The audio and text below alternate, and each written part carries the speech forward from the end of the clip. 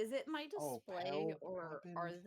are the dice an abnormally large size for other people too? When They you roll? probably are an abnormal large size. You have to change their size.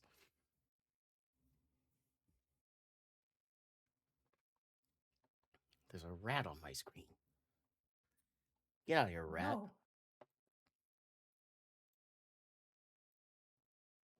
You scared it off. Rude. It scampered. So remind me, Rat. It says Mm. that all I wrote down was Rat and Luna go on a little search that doesn't turn up much other than a flower. What was that about? I don't remember. Yeah, because I went to go Mm. do the loom thing. We were looking for I had that lock of hair wrapped around a nail and I had Whistle sniff it out and I Oh, found a oh, flower in my oh, yes, in the book. a white crocus flower in one of my books. Got it. Yeah. Okay, I'm ready for recap now. Thank you, Rat. I completely blanked on that. All right. What you got? So we had just come back from Mhm. the Silk and Steel tournament. Avandra sent a message to Amon, and he said he wished for a little peace, but he supposed that doesn't apply to us. The next morning, we went to go speak to Cynthia on the edge of the forest to see how the spiders were doing. She gave us a little bit of the silk and some new honey. The bees that have formed some sort of symbiotic relationship may be Fey related, but we're not sure. We might have to go to the Feywild and ask around. Um, Cynthia was forced into an agreement with Rat where they would slowly poison themselves with the soup until Mhm. Rat gained a natural resistance to poison. I think that's that the goal. That sounds like science to me, baby. Okay. Let's go. There's air quotes and uh, it's misspelled, but it's science.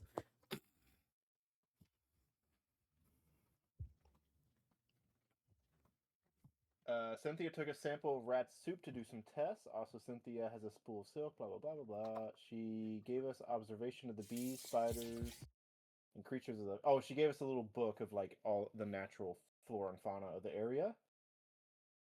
She is very interested in getting a Horizon back egg. We also, I kind of did the timeline weird because my notes were weird, but we spoke to Boris before we left for the morning, and he said he received a transpondence. It was of the High Lady of House Vendal, Renee. She feels that she wasn't able to speak at length with us, and she wants to pay us a visit at our her earliest convenience. Which we suppose from Renee means you're going to invite me to the duchy, or I'm going to invite myself. Totally not a threat.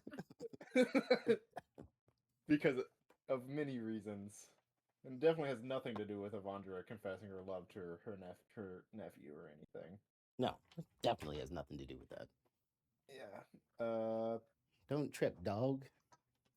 He Speaking to Boris, he also had heard word that Marcia was facing heavy casualties due to espionage, which is the Echo Knights out in the desert, or like whatever shadow people was going on out there.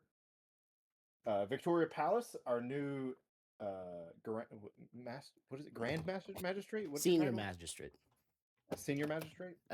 Typically, they're just called judge if you're referring to them or talking to them. It's Judge. Judge Palace.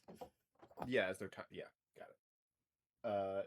Boris said that Victoria Palace was an exceptional legal mind, and he believes that she will be a perfect fit for our duchy. And she's a moderate, whatever that means in terms of political stuff. We went to Nova's shop, which has a new employee, which is Pell, the guy who was in charge of the guest rooms outside of the Elm or Dewstar, that had a little bit of a lie spoken to him by a rat many moons ago about Avandra. Many moons ago. Avandra's still completely unaware of this. No consequences. Woo! Apparently, Pell had traveled to Tel Amity, which is the new city ran by my aunt Fira and the Vandoviks. And he met Nova, and he got a job in the Manic Magpie, because I think didn't Nova open a branch in Tel Amity as well? Yes. Okay. He's been a busy boy. Apparently, my aunt Fira had broken away from the Nilo house to form her own house and became one of the 4 matrons of the Elmweird. Her new name is Fira Nalasir. We also, before we entered the shop, we saw a small figure hurriedly run out, and speaking to Pell about it, apparently it was Sky, the more mischievous of the twins, and she had bought 1 ton of high quality, high calcium fertilizer, and what was it? 300 like 4-foot rods that were sharpened on either end. Yes. Something to that effect. Arts and crafts. Avandra- Leave her alone. Avandra, using Adelinda, sent a message to Torgrim about the meeting, and he said we would meet tonight. We were talking about ways to do a time anchor for Feywild shenanigans, and Luna believes that if we had 2 strong people, one on Terra Prima and one on the Feywild, that we could probably make some kind of ritual rite that would make it so that we can bypass the Feywild timey-wimey, go fuck yourself, you're 100 years in the future bullshit.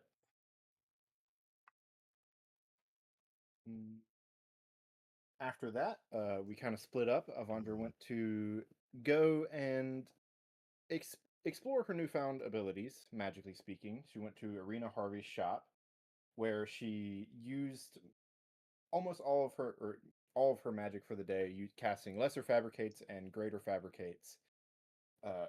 In the end, making 2 major things of note, which would be the loom that she designed many sessions ago for the silk. And using the loom, she also fabricated a silken glove that would be part of the ritual in the coming days for her surgery. Rat and Luna did a little bit of investigating on something that was bugging Rat for a while. Many sessions ago, she found a hair on a nail on our airship between Bijou and Rose Hollow, so like session 20. Or maybe 30, something like that. She used that, and she found out, she did a wild goose chase around Embergard following Whistle. And eventually Whistle led her into her room and into a book in which was a pressed flower.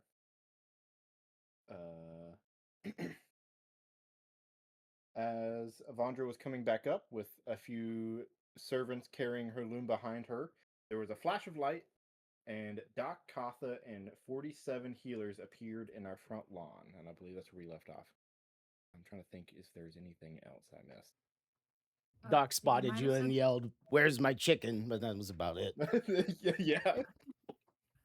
Did you mention that Braun is sending us an additional chunk of people to help with Marcia? I did not, but yeah, that is true. We're gonna have to figure out how to get, presumably, like over 100 people to the desert. Oh, and Pell said that all of their tuning forks that resonated with the Feywild like clonked out at the same time. All of them. No more resonating. Yeah, because of the eclipse. I guess. I don't know. Oh, and Pell did say that he wasn't interested in Avandra. See Put that one to bed after 100 sessions. Thank God. Thank God Avandra never had to deal with it. It was only Rat. But Rat didn't have to face the consequences of her actions. Perfect. As all things should be. Mhm. It doesn't matter if you Also- break everything if it's replaced and no one notices. Rat bought an herbology book for dummies, so get ready for that. Should be fun. Be growing some fun stuff. Start doing classes with your magistrate for law and legal purposes, and then herbology with Luna. Are we making a drug empire on the down low? Hey, hey, hey! Don't ask questions you don't want the answer to. Yeah. I I've said I noticed this wanted new to- revenue stream into the trading company. I wonder what that's about. It's just Would the new fit one. though. Wrath, you pushing drugs on legitimate businesses. Fits. Sorry. Well, she is the rogue, so. I'm allowed to have hobbies. Drug kingpin is a hobby. Yeah. Okay, cool. Or this Your the hobbies. Styx is going to be the new Heisenberg. Well, Heck, Rat we have shows to up. cook. Rat shows up with a bald head and a fedora. We'll know why. She would just do that as a fashion statement. Just to fuck Okay. with people. I believe we hit all the high points. Is there anything else that needs called out? I need you to go get me a screw and a pair of pliers. They're on the workbench outside. Both things, actually. And that's not you getting them for me.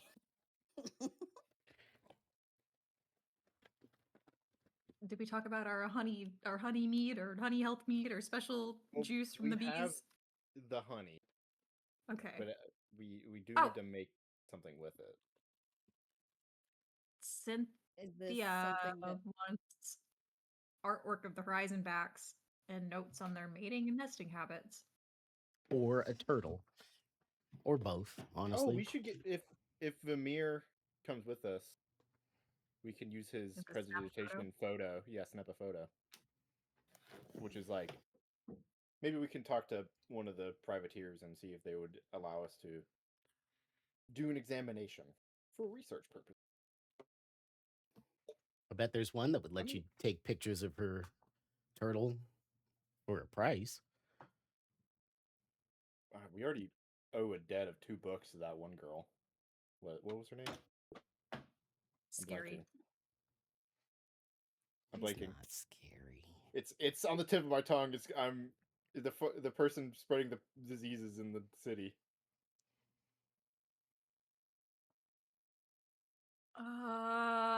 Uncall. Uncall, thank you. Scary. She's just a funny little guy with a very specific skill set. Making everyone violently and deadly ill. Would you say earlier everybody's got to have a hobby? Mhm. Yeah. We all have our vices. Mm-hmm, Maybe only I'm allowed to have a hobby. She's not. Your hobby consists of making people die violently, just like my hobby, but I'm doing it, so. But it's okay if I do it. Stop stealing my shit. Okay, since we covered all our bases and I can't think of anything we specifically missed. I can't remember who has the book from Cynthia. Was it Luna I or think it was Luna? okay? Which The one with I'm all her thinking about notes it when you about wrote the flora and fauna in the area. Oh, okay. I did. I don't know. I thought I added it. But I don't see it. Oh, I need to delete that. Was it that wasn't that one. Yeah, I do not have it. I also don't have the honey. I think that one of y'all have that. What is it? Like 2 pints of honey or something like that? 2 quarts? I think it was 2 quarts of honey. Can I just live in the party? Oh, I have 2 quarts of special honey. Can I put that in the party sheet? I think Yeah. that'll be okay.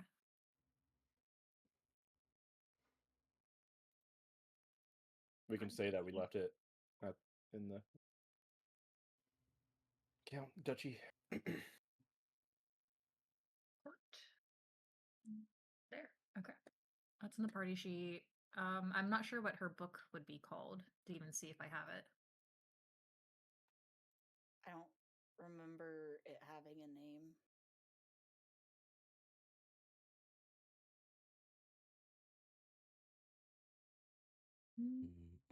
There's so much stuff in here.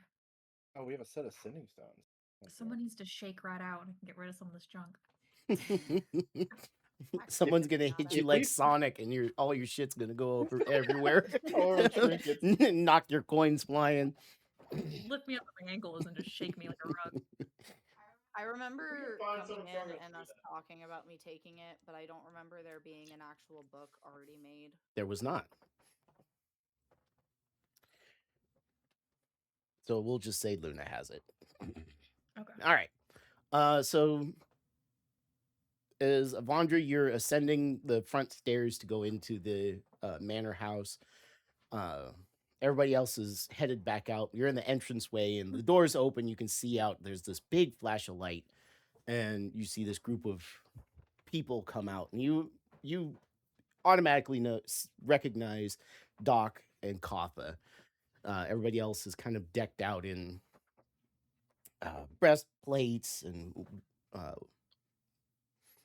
with white undergarments, or not undergarments, like under padding, with hoods up, simple masks on. It's not what you would typically think of a healer wearing. Do they look more like they have armor and stuff like Battlefield? Battle medics? medics, yeah, battlefield medics. Got it. But they all kind of organize themselves rather quickly. As you would all hear Doc yelling for his chicken from deeper in the house. I think Rat has the highest perception. You would hear squawking and fluttering of wings and claws on tile off in the distance.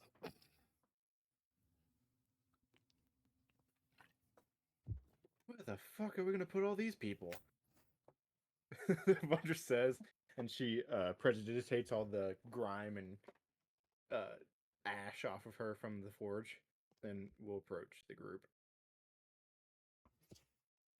Doc looking his grumpy self, and Kotha very much composed. Her dreads pulled back and braided behind her. As she turns to survey the area around you and smiles down at you.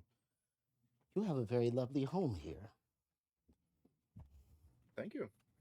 We only just heard that you would be arriving a few hours ago. We will have to make arrangements for you and your people. I'm sure we can figure something out, though. Navandra will hold out her hand to shake and say, I also heard that you got a promotion. Congratulations. Well, thank you. It was, everything's in a bit of a upheaval at the moment, and if I'm being completely honest, this little excursion will do me good. Is Hopefully, it okay for you to be away from the capital right now? With all the injured and we the Peace Tower is one of the largest contingents of master mages. They're spread, not quite thin yet, and our regent seems to think I'm best suited to help bring our wayward kin back home from the desert. I won't complain of your presence. And Vondra will hold up her very much about to explode hand. She nods. At some point, probably tonight, I would like to have a closer look at. And she gestures at it. Just the two of us. Of course. I'm about to have a meeting with a friend. It'll probably run long. I hope you don't mind waiting. Not at all. I'm a bit of a night owl myself. And I have some preparations to make. Are Rat and Luna out here by this point? I don't want to. Yeah, they're hog walking Kappa. up as you guys are having this conversation. I just assume they were being polite, not interjecting just yet. Okay, y'all guys talk to Kappa. I'll be like 2 minutes. She looks over Vondra's shoulder. Rat, how are you? Hello, still kicking, I think. She'll thump her chest. How are you? You brought Well, a lot of people. I don't know what to do with all these people. I could do like some tents or something, or people want to share beds. We could bunk up in the rooms in our house.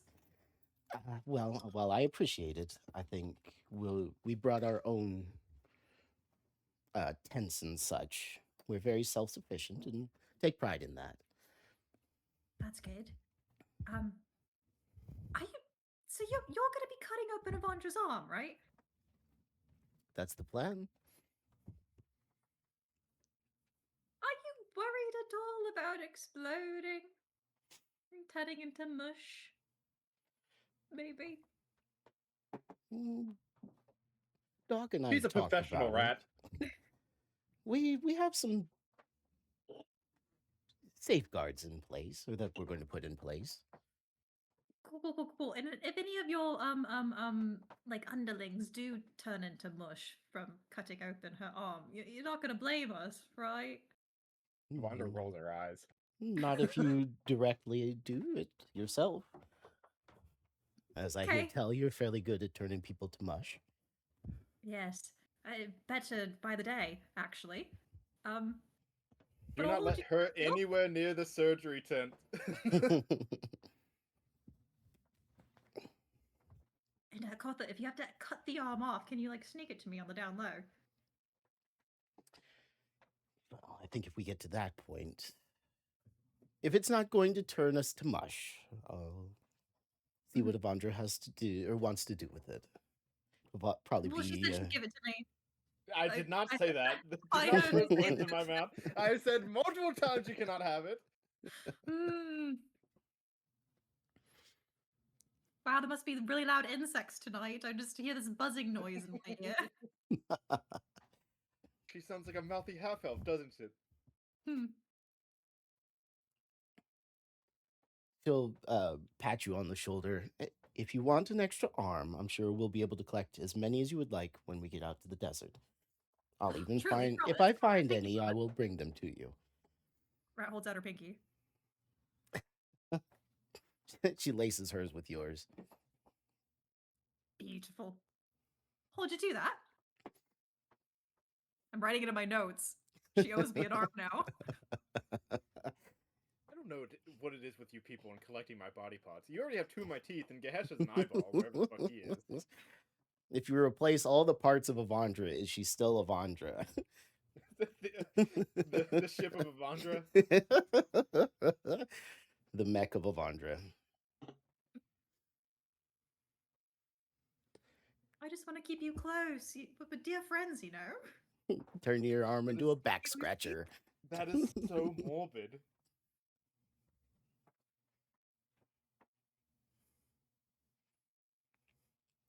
Well, like you said, everyone has their hobbies.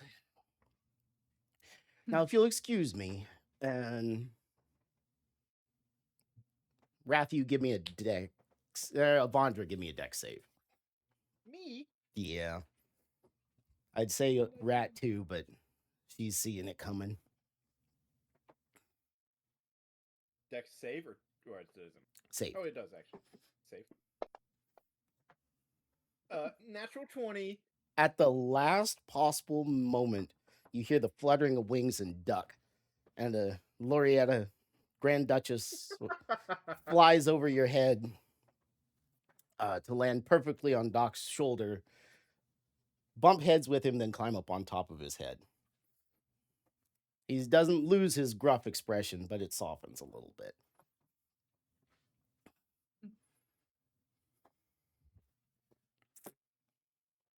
That was a good match we made. I'm happy they have each other. Well, Did you think they have separation anxiety?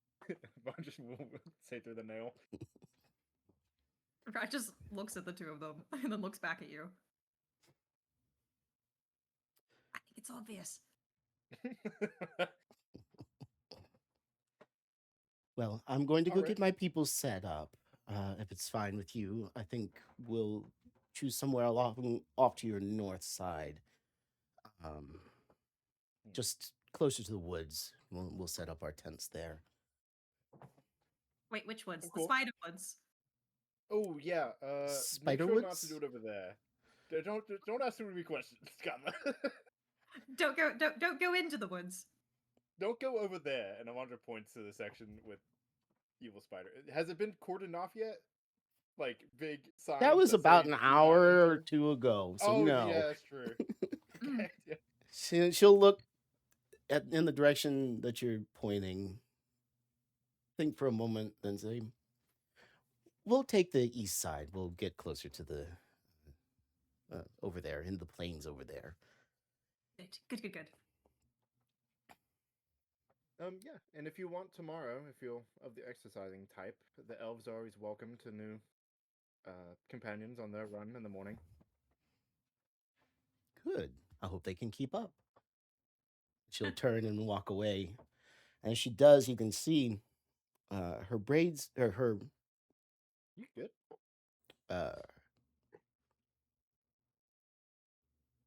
dreadlocks. God, that was a hard one. Have been woven in such a way around something that there's these very fine spikes poking out from the base of her head all the way down to the tip of them. That's sick. I literally just saw someone with that hairstyle. Or It looked braid. like Yeah. You don't want to grab her by the hair. Oh yeah, that's so smart. Fucking slice you up if you grab her. Mm-hmm. spiky. But yeah, she whistles as she's walking away, and her people fall in. They go in from a walk to a trot to a ground eating lope and head off towards town. Man, if they already sent like 50 people, Mhm. how many people are they going to send like tomorrow? 'Cause this Braun is did just the not first say. group. They're not Right. coming until for another 3 days or so, I think. How many is going to be in that group? About the same amount, I think. Is it going to be like more mages or? Oh, you're You going to know? be surprised. What does that mean? Don't play coy with me. We need to figure out where fucking shit is. Sorry, promised I wouldn't tell. They were really excited. Ed? You promised Ed? No. Braun? Stop poking into my business. And he walks away. It's all business too. It's very much our business.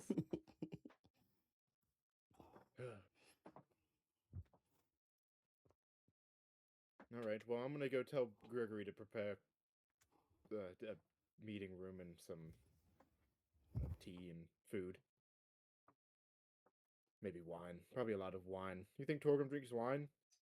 Is he? Oh, I thought we were going down to him. I didn't know he was coming up to here. He said he was coming up here.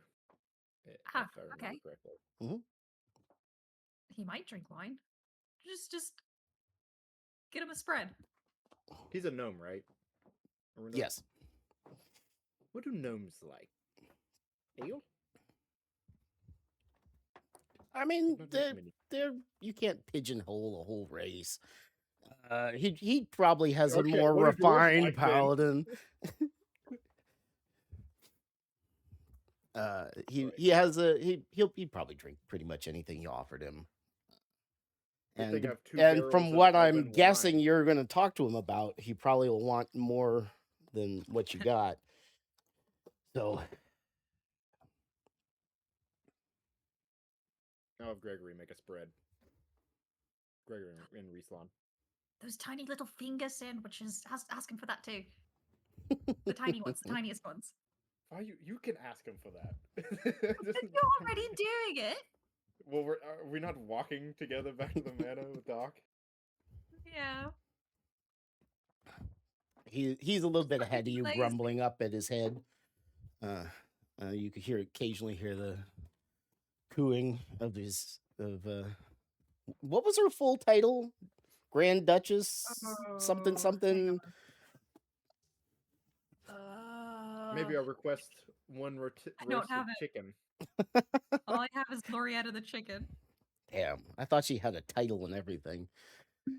Well, we can change that. Put it in the Book of Silver. You get this one. That It's, would Let's be make her a sell.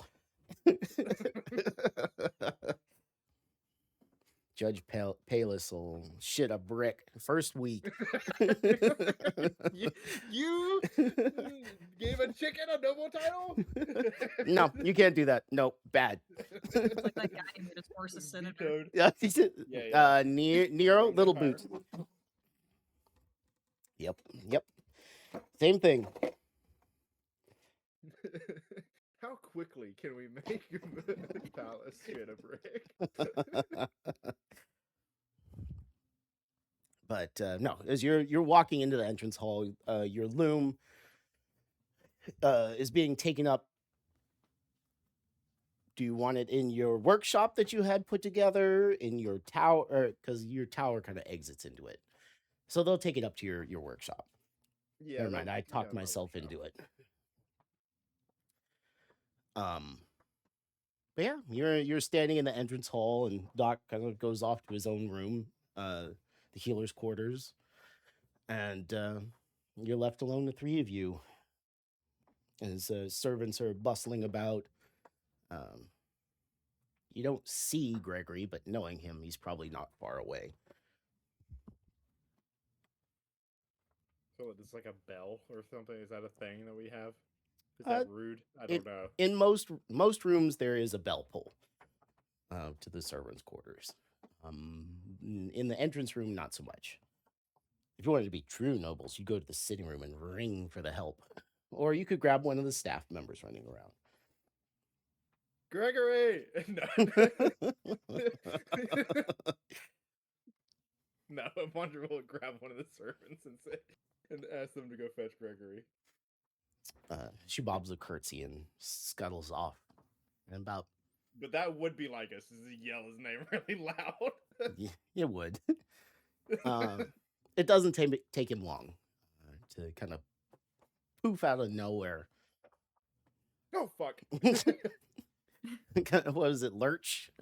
No, young Frankenstein. From what? Igor. Igor. You wish to speak with me? Yes, we will be having a guest soon. Could you set aside a meeting room? Maybe some finger food and bring up some wine and other drinks and such. Maybe we can do it in the dining hall. Or maybe a sitting room. I don't. It's only going to be one or two guests. Shut up. Well, it depends on how highly ranked your guest is. I recently had both the sitting rooms restocked, the bars and the sitting rooms restocked. I could adjust things in the library to make it a more palatable space for a meeting, should that better capture what you're trying to portray. If you're trying to be intimidating, we could arrange the front room here into something like a throne room. No. Maybe the library. That's an option. Right, this is a friend, not a. I know. subject. I'm tabling that one for later. Thank you, Mr. Gregory. Of I course. guess he's technically a foreign dignitary. I guess. I don't know. Just something in the library would be He's the perfect. weirdo who lives in a cave. I think he'll be fine with A whatever. big cave with a lot of people in it. A lot of powerful, smart people that can build things that are powerful and really magical. What about the library? Yeah, I think the library would be perfect. I can adjust things. How many people are we expecting? Mm, 2 or 3. Maxwell's going to come up. I already invited him up, so us plus 3, and we'll probably have to invite some other people in for topics and asking questions. I will summon the dome at some points. So So you'll need some extra space. mhm. If the Um, library is too small, then we can make room in one of the sitting rooms or the dining room. well, the library is not too small. I think we'd have to move some. I'm not skilled in magic, so I don't remember the proportions to that spell, but can it overlap with existing furniture? Yeah, it can over it does ignores all physical boundaries and just kind of like, I believe. Let me pull up the dome.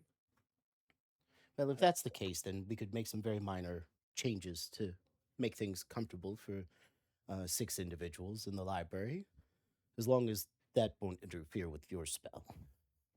Mm, it doesn't say anything about items. What? Creatures and objects within the dome, when you cast a spell, can move through it freely. All other creatures and objects barred from passing through it.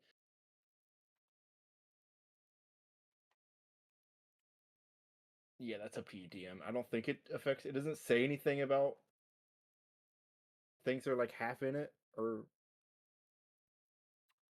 my You guess is know, that it I could think kind of. it's not going to. As you said, objects can pass as long as they're inside. If there's part of an object inside, it can. It counts. Yeah. Okay. Then yeah, the library's fine. Avandra will request that there is a table that she can lay stuff out on, like off to the side. How large of a table would you need? Just a Mm, side table, a full desk. maybe a desk. A desk would probably be fine. All right. I'll see to the arrangements. Will they be staying for dinner? This is going to be a long conversation, so yes. Then I will let Rieslan know that he's cooking for dignitaries that will be served in the library, or do you want to move to the dining hall or something a little bit more private for dining? You're really making me think about this. To be honest, I think once y'all get into the thick of it, there's not going to be much moving. Yeah, just in the library. We're going to be. Going It's going to through be a it. long conversation. Yeah. Right. Mr. Gregory, can you make sure you get those tiny little finger sandwiches with the apricot schmear on it? That's so tasty. The tiny ones. You know what I'm talking about? Please. I could make several different types of finger sandwiches. Apricot schmear. Was there anything Yeah. else on them? Or was it just like a Um, jam sandwich? I don't remember. Then I'll send several up for you to try and pick your favorite. Beautiful, thank you. Include one with cheese. Maybe that was it. Maybe it was cheese. Luna wants cheese. Very well. I'll make sure that the library is set up properly for you. How much time do we have before the visit? What time is it right now? Probably about 1 o'clock, 1:30. Did he specify a time? I don't remember. I Maybe think he just sundown? said the afternoon. Yeah, maybe like 2 or Okay. 3 hours.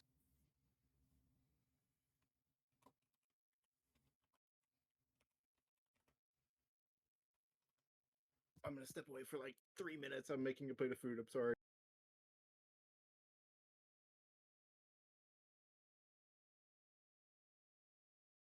I think he's coming a bit later. Maybe, I don't know. Let's just say 2 hours. That's more Avonja's sphere. She's been the one in contact.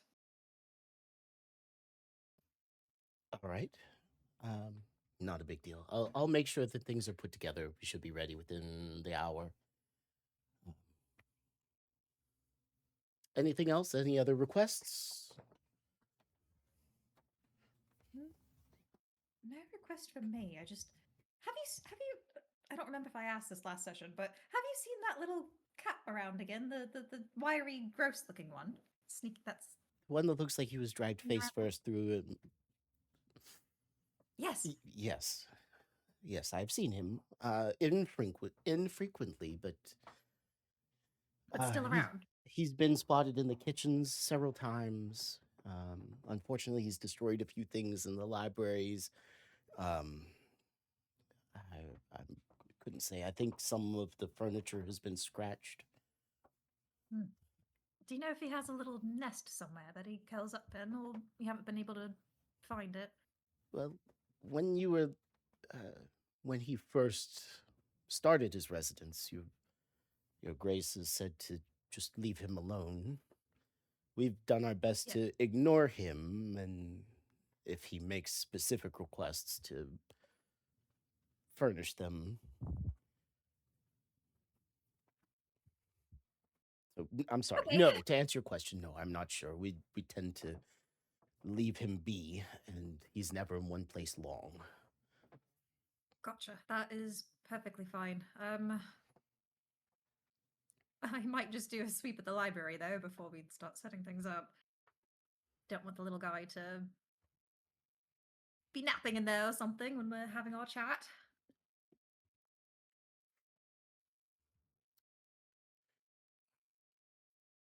All right then. We'll be setting up in. Well, you know where the library is at. If you need anything else, there is a bell pool in the library. Should you wish to make changes, or if the staff's there, just let them know. Okay. Thank you, Mr. Gregory. Of course, Your Grace. Thank you, Gregory.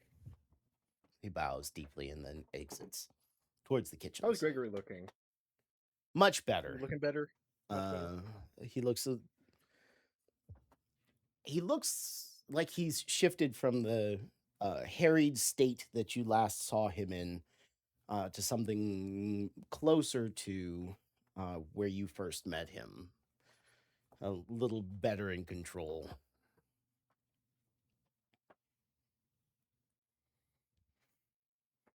Oh my god, I made fettuccine alfredo in the slow cooker. It's so good. Sorry. I just took a bite out of it and I was like, oh my god. Yeah, don't hurt yourself patting yourself on the shoulder or on the back. But I'd say you have a couple hours at the very least to kill before Torgrim arrives, unless he's being a funny little boy and shows up when you least expect him.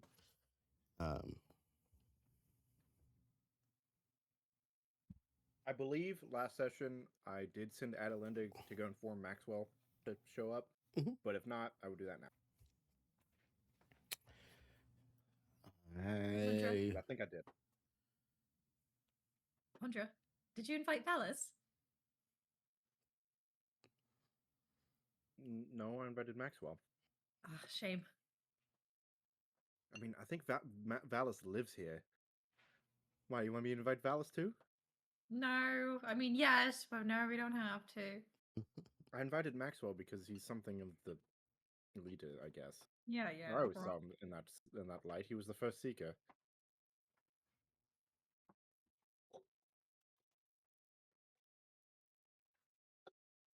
I'm gonna do a sweep of the library. All right, you head off to the library. As you push the door open, or as you approach, you find the door is already open, and you can hear several quiet voices speaking and hear furniture moving about. Poking your head, and you can see there are 4 staff members arranging furniture and setting things up so that there's a beautifully carved desk underneath one of the large windows with almost enough space around it that's free for your bubble spell. But they haven't really gotten to a finished point yet. They haven't noticed your approach. Okay. As you I know step we're in. gonna have the bubble, but I do want to just do a quick check to make sure there's nothing else in the room, specifically scraps or anything that doesn't belong. Okay, give me an investigation check.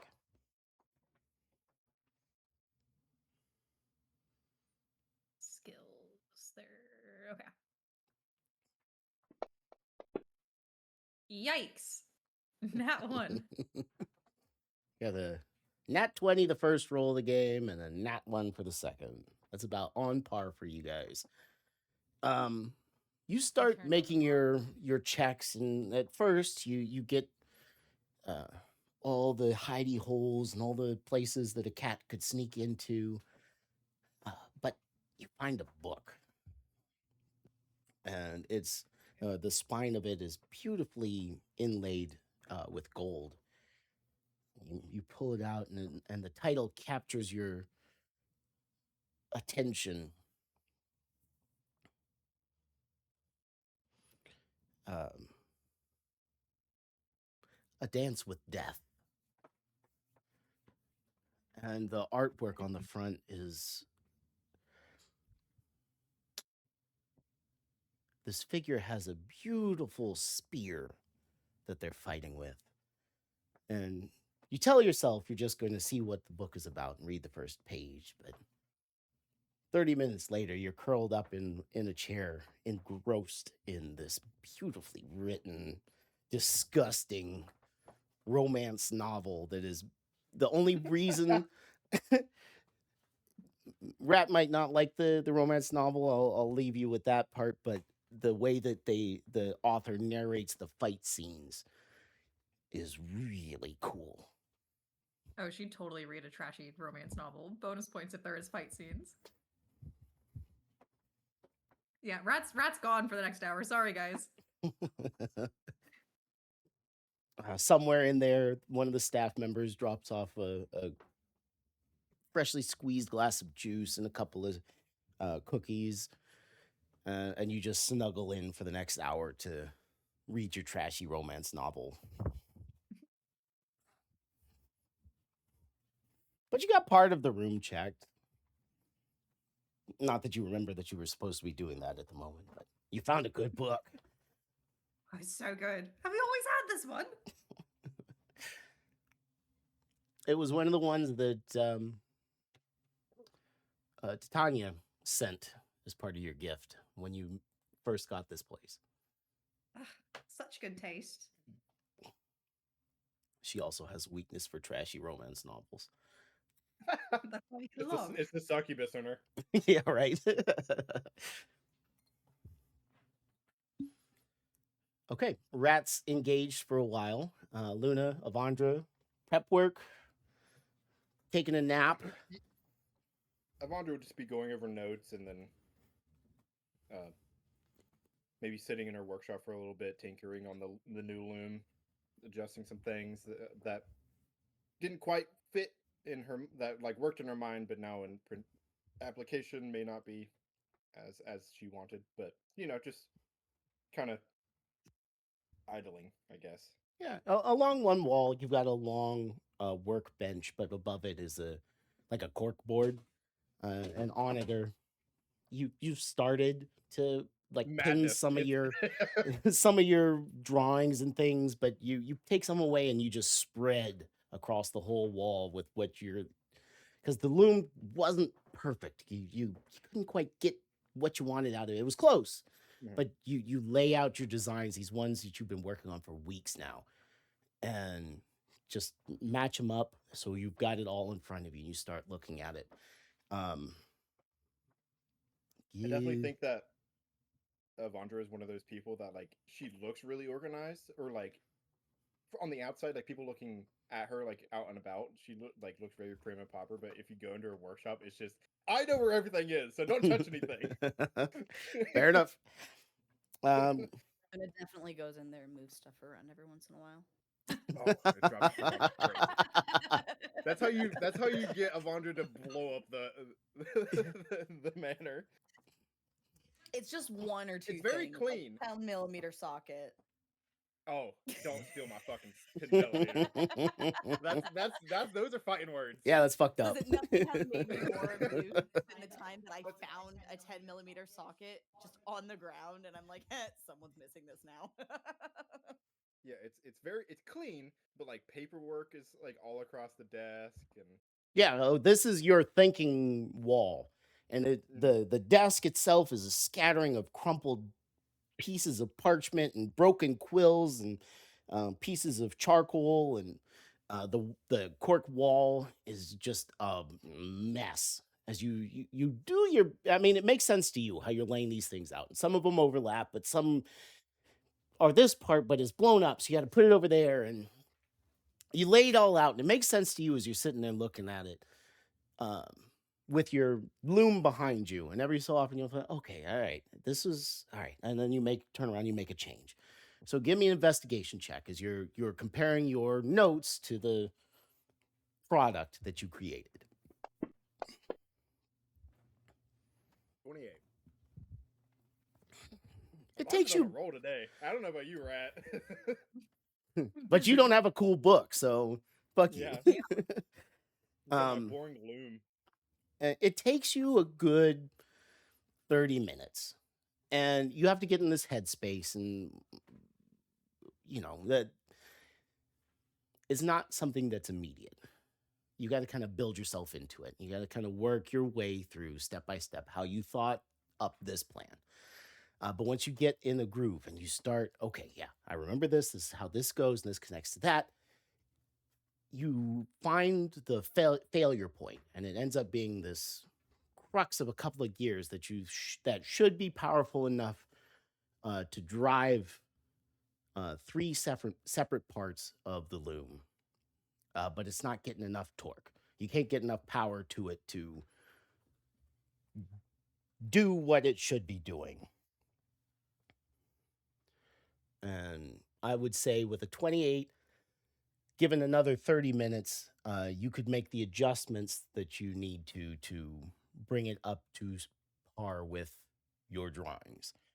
Well, to surpass your drawings and make it so it works. Yeah, it was just a prototype, so gotta work out the kinks. Exactly. And honestly, I think that this would be very fun for Avandra. This finding the detail, getting into the nitty gritty, and making it better. Just even if it's just a little bit better. Just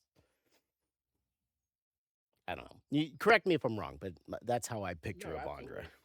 Yeah, she's very detail oriented, and now that she's kind of started to, she had a weird headspace before, like whenever she was on the fabricates, and now she's like, now that all the magic is out of the way, she can really focus in on the mechanical portion of it. But yeah, that's what Avandra will do until Torgrim shows up, is just tinker until she gets a product that she can be really happy with, and something that she could train someone to use pretty in a short amount. Mm-hmm. That's one of the other big ones. Okay. Yeah, you could definitely get it to a point where it'd be consumable by one of your compatriots, one of the other seekers, or I don't know if you would refer to yourselves as seekers anymore. No, probably just a mechanite. That's just how Avandra would probably think of it, but one of the other 6, right? Yeah, maybe engineers for the time being, because I think they would most of them would try and cut away that identifier. Yeah, for sure. I think engineer would be a good one for them. So for now, they're thinking of themselves as engineers. All right, yeah, that's all I really want to do until Torgrim shows up. Luna.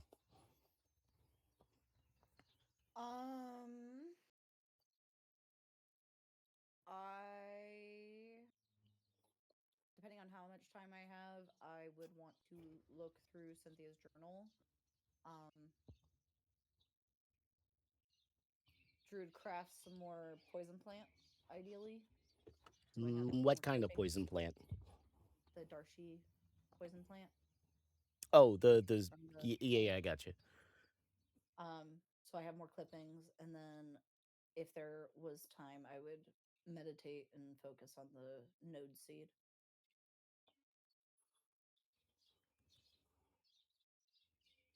I'll give you 2 out of 3. The Cynthia is very extensive, and you wouldn't think of it if you looked at her, but she's very meticulous in her note taking, especially about the flora and fauna around her. So it's a very good status quo of what the nature of your duchy is, and where, with some predictions on where it's going or where it's trending.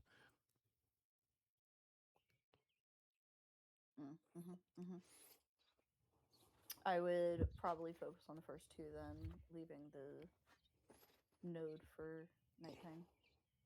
Okay. Then the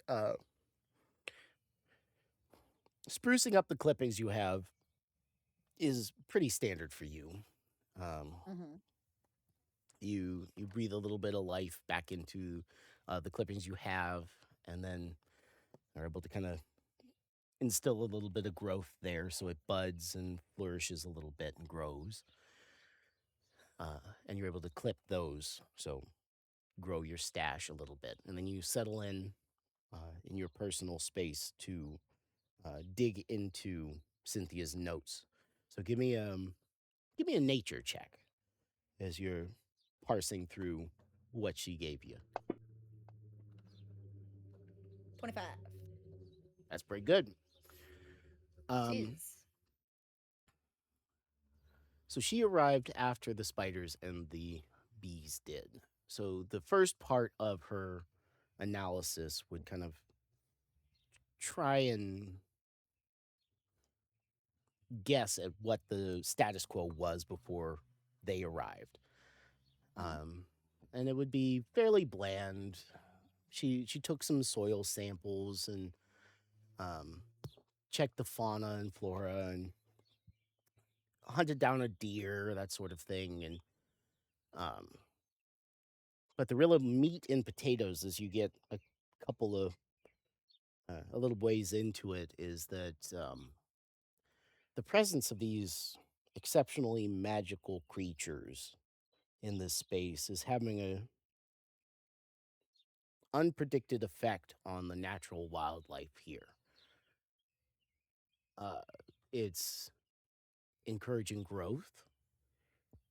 Though she's found several funguses as well as plant life that are not native to this plane, and whether that's because of something else or due to their involvement, she hasn't been here long enough to draw a sure theory for.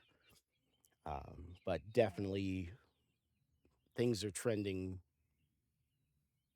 a little bit more magical in your duchy. Does she note if the things that are non-native appear to have invasive qualities, or if they are simply non-native? The majority of the things that she's found, and if I'm being completely thinking about it a little bit more, it's not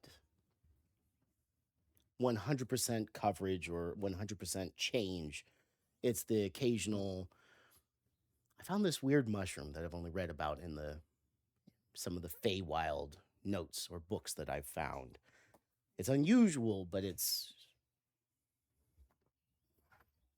could be indicative of something else, a broader change.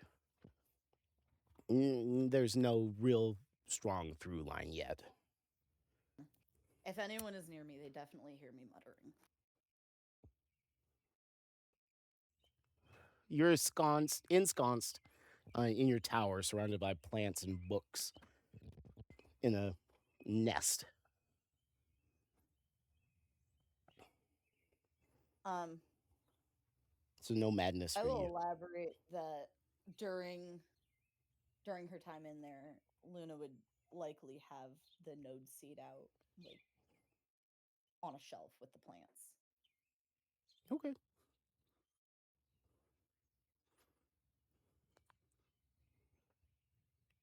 How many clippings, by the way, do I get? I meant to ask that. Like, how much do I get? I'll give you another. How many do you have? I currently have one of the poison plant. That's why I wanted to focus on it. Then I'll give you 2 more. Not bad. I'll take it. Thank you. But about an hour 15 comes and goes. You're each kind of ensconced doing your own thing. And you get a knock or an intrusion by one of the staff members. And essentially it's I'm sorry, ma'am. Gregory sent me to let you know that there are a pair of individuals approaching the manor. Yep. Avandra will go to the entry hall. Yeah, she'd wave off their apology and head to the entry hall. Is Rat in a snuggie right now? Got the bunny slippers on. Already in the library, right? Yep. Curled up. Oh, did you not come out to meet our guests? I'll go greet our guests. Is Rat in a snuggie? No. No. Okay. Gotta invent one. Ooh, dude, spider silk snuggie. Oh my god. That would Dream. sell. All the we could brand it to nobility and be like, you need to something sleep like a noble something. There's something there. As you congregate in the entryway there, Rat with her book and Avandra has prestidigitated herself clean, except for this smudge of grease above her left eyebrow.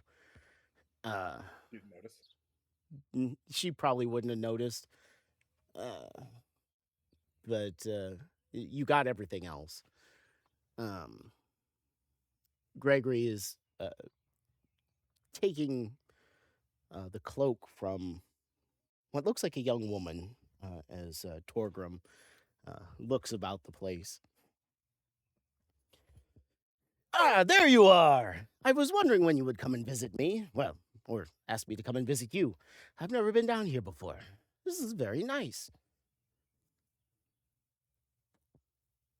Pleasure to see you again, Torgrim. It's been too long. It has. Who's your companion? Is it Everetta, or is this someone we don't He recognize? turns and gestures, and she turns from Gregory as she's handing her shawl off to him. It looks just like a normal human woman, but her eyes are glowing green. Or the irises of them are glowing green. You're right. It has been Everetta? too long. What the fuck? I've been working on myself. Can you describe her? I know normal human woman, glowing green eyes. Yeah, she's a brunette, probably about 5'7", kind of nondescript overall, except for the brilliant green eyes, and there's a kind of staccato to her lilt to her speech that's somewhat robotic. As you look closer, her skin moves correctly, but the texture of it looks a little odd. Luna wants to non-obviously fact check if this is even a human. It's Everetta. It's the Brantha. Oh, is it? I wasn't paying enough attention. I'm sorry. Is it? Is that an illusion, or is that a facsimile of skin? It's a facsimile of skin that Torgrim has helped me work on. Can I touch it? Sorry. Can I touch it? Well, we were all going there eventually. She smiles at you benignly and pulls off a silken glove, silken white glove, and extends her hand. Okay. Rat will poke her hand, kind of rub her thumb in her palm. Does it feel like skin? It. The first thing that would get you is that she's still cold, or she's cold. It's definitely not living like a living person. The texture is a bit grainy.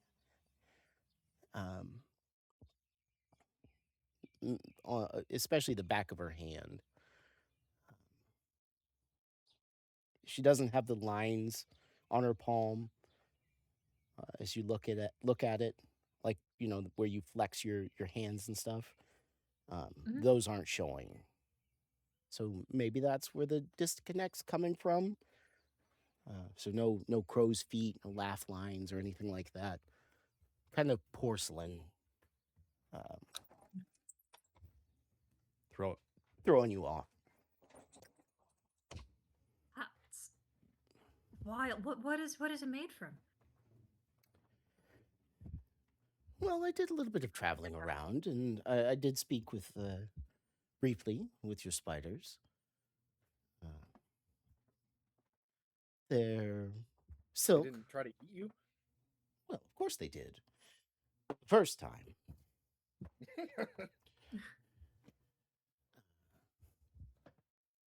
But no, it's a bit of a composite. I've been working to add metal threads to it to make it a little stronger. Can you feel through feel it? through it? Oh, God, get out of my head! Extremes. I can feel extremes. Huh. I guess we never really asked if you could feel anything in your skeleton. The original. I'm assuming you have that underneath the skin. It is. It's still there. I made some modifications, of course, but it's with the addition of the skin, or faux skin. I have a little bit more dexterity and can feel a little better. It would have taken some severe extremes for me to feel it in my prior form.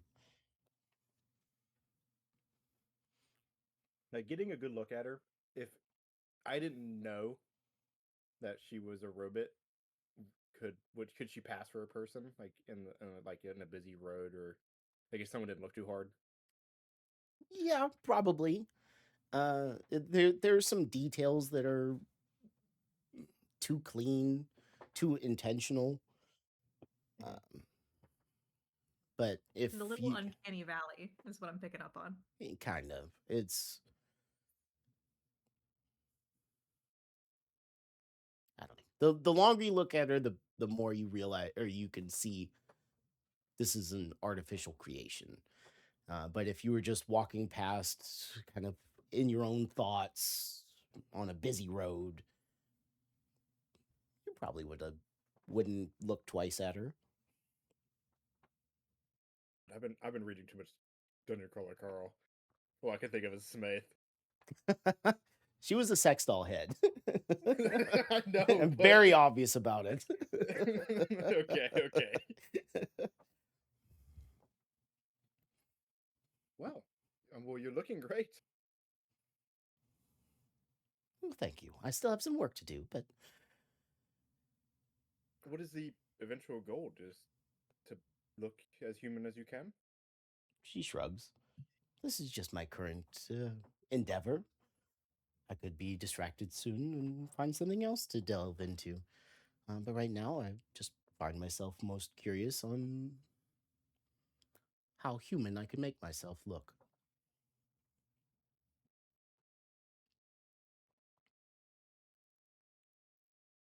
I'd give myself horns and claws if I was going to do any body mods. Oh, I can do that as See how well. she drew tieflings. She flexes her hand, and a blade of the same metal used to make her skeleton exudes out. It's only about 6 inches, but they look razor sharp. And I'm See, not that quite as is fragile incredible. as I look. Do you want to fight sometime?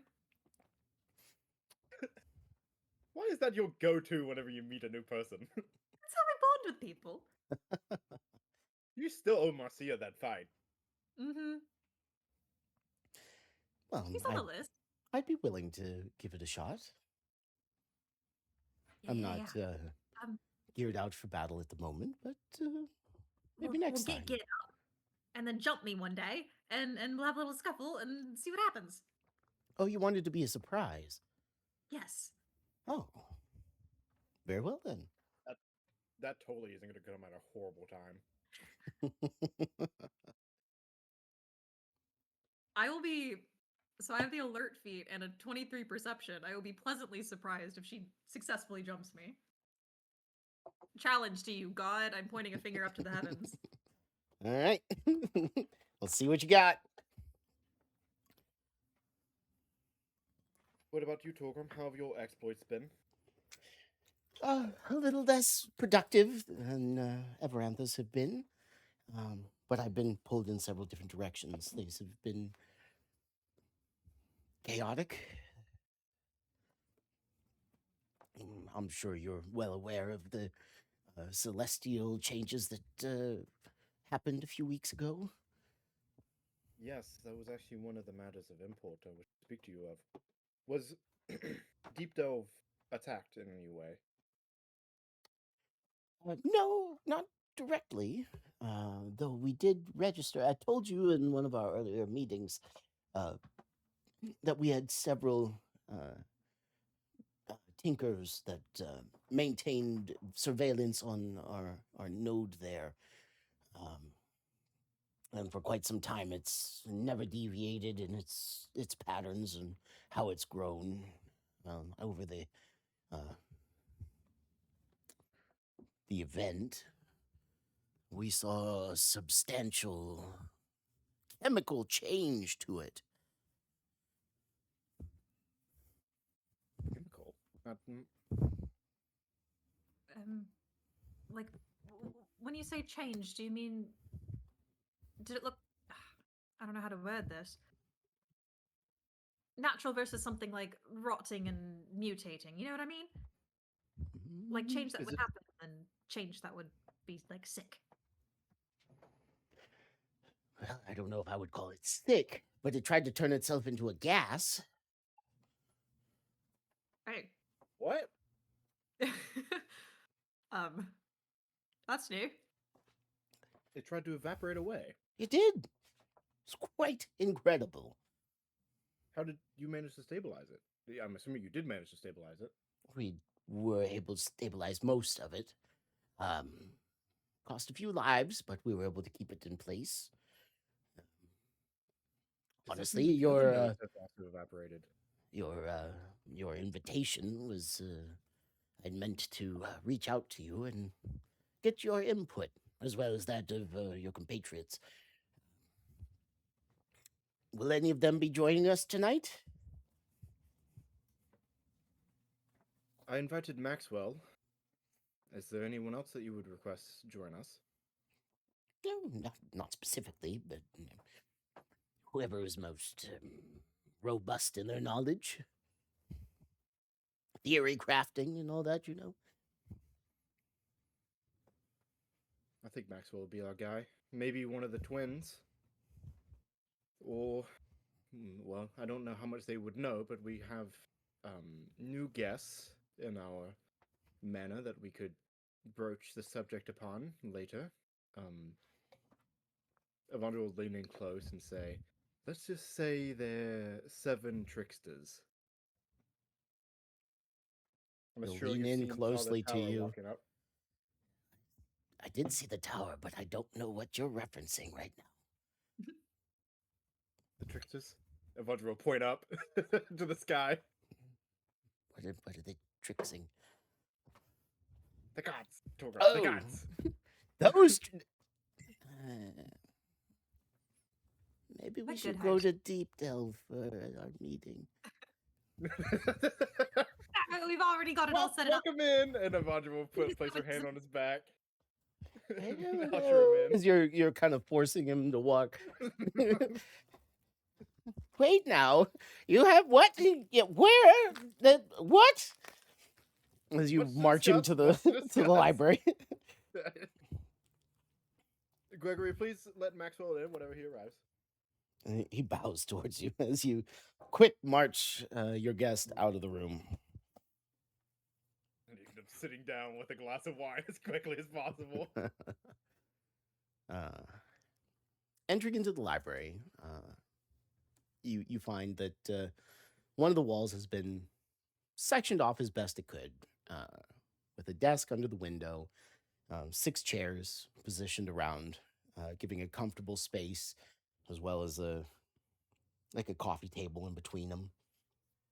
Within easy reach of the bar there, on the table are 3 silver tiered sandwich or treat displays. The one on the right has a decorated mouse head or rat head on top. The other 2 and it's full of sandwiches of all different types. The other Is it 2 like are a taxidermy head, or is it like no, it's like a shit.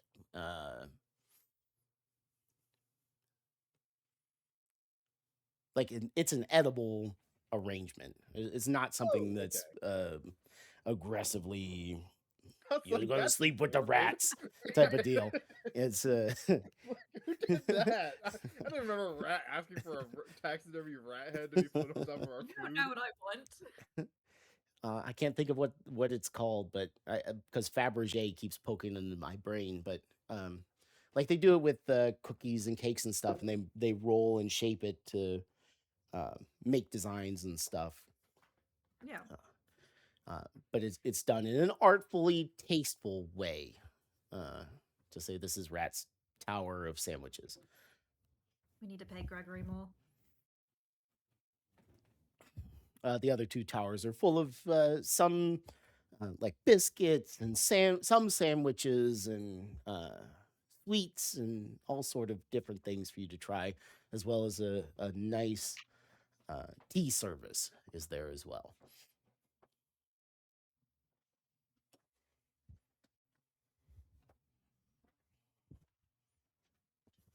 Rat grabs a sandwich and then pockets another sandwich. All right. Your first apricot sandwich is has your schmear of apricot, a nice slice of brie, and a few leaves of arugula on Perfect. a brioche bread.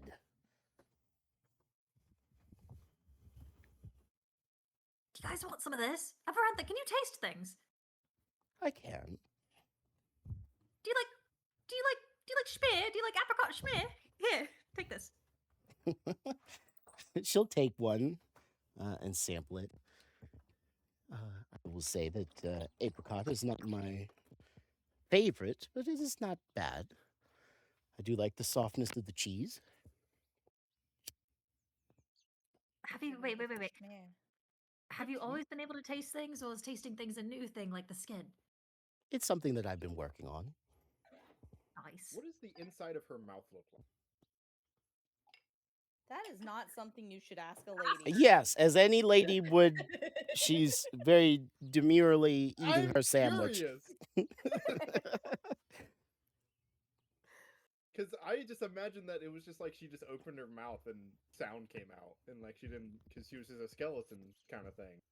But now she's a person with like, does she have lips? With Do her lips, lips yes. work? Interesting. Does she have a tongue? I'm so curious now. It's maybe a little bit. Let Avandra get a little bit drunk and she'll ask. Show me your tongue. This would not be the first time she she opened up a robot to see how it did. Fair. But she will continue to sample things, taking a seat across the table, pulling from all the different places. A servant is present to serve as necessary. Pours tea for those that want it, or retrieves wine, or you have a bar off to one side that they can pull wine and bourbons and whiskeys and such from.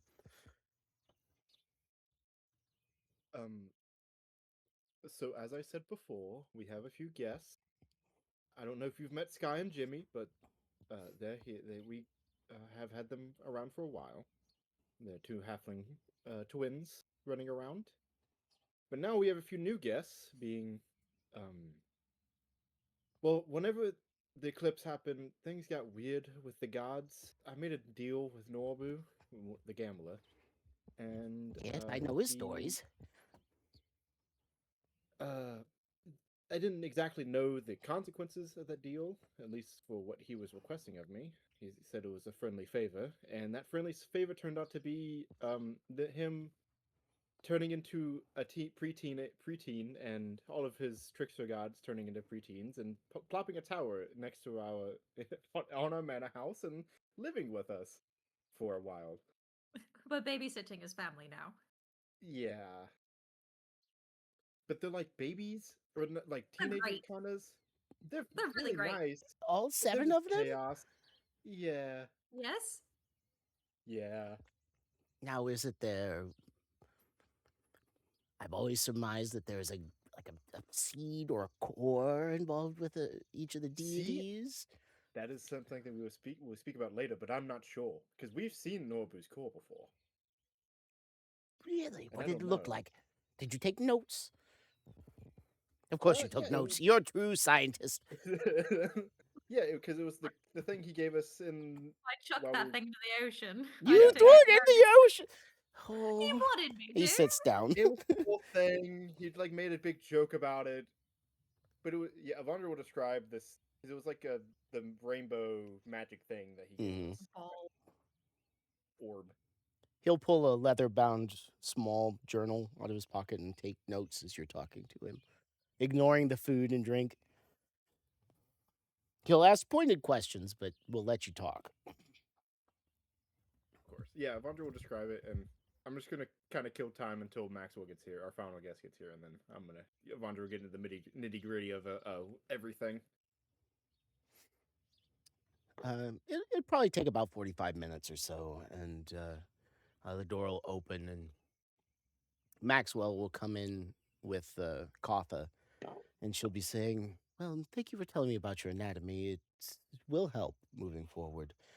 And she'll look into the room. I'm sorry, I didn't mean to interrupt. We were just having a very poignant conversation. I'll excuse myself. And he'll step into the room, and she'll exit.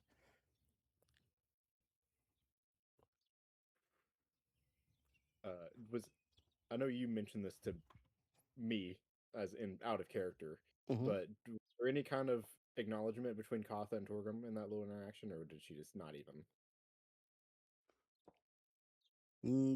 Probably not. He would probably, you would see something out of him, a realization, but not out of her. Got it. Oh, yeah, that's right. Okay.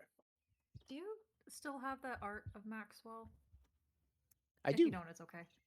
Can I see it again? Mhm. Let me find it. It's the The blue one. Yeah. Yeah. He will a enter the half-elf. room and bow deeply to everyone and say, "I'm very sorry for my tardiness. Lady Kotha and I were having a discussion about you, actually, in preparation for your upcoming. That's him. Mm, okay. Well, what? Anyway, I'm sorry for my tardiness. And he That's will all right. enter the room. All right, now that everyone's here, Avandra will pull out what appears to be one of those electric like lanterns that like collapses in, and she'll open it up and bathe the room in light. And if there's anything that's invisible in this room, Avandra will be able to see it. And she'll start poking around, and then if she doesn't see anything, she will cast the dome. All right, give me an investigation check. Can I help poke around? Sure. Hopefully, you don't catch another book. I hate that someone rolled.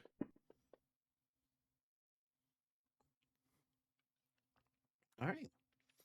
You look around. You check on top of the bookcases. As you two are busy looking around, Torgrim strikes up a conversation with Maxwell about some of his implants, how they work, and what they're tied to, what drives them, sort of thing. Very technical questions, but ones that he's very capable of answering. Everantha, while she doesn't ask any questions, she's very obviously listening. You don't find anything. Seems like you're the only ones here in the library.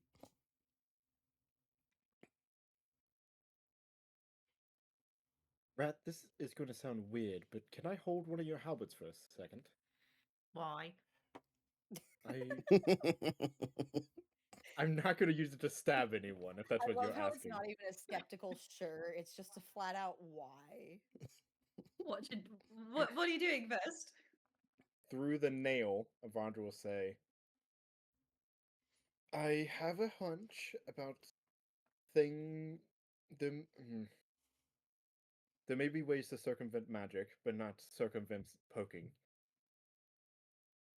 You're short. You need a poking stick. No, I understand. just poke all the corners of the room for me, will you? Fine. Wait, no, you can. Don't take Dad's. You can have the other one. Give you the Holy Avenger pike. Avandra will just kind of poke the corners of the room, feeling if there.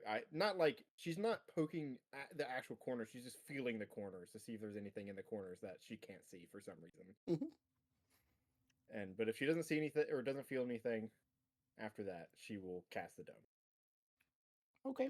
It take another 15 minutes or so as your guests kind of settle in, though it lags a little long, and they're watching you poke into the corners. Being a crazy person. Being a crazy person. Yeah. You don't find anything. Okay.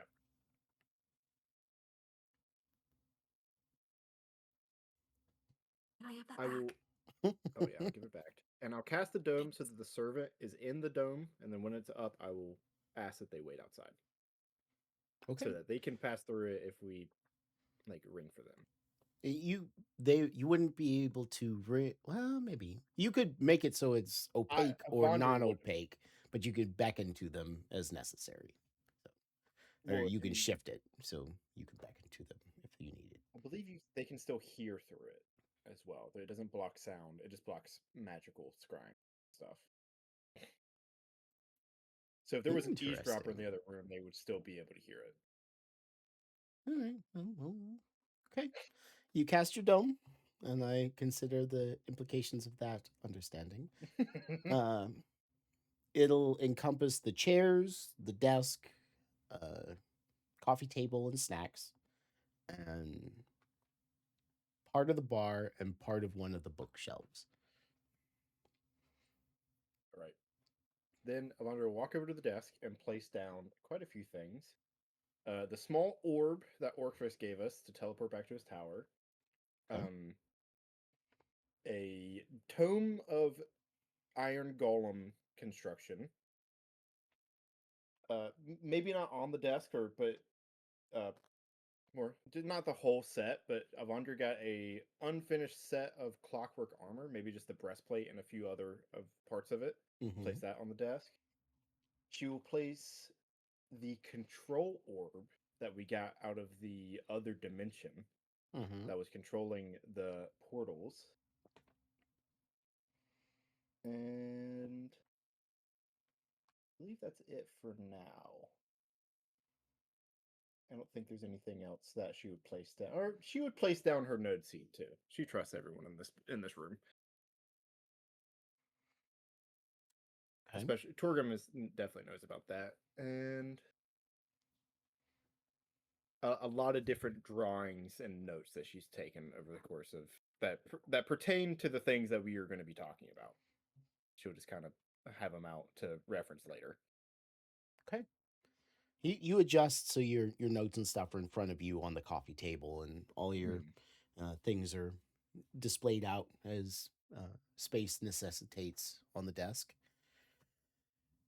All right. Torgrim immediately goes into grabby hands. He's not quite aware. He doesn't get up to get them, but you can see the need to Touch things. touch things.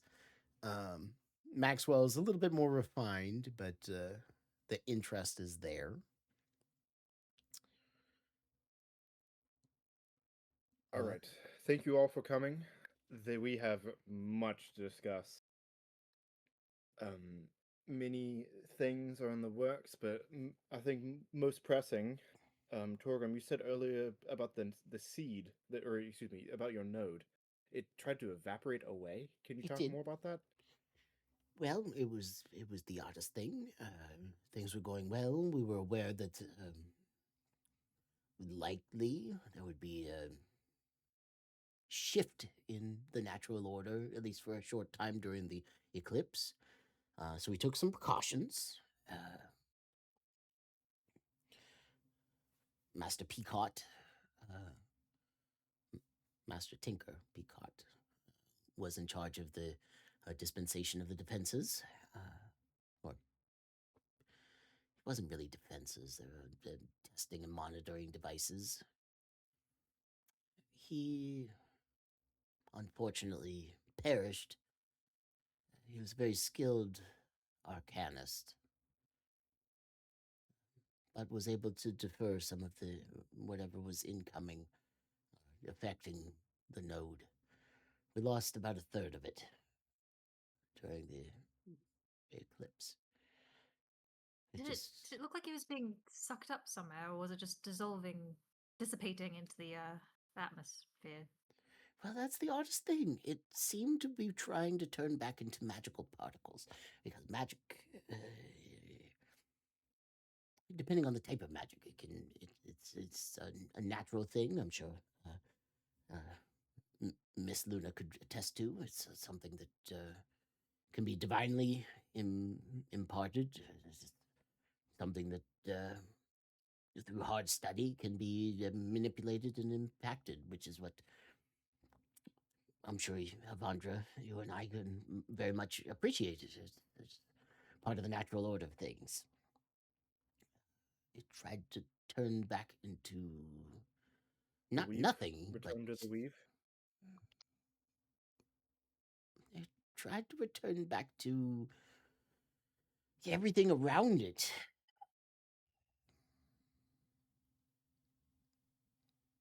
I'm sorry, I don't have a better answer for you, but we're digesting the information and the readouts and the what we've been able to tell about it. The remainder of it,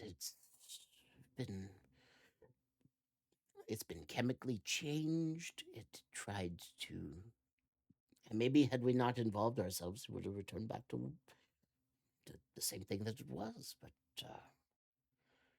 we Do you believe that the other nodes that weren't monitored are gone? I don't know. Across the empire. Maybe. I wouldn't know without being able to access another node. And I wouldn't be able to tell you as much as the node that we have down in Deep Delve. It's we've been studying it for a long time, and it immediately did something that was both against and part of its nature. Just changed. I will reach out to Edmund in the coming days and see if he knows anything about that. He would know more about the node in Skyhaven for sure, and probably the one in Bijou as well. Well, Good. Just don't let it get beyond little Ed. Yeah, just we're trying to be quiet and keep to ourselves. I'm sure you're aware of the Little Deep Ed. Delve. So he's what? He's not even 100 years old. I feel like you're the only person who could call him that. well, he was probably friends with Dane. Were you not? That was a hard man to know.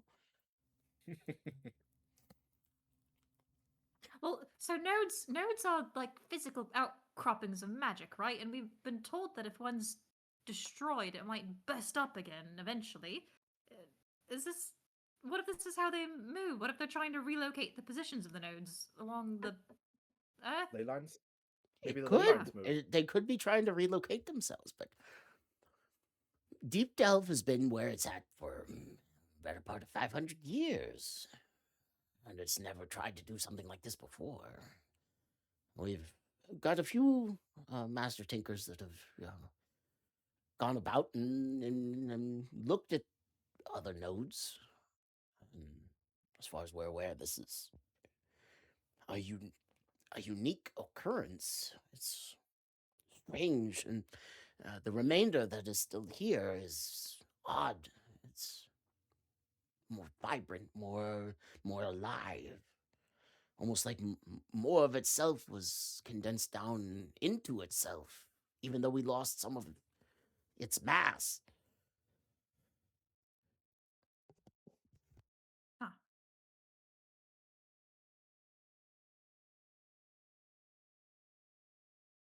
I'm being that completely what- honest. I'm not quite sure if anything that we did was what stopped it from doing what it was doing.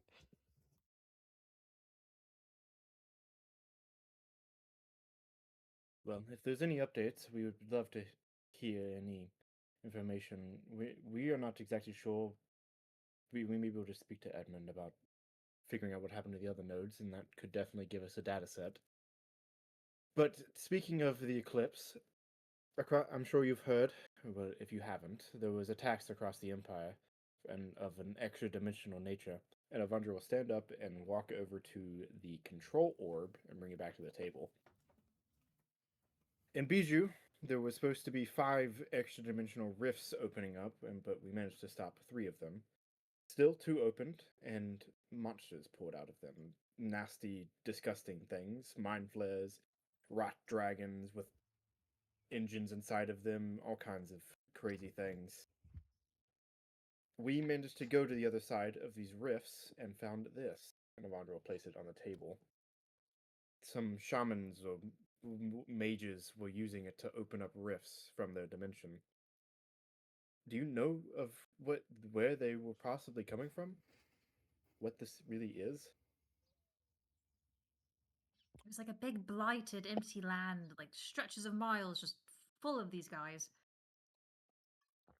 I've never seen Millions anything like of it. them. Millions of monsters. I would say the hells, but they were aberrations, demons, devils, all sorts of things.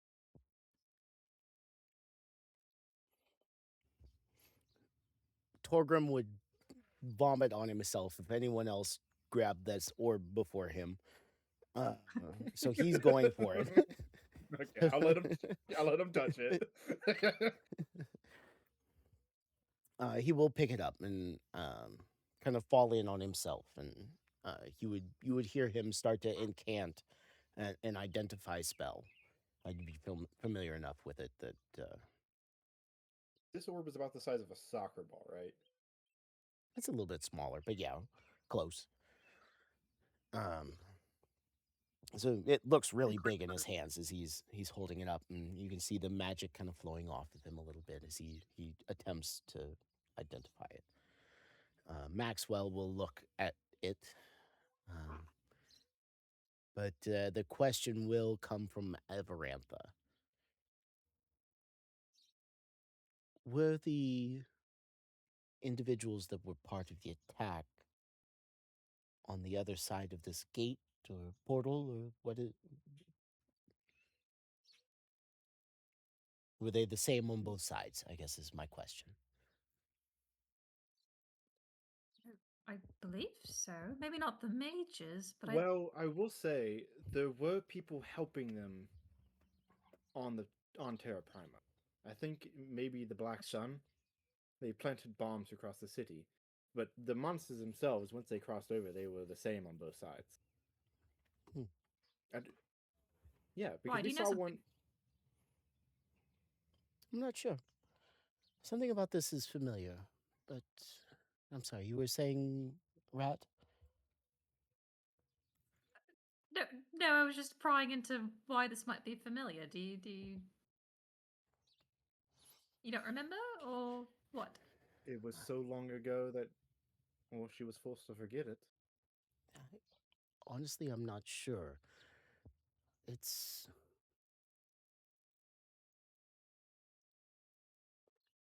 familiar, but I couldn't tell you where I saw it before.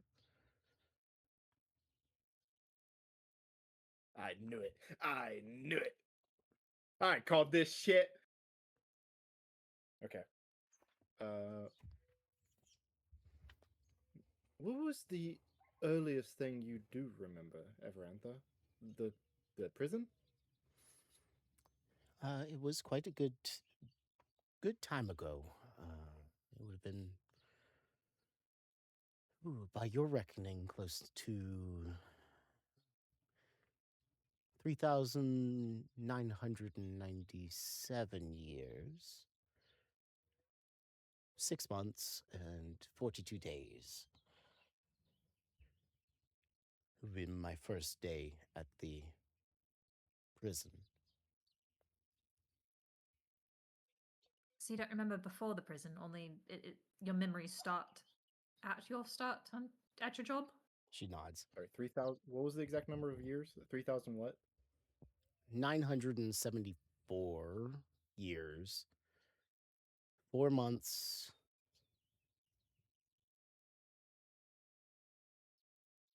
23 days, 7 hours, 14 minutes. So you can keep going. Yeah, I think that's more than enough. I'm just saying 3,000 years. Well, closer to 4. A lot closer to 4 than 3.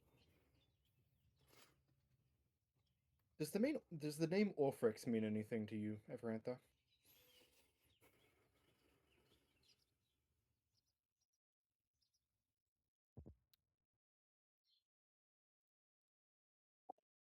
Her voice drops a half octave.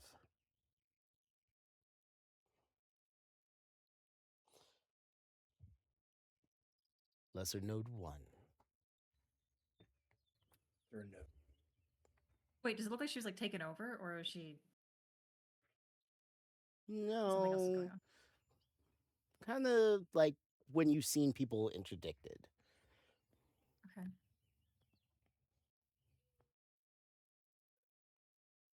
I'm sorry. There's a memory there. Orphrix. It's a kind name. But I can't remember specifics. Maybe this will help jog wait. it. I have a question. Did anyone else notice that, or was it just us three? Like, did Nobody else reacted to it. That's weird too. Go ahead. Because I wanted to Rathian. know, like, did. Okay, go ahead. Check out these, and I'm gonna pull out those like 3x3 slides that I had. They're like photos of the society under Bijou that Orphrix was keeping. His art, artwork. quote unquote. Yeah. I'm gonna Uh, pass them to her. She'll take them and begin flipping through them. Maybe we should come back to that so we don't lose track of the thing we're talking, because this is gonna spider web. I wanted to talk about This is the main thing I wanted to talk about. Okay, Orphan. fine. Well, no brush was used to create these, I don't think. The original artwork may be. This does look like me. Well, the original me. What? Where? Rattle. Moving close. I don't. Is there a... I don't remember these, but it's familiar. Like I should know these people. Oh, I just want to shake you around a little bit and jostle some things loose. Okay, So you are your third iteration, correct? That's what I remember you saying, or do I have that number wrong? Depends on what you mean by iteration. I Which believe I prison were was you something in? different before I took over the prison. And then I was me in the prison, and then I'm me now. So third sounds appropriate. It's not quite what I was. You were over the third prison, right? Oh yes, there were several prisons.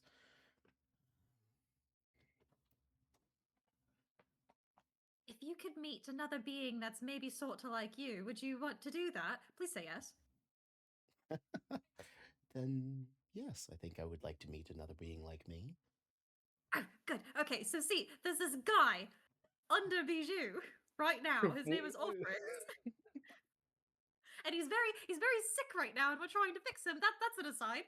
But maybe if you go down there, he'll be like, "Oh, my dear friend Everantha, yay!" And then his brain will be better. I don't know. I don't know the logistics, but if we get you down there, something might happen. I mean, maybe.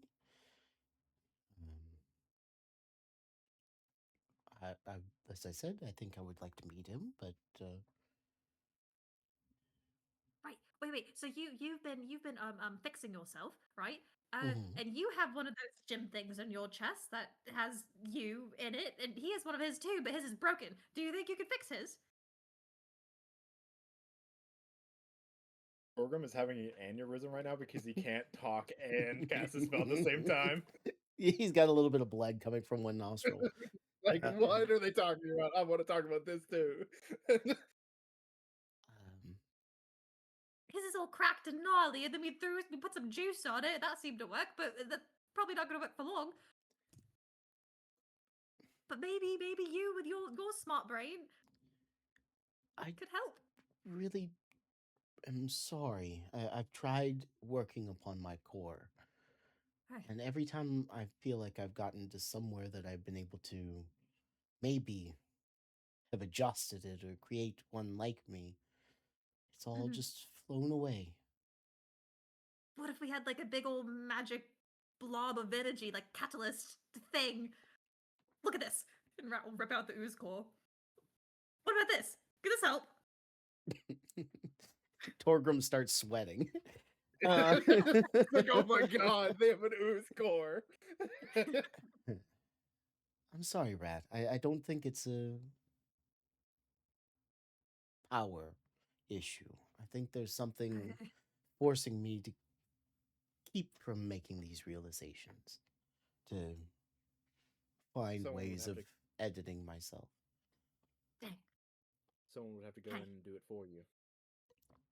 Correct. Maybe let's give Torgrim like a minute to finish his ritual and ask him about it.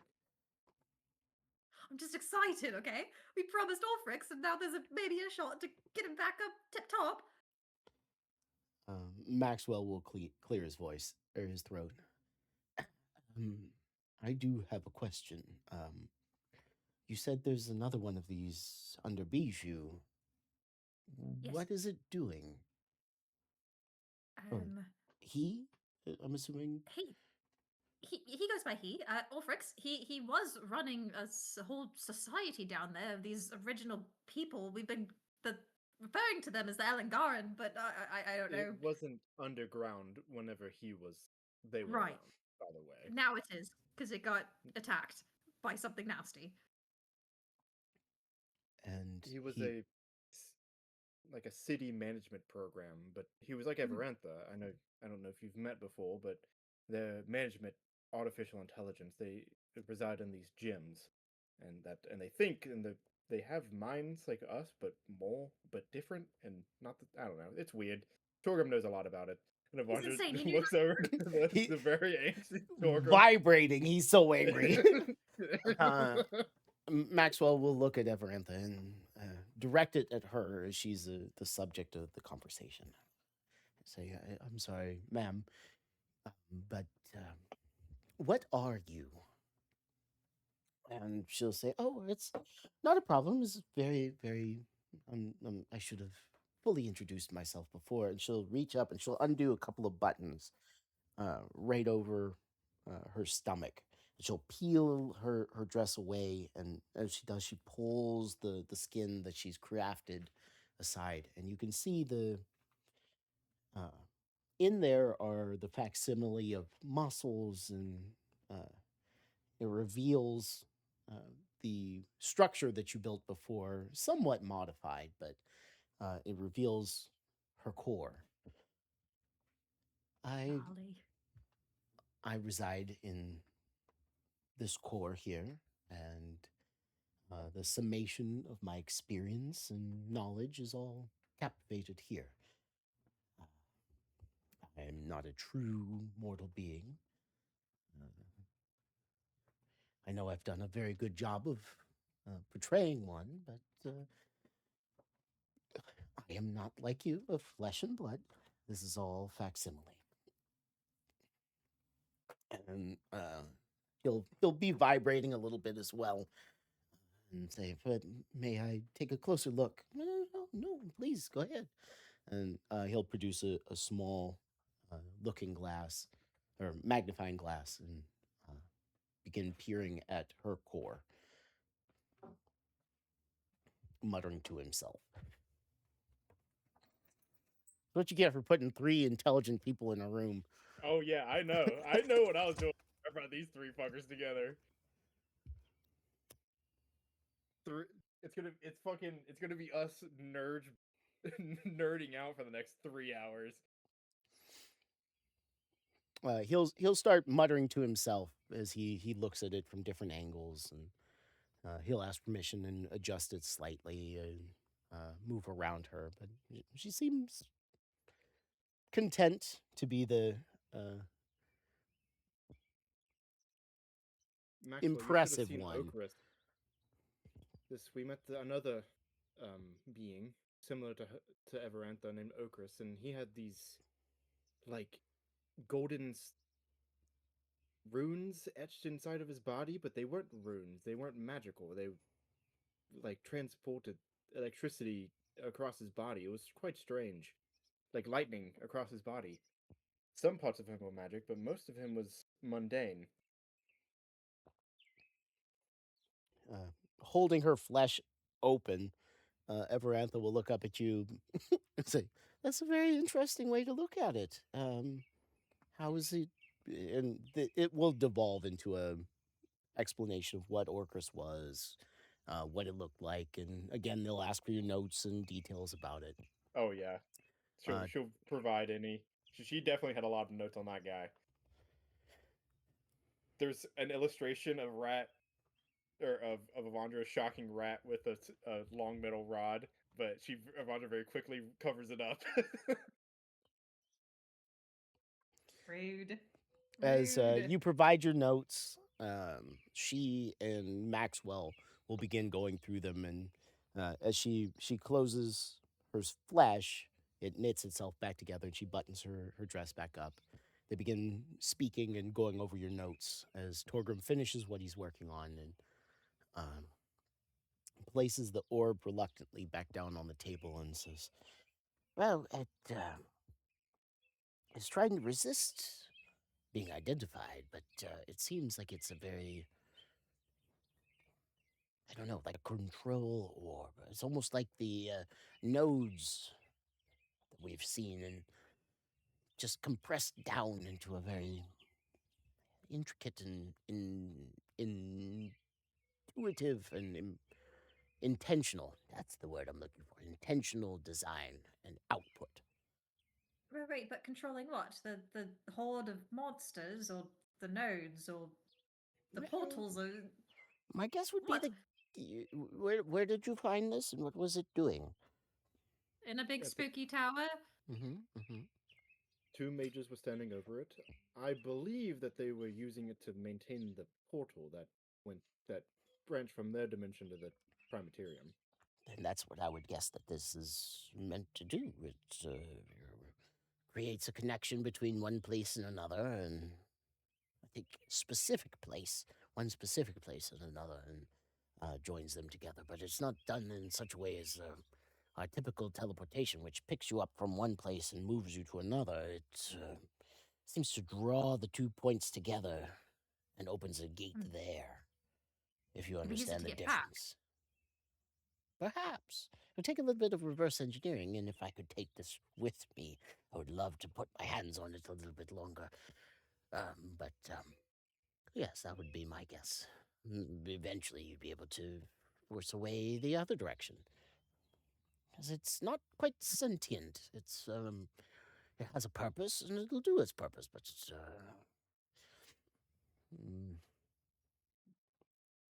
take some oomph to get it working, but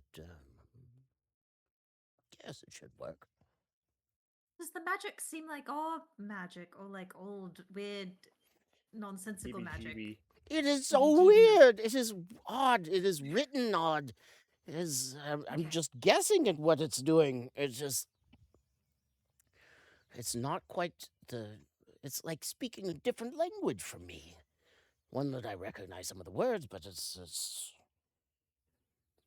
I don't know. It's unusual, more contained, more efficient, more much. Muchier. Got it. Yes, very much so. Very scientific talk from Torgrim today. You throw enough shit at any scientist, and they're gonna devolve into More mud. fancy rock. Yeah. Ooh, shiny. But yes, All right. it is not magic as we define it today. It is something more, something different. It's more efficient, more self-contained, more programmable, I suppose.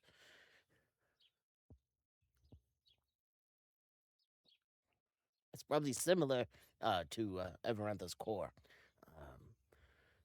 but not quite In as. construction, Yes, but yes. not in. This is okay. I know you were having an aneurysm earlier because you couldn't join into our conversation. Orphrix.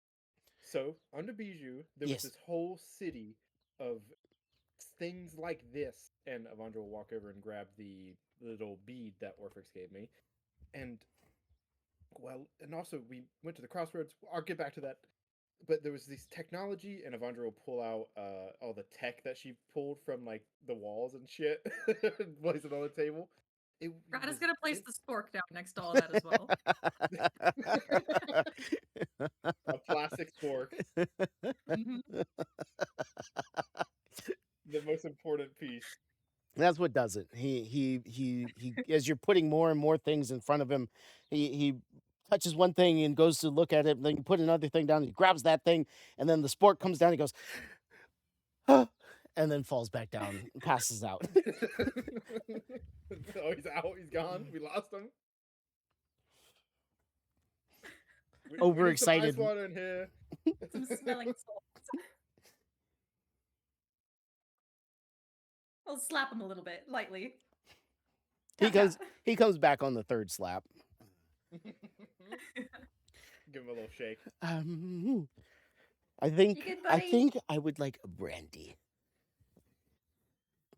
A large You got it. brandy. Rat will We- pour him a tall glass. Way more than Make any sure he's one person properly should ever drink. lubricated. He drinks about 3/4 of whatever you pour him. I think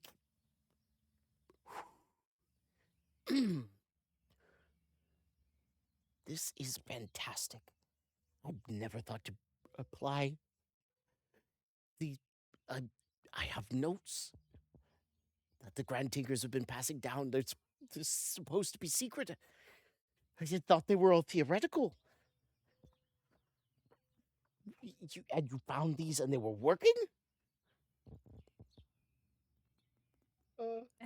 Exactly. Look, so there was this whole city. Yes, We yes, were yes, going under down there Bijou. But they to were find working! Bron. Yes, and there were these automatons and other constructs, but most of the city now has been lost due to happenstance. But Orphrix's tower and all of his automatons still exist down there. But he's in a very precarious state. His core, it was shattered long ago, and there was this metal spike in it. Rat managed to remove the spike from the core and replace this potion on the core that allowed him to think through the disjointed pieces. And he regained he was mad before, but he regained most of his sentience. But he is slowly deteriorating, and our solution was a short-term one, to say the least. And while I know that you often don't leave Deep Delve, I was going to ask if you would be willing to go down there and try to save him. If you tried to stop me, we would no longer be friends. Oh, good. I think I would have to destroy this whole place. Where is he and how do I get to him?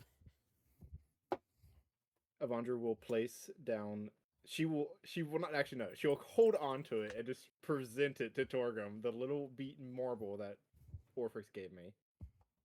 Using this, one can teleport directly to the tower. And this is where his core is. This is where his core is. And me and Rat and Luna have codes that will allow us to access all the functions as well. He wouldn't. Once we explain why you're down there, he would probably give you one as well. And Avandra will present one of the identity pads that Orphrix gave us. Yes, right. Actually, good warning. Do not go there by yourself at first, because you might get disintegrated. Got it. Have an escort. Yes, so I will escort you down the first time. We're going today. Tomorrow morning. Are we? Right. No, I have a surgery. Soon. We can probably tomorrow, maybe. The disappointment on his face is palpable. There's a lot going on, Torgrim. I'm sorry. I will take you to. You're going to love him, though. tomorrow. He's super nice when he's not trying to kill you. Well, okay. Good to know. I am. But yes, there's all sorts of automatons and things down there that I would love you and a few of your people and maybe a few of the Mechanites to go down there and study. How many of my people can I bring with us when we go? Yeah, one moment. Me and was it 8 people? How many people can I teleport? 8. So I can only take 8 with me. I will likely bring a few of my own. So 6? 6 total for you? And when are we going? I will take you tonight if you are so willing. But wait, can there's you a lot to talk about before that. And also, can you promise that you don't just turn this into a big sciencey experiment thing and you actually focus on trying to fix his core? Yes, he is a person, and we will see if you do any harm to him, we will never forgive you. We have promised I know him, what you like. we've promised him that we will do everything we can to save his life and bring him back to the surface. He's not. I know you obviously with Everantha, you see them the same way, but we just want to make that very clear. And I, as well as any of my people, will be able to access any information that you gather while you're down there.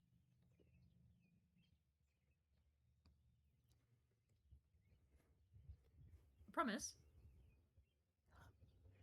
any and all research notes that we take, samples, tests that we run will be cataloged as is understood as a master tinker and will be remotely uploaded to Deep Delve's library. And you'll prioritize saving him, not just running around in the city. Right. I will try. Hmm. But I will say that it will require a good amount of investigation on all fronts if we're to save someone as intricate as Miss Everantha here. We've only barely scratched the surface on her, and we've had her for the better part of a year now. We Okay. maybe have something that might be helpful, but we're not exactly sure. Elandra will gesture towards the ooze core. We found this in the depths of a dungeon on the desert, inside of an ooze. I believe it only happens very rarely in very ancient oozes. Yes, an ancient ooze core. How does that tie into Mr. Orfrix We were and wondering Miss if Everantha here? it would be compatible for creating a soul gem. A new core.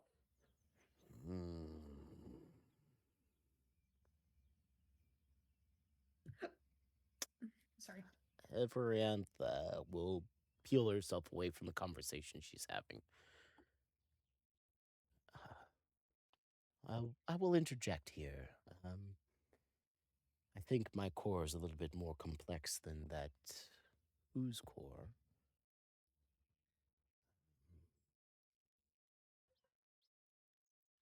It might be a rudimentary step in developing something similar.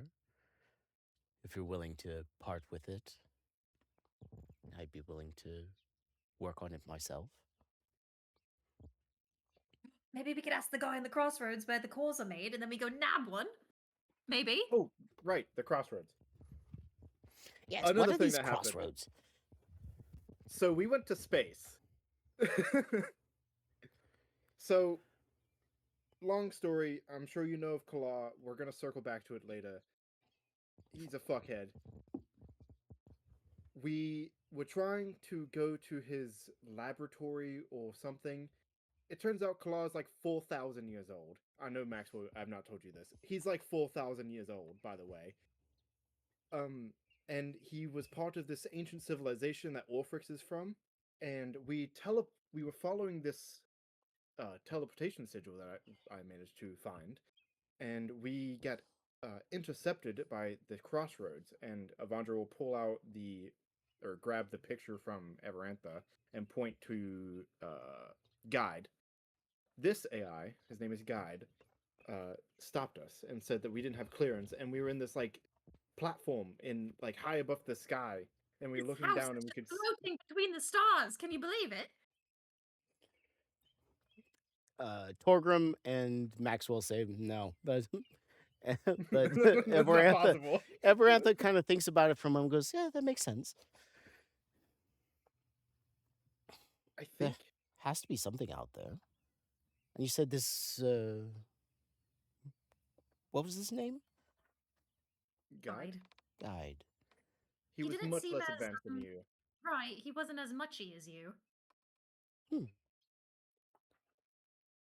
And but he was helpful and, well, obviously Well, he didn't said- kill you.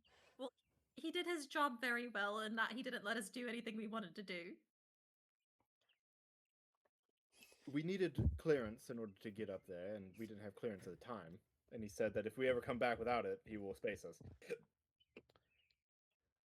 But now we have clearance, so we go up there, we nab a new core, and we shove it into Orfrix.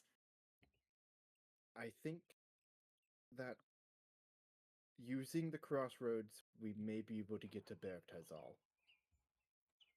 Which is this science hub place that you've mentioned before. Yeah, Yes, big old it's- repository of stuff.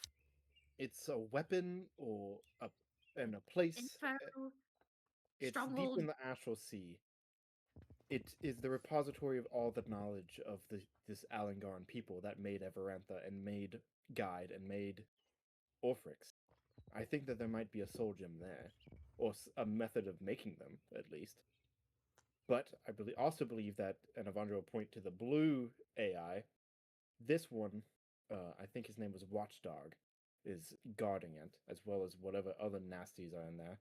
And I'm almost certain that that our enemies have gained access to it. You know of the disaster that destroyed the coastline, right, Torgrim? He nods. Maxwell and Everantha shake their heads. I believe that happened because someone tried to get to Beric Tizal that wasn't allowed. Do you think they were able to make a connection to this place? There are gateways. One is in the ocean, and another is deep in the desert. We've not been able to find either, but, well, we have a friend that might be able to help us find them.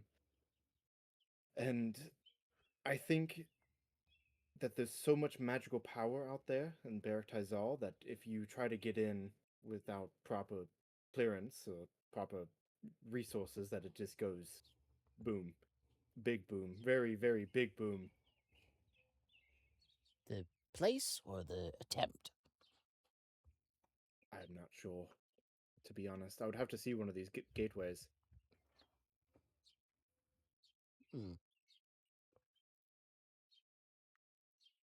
Out of character, because I feel like it was the attempt, right? Them trying to like force the gate open. Yeah, what- but it Okay. it rebounded, but it was a lot. I'm sure it was a lot more powerful, a lot more magic than they put into it. Yeah. But while you're down there speaking to Orphrix, try to get any information you can about Beric Tizal, is all I'll say, and I'll ask him as well. Fascinating. All of them say. Simultaneously, Yeah. they're all the same person. Mads, how do you cross out words in Google Docs? It is under format. Actually, I'm lying to you. Hang on. Yeah, because I've been like trying to find it because I want to cross out things on my list and I don't want to delete them. Go to help and type in strike through, and it'll pop up.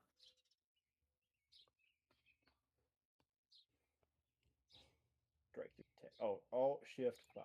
Okay.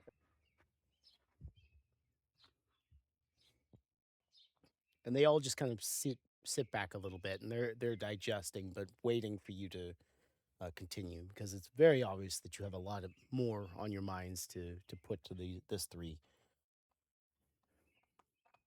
And the servant that is in the room hear through your bubble. I said I dismissed them from the room. Oh, all right. Never mind then. Wait, I want to know what they were gonna do. Now I'm sad. Have a heart attack. Or it would either they would have a heart attack or they would be so lost that they would be asleep. But yes, you've reached a point where your three-person audience they're overwhelmed. They're all three of them are hyper intelligent. They've kind of defaulted to sampling the trays. Maxwell has a cup and saucer that he's sipping from, but the way that this conversation is building, they're very aware that there's more coming, and they're just vibrating to find out what Correct. comes next. Have any of you heard of a being named Scry? I believe you mentioned him to me once. Something about a collective of knowledge. So, from my a while ago, we had this cubic gate. It's a magic item that allows you to open portals to other dimensions. And one of the dimensions was Scribe's demiplane. Scribe himself said that he was created by Primus, which is one of the ancient gods. And at once upon a time, he had parts of himself spread across the many dimensions, and he, well, transcribed the events on those dimensions. He has since been severed. I was wondering if you'd have any insights. We found his... he was like this vat of quicksilver, and he like would form into a... He was like an ooze of quicksilver almost. He was a robot. And we found his vat, or portal, Well? on Terra Prima in the Elmweird, near on the northern side. Would you have any insights on how one would, I don't know, poke a hole into the dimensions to allow a being like that to reconnect himself to a node once lost? Well, Out of character, I thought it needed the coordinates, but I thought it needed that and a little bit of a juice. did he? I just wrote needs the reference points to access again, so I don't know. Maybe I could just open the gate and allow him to slither through, and then he has it. Maybe. well, for something, I mean, I'm guessing at this point, but you would need a strong anchor on both sides. This scribe would serve as a central point, or a spider on a web. And that web can only extend so far as the points that it's tied to. And maybe a smart hunter or smart person would be able to trim where it has access to without disturbing the whole of it.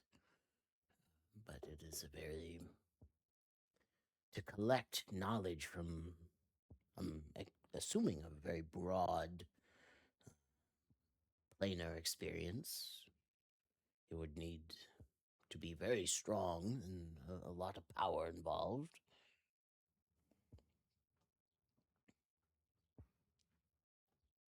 It's something to think about for sure. That was a topic that I knew you probably wouldn't know a lot about, but your insights are useful.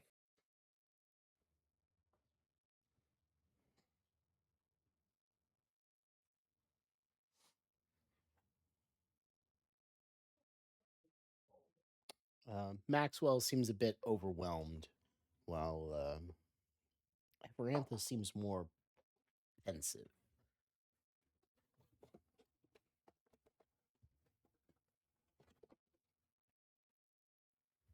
Like she's trying to remember something.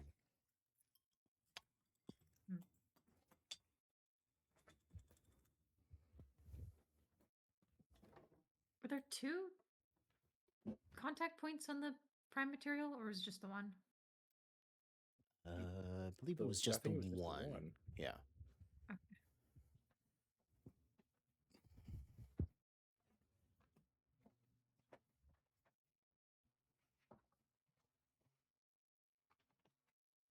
Okay, time for the meat and potatoes.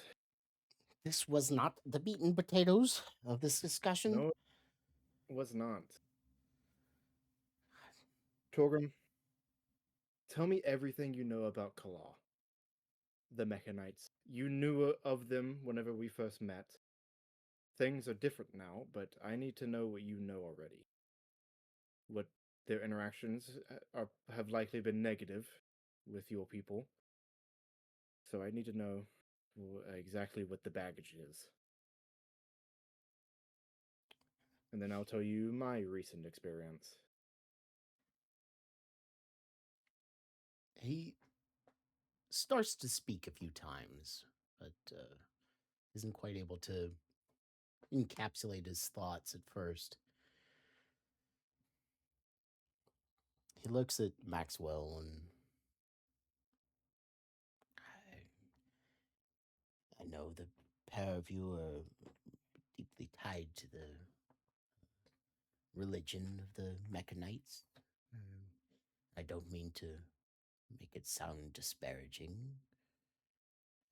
but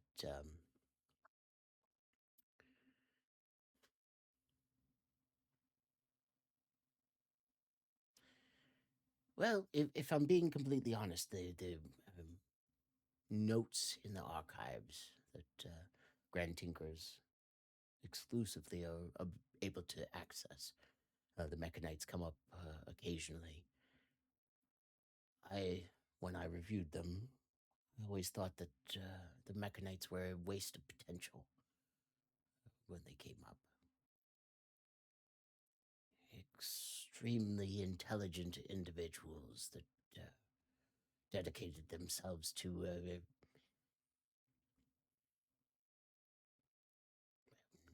no disrespect, but a cult of personality, led by a figure that collected the best and brightest, and then something would happen and they would disappear, or they would just die off.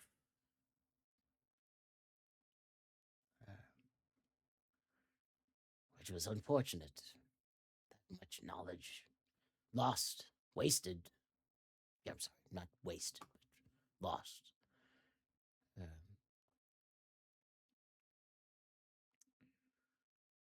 Kalar was a more recent figure that popped up. We had very minimal interaction, but everything that we did have from him was he was able to pluck our greatest master tinkers, some of my own apprentices. And, they joined the Mechanite cult. Even one.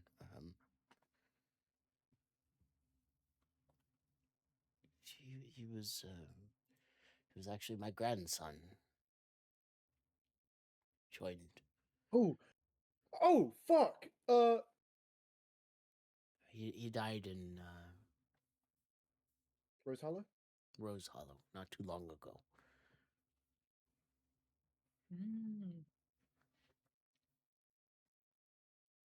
Oh my god, what's his name? Where's his name? Fed.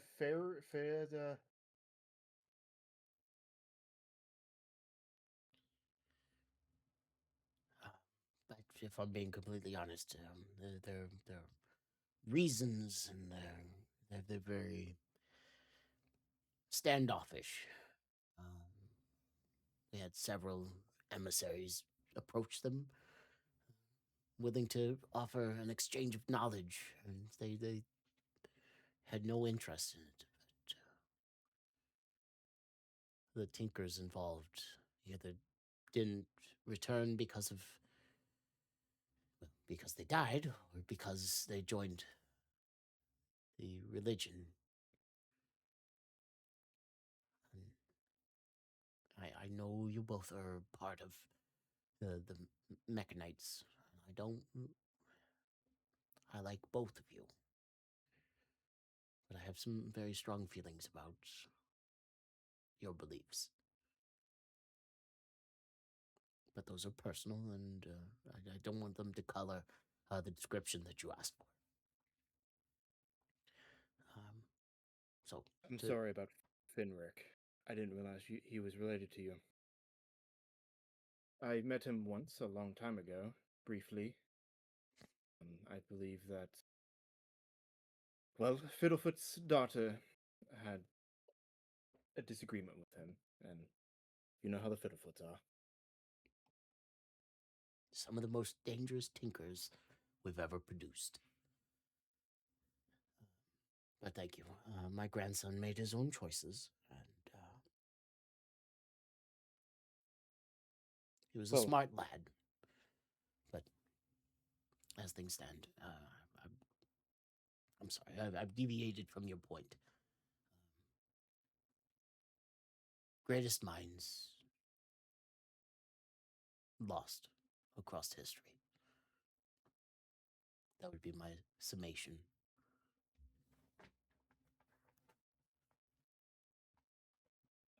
Oh, That just gave me an idea. Avandra will sit in thought for a moment, just kind of digesting, and then she'll say, "You say personality cult. This is true. But they're all the same person. They all were the same person. They were all Kala. Kala is not human, or not in the sense that, not normal human. Maybe he was human once, a long, long time ago.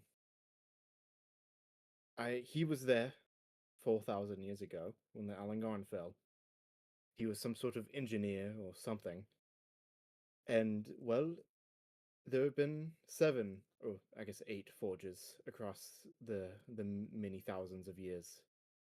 8 cults where he brought everyone together under different names and different locations, but they're all the same story. Except for the most recent one. In the end, they all died, staunchly following the personality cult. Kala did something. He gathered pieces of Meccan. Meccan is a real god. I can tell you that. And then he did something to it. Avandra will produce like drawings of the one in the Desert Forge, and then the one in Sortra's possession of the like corrupted pieces. I don't know exactly why, but he was corrupting them. I don't know if he was trying to bring about some abomination of Meccan, or prevent him from ever rising, or what. But based on what you just told me, I have a feeling that one of his objectives was to keep, well, the technology level of the world low. If he was collecting these insanely smart individuals, then killing them all off, I can only imagine how much this slowed progress across the world. For those people too smart, they might be able to stop him or learn too much. Kala is a bastard, an evil man, and an apostate. He's killed thousands of my people. So, just know that whenever I speak to you about him and what I'm about to ask, or about to reveal to you, I do not follow that man, and if I ever get the chance, I would wring his fucking neck. Well, there's a lot of baggage there.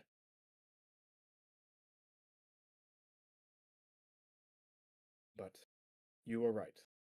Your opinions are true. They are personality cults, and in the end, everyone dies. But I still worship Meccan. I don't worship Kala.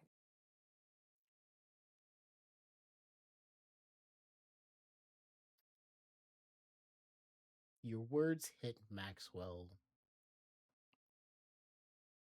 hard. You can see a lot of your own thought process behind his eyes.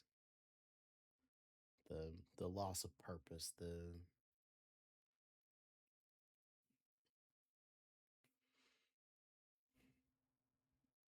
failure there. Torgrim gives you a nod a little bit, but then he'll pick up the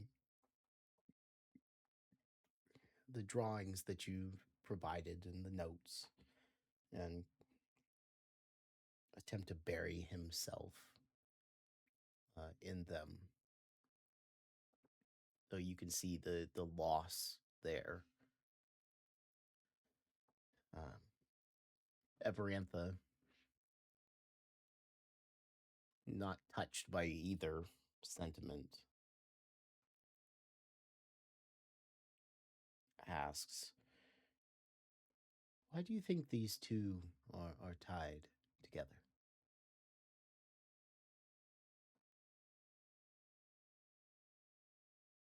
Does she mean Torgrim and Maxwell? The two drawings that you provided, the corrupted grouping that Sortra has, and what happened to the pieces that were in the Desert Forge. 400 years ago, the Mechanites of the desert entered in a war with the Elmweird. When Sortra went there to exact justice, she found this, and Avandra will point to the node in her vault, and brought it back to the Elmweird in Dusar. Maxwell can account to this. He's laid eyes upon it. In the last few months, me, Rat, Luna went down there to the Desert Forge, and we found this. And Avandra points to the corrupted node. And and there were souls down there, the old Seekers and others, engaged in endless combat, and well, they were guarding this. They thought it was a piece of Meccan, and I believed them. It was so corrupted, though, that I was forced to destroy it so that no one could ever get to it, and, well, it bit back, and Avandra will hold up her left hand. And I've been dealing with the fallout of that for months. So they may not be. I assumed they were connected. They were both found in the same place, though.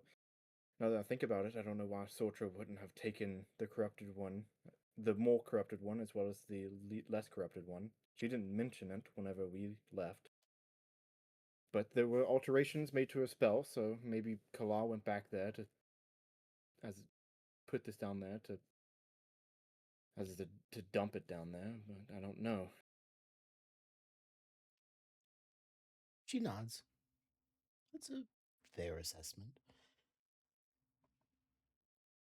But I would counsel that you not let emotion overwhelm logic. You could be right or you could be wrong. There are many gears turning. Not even I can see all of them. And it's good that you realize that. Rat, Luna, were there any additional insights that you were able to acquire unfettered during this exchange? Pertaining to Kala or the Mechanites? Well, Either. everything. Everything. This time you spent in the desert, things that stood out, things that were different, things that you weren't expecting. Sometimes it's the unaffiliated eye speaks best.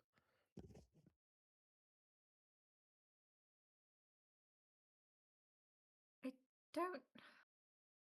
I don't quite understand his motivation, I guess. I would have lumped him in with. Sorry, I'm trying to find the right way to describe this. Take your time.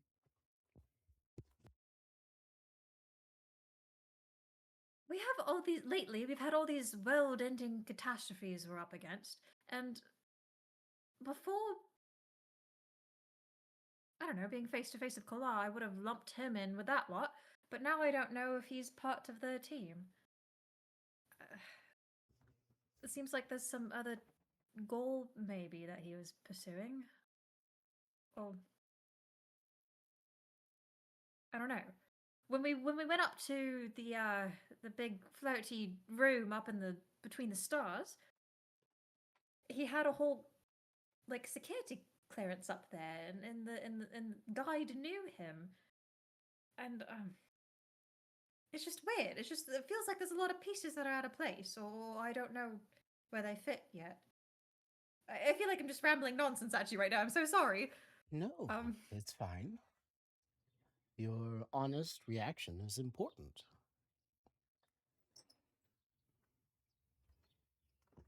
What worries me is that if we don't know what he wants, then us doing things against him or things we think might be against him will just feed into his overall plan.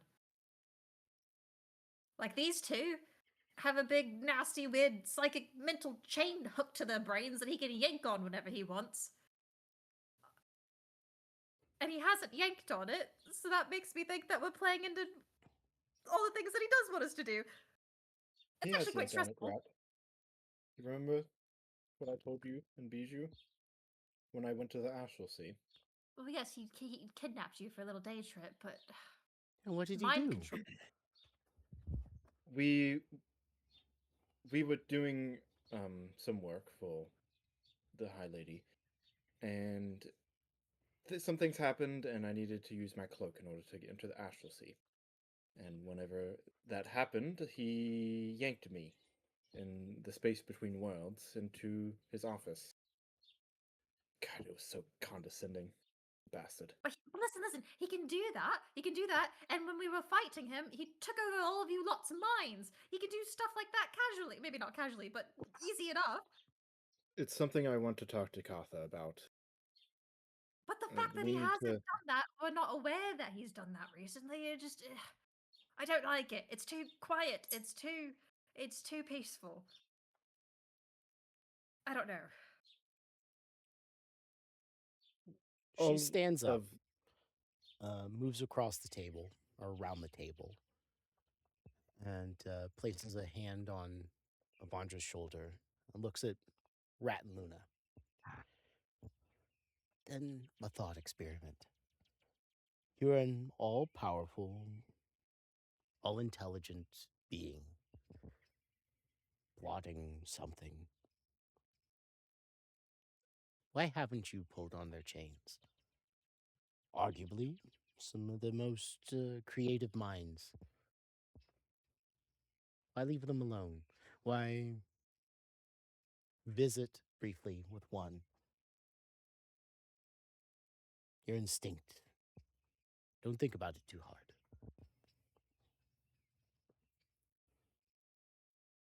Whatever they're doing what he wants, is my gut reaction, and that scares me. You So don't need you're- to yank a chain if a dog's behaving. You're able to predict this behavior. This is all theoretical. Thought experiment. You're able to predict this far out?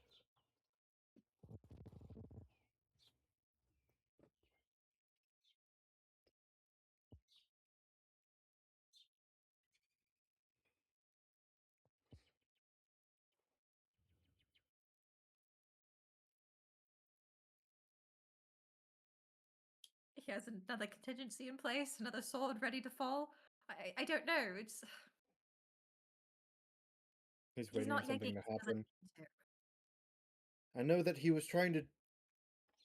If what he said is true, he was trying to resurrect Mackin during the last eclipse. And we thwarted that. Put a wrench in the gears. Maybe he's waiting for something else. Some other magical.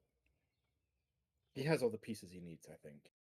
Well, what did he To do when resurrect he all- visited you? Did he Boasted. mess with your mind? Adjust the scales, as it were? 1 second. Let me find my notes real fast. I'm not trying to prod you into a way of thinking. Just feeling out, I mean, as a third party. And if I'm being completely honest, being able to think down the branches of logic beyond you. It's hard to predict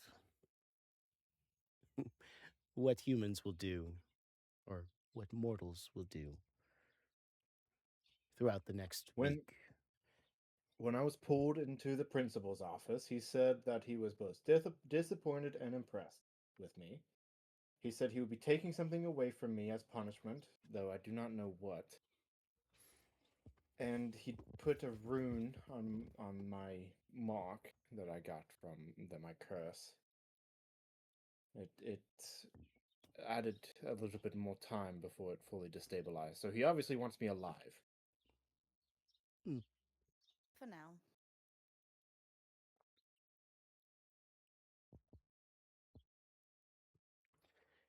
And you, Miss Luna, I'm sorry, I should have asked your opinion.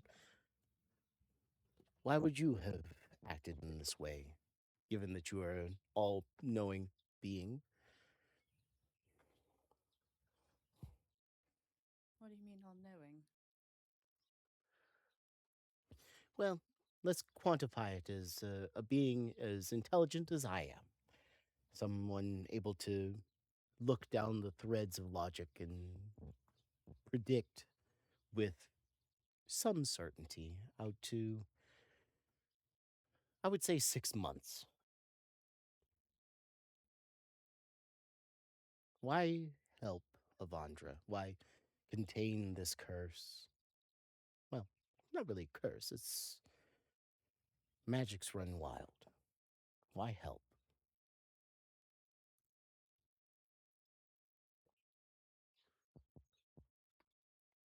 Luna, he means like thinking Avandra- it.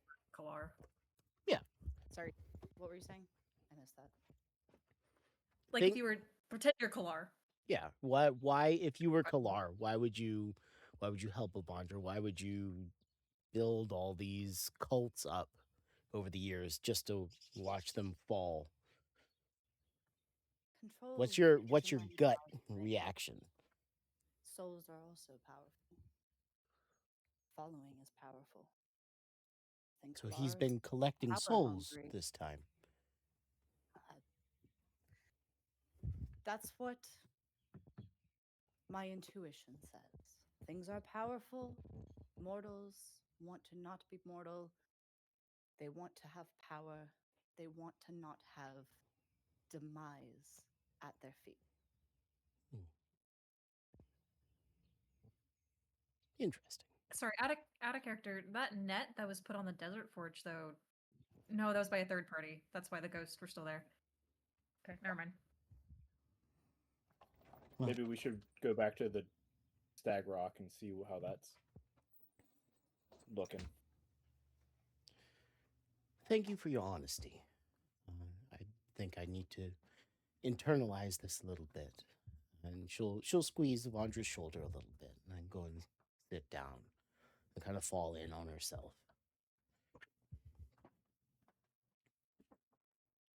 All right, time for the real. Don't say meat the and hard part. potatoes. That was all built up to this.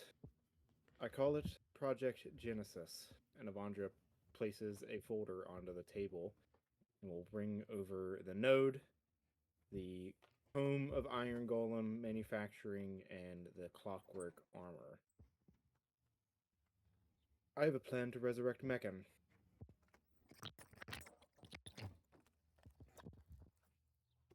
And I need help.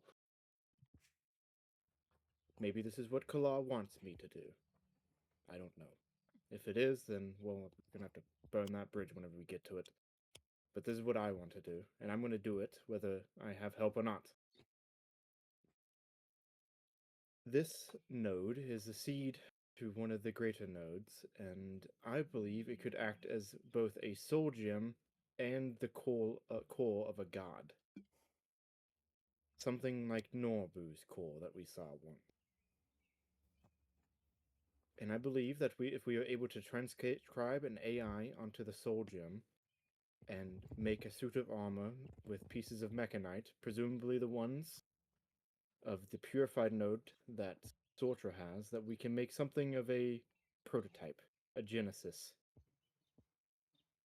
And then we build up from there.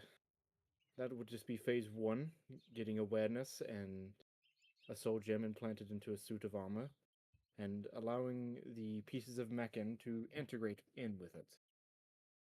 The pieces of Meccan have already shown their ability to alter mechanical forms that they have been augmented and planted into. Avandra will gesture to herself.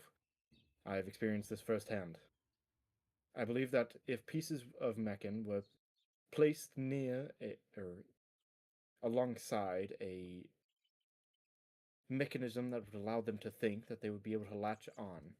The pieces of Meccan are more than just items. They are fragments of his soul, I think. And I think if given the opportunity, they would be able to attach themselves to something, a mind. if Genesis works and Genesis was brought into being, we would begin phase 2. Navandra points to the manual of Iron Golem.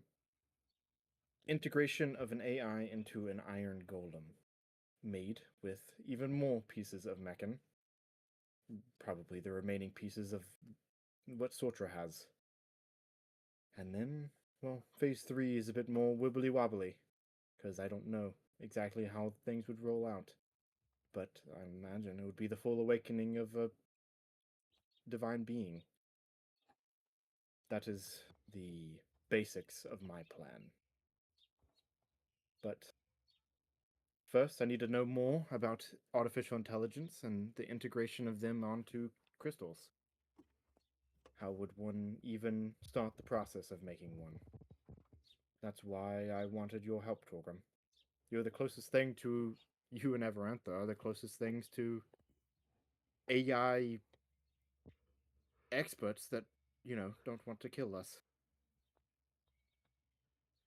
Well, I don't know what an AI is, but Oh, artificial intelligence. Avandra would have said artificial intelligence.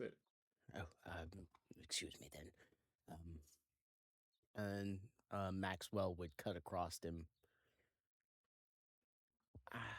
How many shards do you have?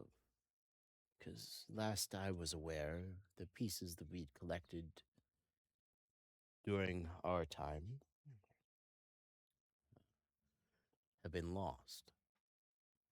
Is it just this? And he'll wave the image of the corrupted pieces in Sortra's. Will you stop nibbling on my chair? Sorry. No, I will not. No, it's tasty. Give me like Is this the extent? Because that has additional issues that must be addressed.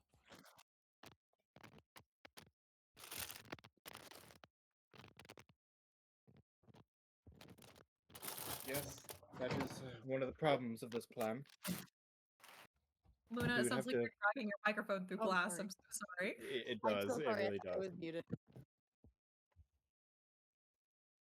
That is a problem of this plan, is, well, my lack of pieces of Mechan. The one that Sortra has would be more than enough, I believe, for phase 1 and 2, but not 3.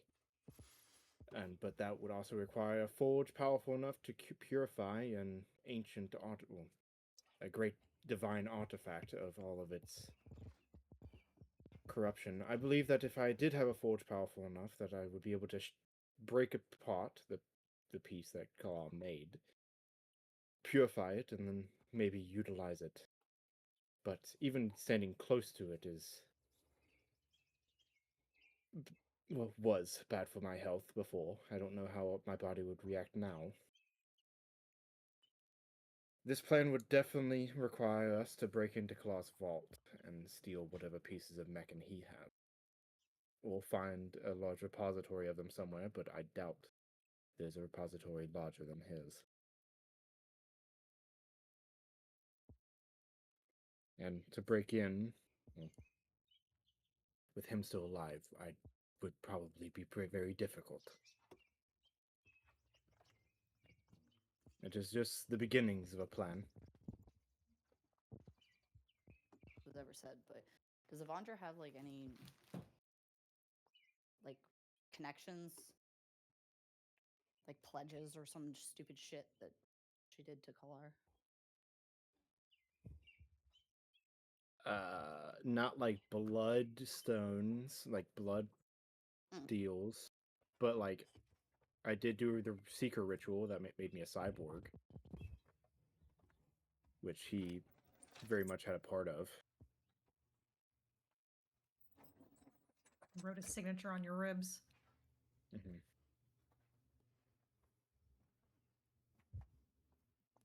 I've not given up on my god, and I won't. I've sacrificed too much. Kala doesn't. I want Mechan because I genuinely believe that his ancient knowledge could be a boon to civilization now. That if he was around, he could help manage progress so that we don't destroy ourselves in it. I do this for the greater good. What I believe to be the greater good, even if it's foolish. Even if I don't know. Even if there's a better option that I don't know of, I think this is the better option.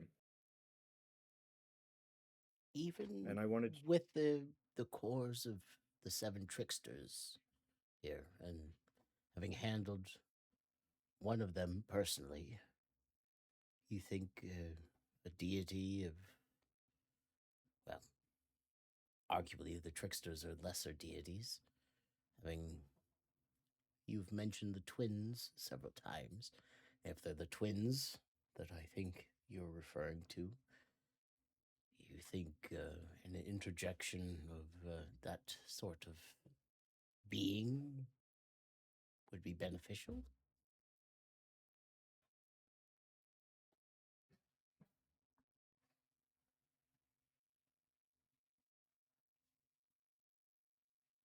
does he mean to cleanse the node? Or cleanse the mechanite piece? I don't No, quite like- understand Phase the 3. question. Like if you bring Meccan back and you add him to the pantheon, Mix. yeah, is that a good thing? Like having interacted with the twins, who are super powerful mages in their own right, the tricksters, who are lesser gods in their own right, a greater if they work together. Adding something more powerful than that to the mix. That is the beauty of this plan, Torgrim. Assuming that it progresses along these 3 phases, there would be a progression of sorts. I do not know exactly what Meccan was like back then. I thought he was destroyed 10,000 years ago. No one can know for sure. But if we go along this progression, we have the opportunity to mold him into something greater. We have the ability to show him why we need him, what we need him to do. I know it is foolish to believe that one can mold a god, but, well, it is our best chance of doing it. If we can make a god in the way that I have faith that he will exist as, then I don't see a problem with that. I would welcome it. You're Most gods referring don't have. to correct? Yes. Sorry. Well, some gods, most gods that rise up from mortality into immortality are very brutal in their methods and remain so as gods. Maybe we can find a way to transition him smoothly from lesser to greater in a way that doesn't require so much bloodshed, in a way that would create a better being. A god truly set on helping those who brought it into being.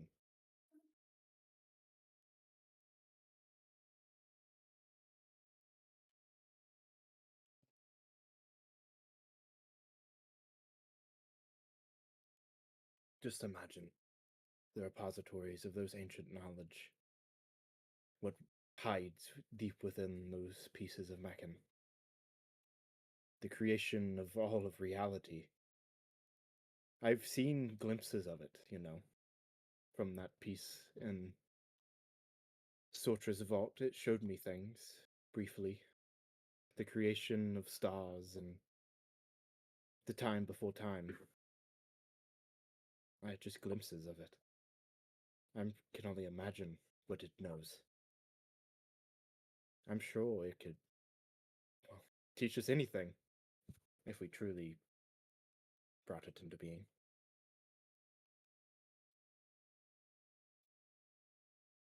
And then it could act as arbiter of knowledge. There is knowledge out there that is too destructive for mortal hands. I can fully attest to that. If there was a being out there that could manage it and help guide us along the right route, then we can have our cake and eat it too, I guess. But that might sound foolish, but it is just faith.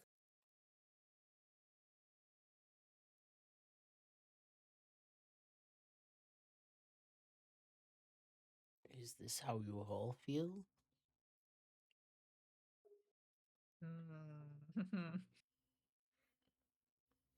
Because this is not a decision that would be tied solely to the Machinites.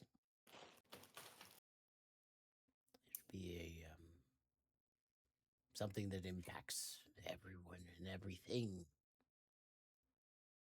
Inserting a creature like this.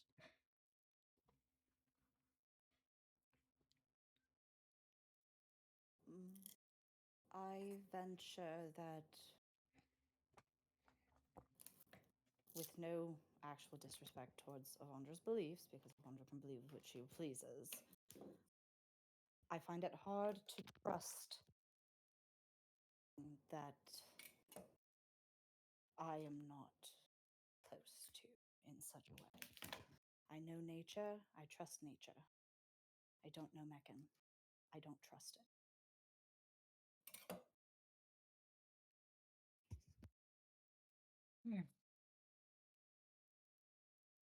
To be honest, the gods seem just as messy as us at times. Maybe I just don't know enough, but I don't truly see a benefit to bringing this Meccan back. I mean, the only truth I know for certain is, well, death, and having this thing appear just feels like you're willingly putting another chain loop around your neck. But I say that though. I know, Avandra, you want Meccan, and you're not gonna stop until he's up again, or the pursuit blows you up. So I don't know. I want to be around to keep you around, I guess, even if I don't fully understand why you need him. Why do you need him? Why can't we be our own arbiters? Or are you sure this is not? Are you sure this is not just an ego thing? And the rat kind of cuts herself off, like, "Ooh, I didn't mean to say that." It is an ego thing. I'm aware of that. I can't be everywhere all at once, Rat. No one can, except for gods. And if and when certain magics are released onto the world, we won't be able to stop them alone. And they will come. Oh, they will come. We are already seeing the first signs of it. We nearly got destroyed by it, and that didn't even know. Meccan would know. Meccan would be able to guide others in order to prevent it. Prevent annihilation. Been shown to be susceptible to corruption. All of them, truly. Do, That blow took out half the Pantheon, or the whole Pantheon, actually, as far as we know. It scares me to put so much faith in something we don't even quite understand the nature of. just because Meccan can, do you really think Meccan will? This is genuine. Listen, Avandra, Yeah. I have your back. I'm going to support you in what you do. It's just I want you to be smart about it. You know, think all the way through to the end. This is Maxwell why clears I... his throat. We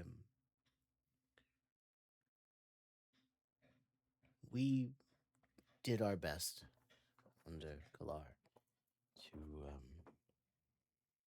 lead people For a long time, I thought we were doing a great job. We were doing impressive work. And the rug got pulled out from under us. And the only thing that really made sense through it was you. And I suppose that says nothing good about me as First Seeker, but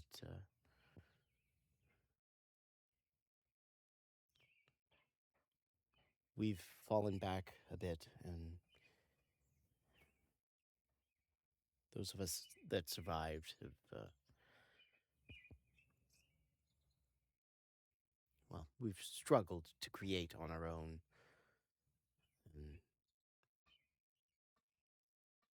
I know that I take some time and try and teach what I know is true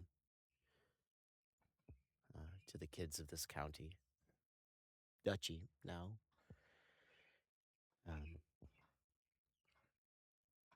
But all things being equal, we really don't have a leader anymore. We're kind of aimlessly floundering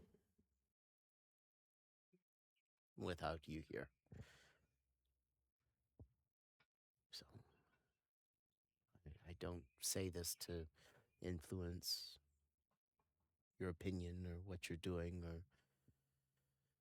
but we're behind you, and we'll do what we can to help if you think this is the direction to go, or if we pick a new heading and chase that down. Sorry, I didn't mean to interrupt or anything, but just wanted to say that we're a little bit lost.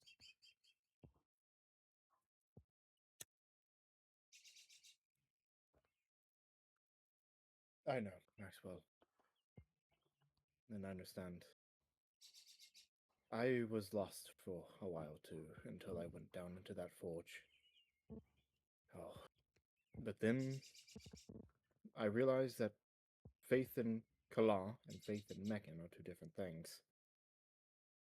I know I can't convince most of you exactly of my vision or what I see with the future, but I know that this is what I want to do, and this is what I will do. I may not be good at articulating it, but I see it. I see the path, or I see where I want to go. I see the light, but I don't really look down a lot. I need people to help follow the path, to not stumble along the way. People not blinded by the light, so to speak.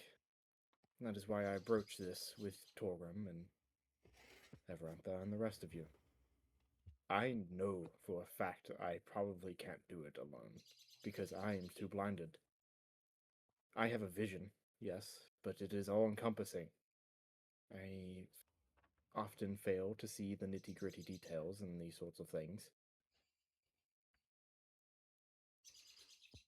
That is why I want help from people that aren't Mechanites, that never were Mechanites and never will be Mechanites.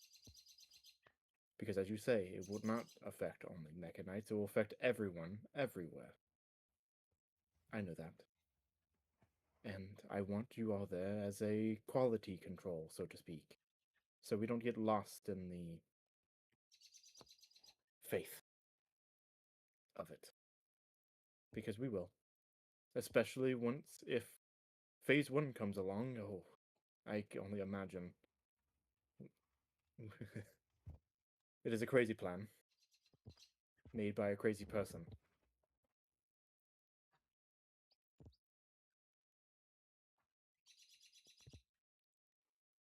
With this plan being broken up into 3 phases, we have stopping points, so to speak.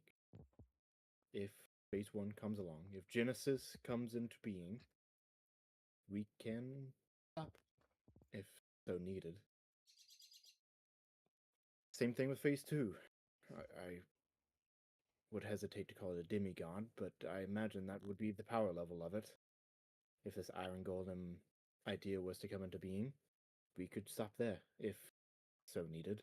It would be harder to stop, but we could, and put it down if we had to.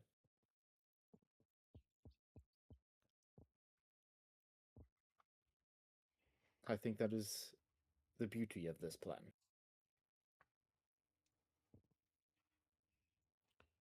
Evandra, my interest, I suppose, isn't keeping you alive. I don't understand all these grand things, the light, whatever you're following, but I'll support you. I want to stay by your side, or at least close enough to drag you out of the blast radius if needed. I'm not going to stop you, if that's what you're worried about. You're my friend. Thank you. For right now, all I'm asking is for help with phase 1, with Genesis. It is the creation of an AI, and its integration into a suit of armor with pieces of mechanite infused into its being. A new being. I will be calling it Genesis just for the sake of understanding. It would be a new being of a new creation, a new soul, so to speak, with pieces of mechan integrated into it. Then we will see how it reacts, how much of Mechan and its memories phase through, and how much control we have over it. Obviously, we will have to loosen our control as the progress goes along, as no one can truly control a god. Even if they thought they can, then it would be a fool's errand.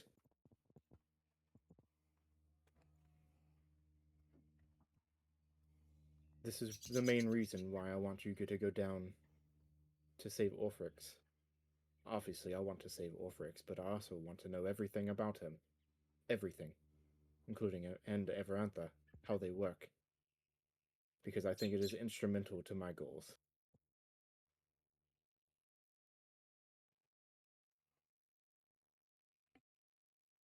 And if we can... I want to save his life. And learn everything I can about him. I think we all deserve to see the stars again. And I don't... Just like Orphrix is now, Mechan is shattered and lost, and needs help getting put back together.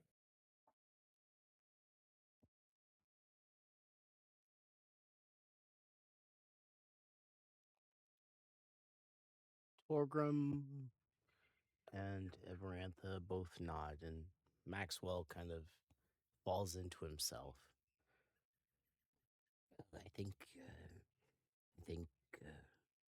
starting with Orphrix is an important next step, and I will do everything that I can to lead my team to understand him. So for now, I will support this action.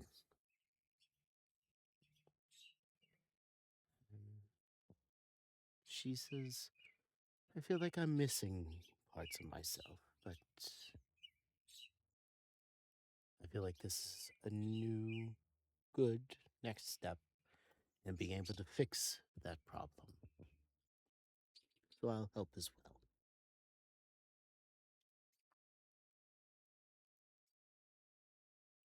Maxwell stands,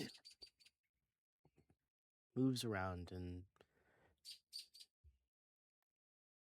quietly, so that just Evandra can hear him, says, I'll support you, and I'll bring the others with me. But I want you to remember this conversation that we're having now. Reminds me of the first one I ever had with Kellar. And he leaves.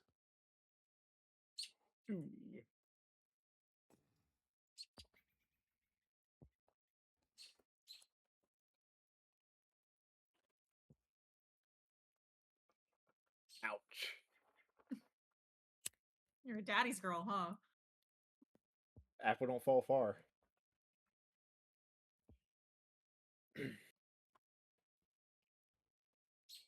Now, I was promised food.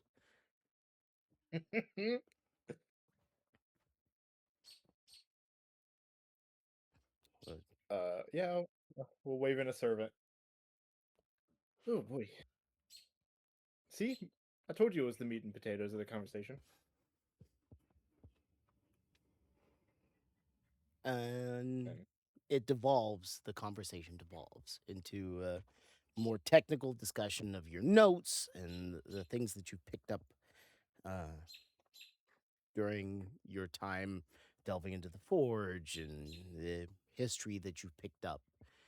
Very much driven by Torgrim.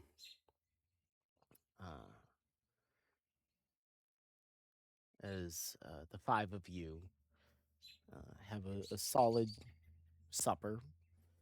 Rathu, you can try a handful of different sandwiches with a schmear of apricot jelly. Lovely. But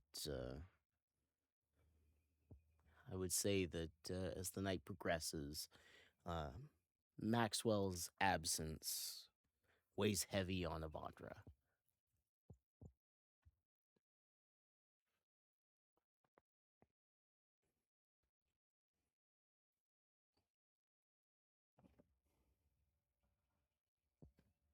At some point in the conversation over dinner, Avandra would also like to bring up the Ezreal, the Eternity's Wake, and the Sun Wukong to see what Torgrim knows about them.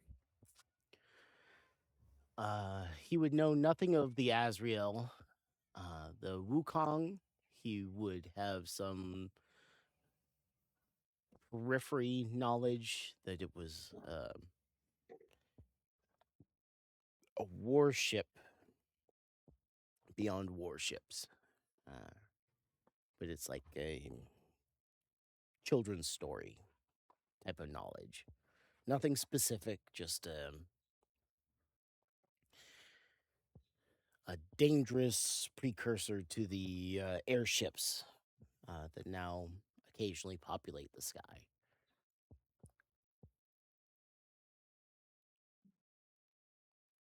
Meant for war with abilities beyond what even you guys would call science. It'd be magic.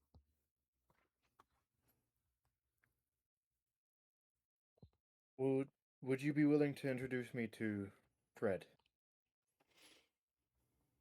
Sure, he's not the most cognizant, but yeah, I could take you over there. He hasn't been quite the same. Does Angelica frequent Deep Delve? Occasionally. She never announces herself.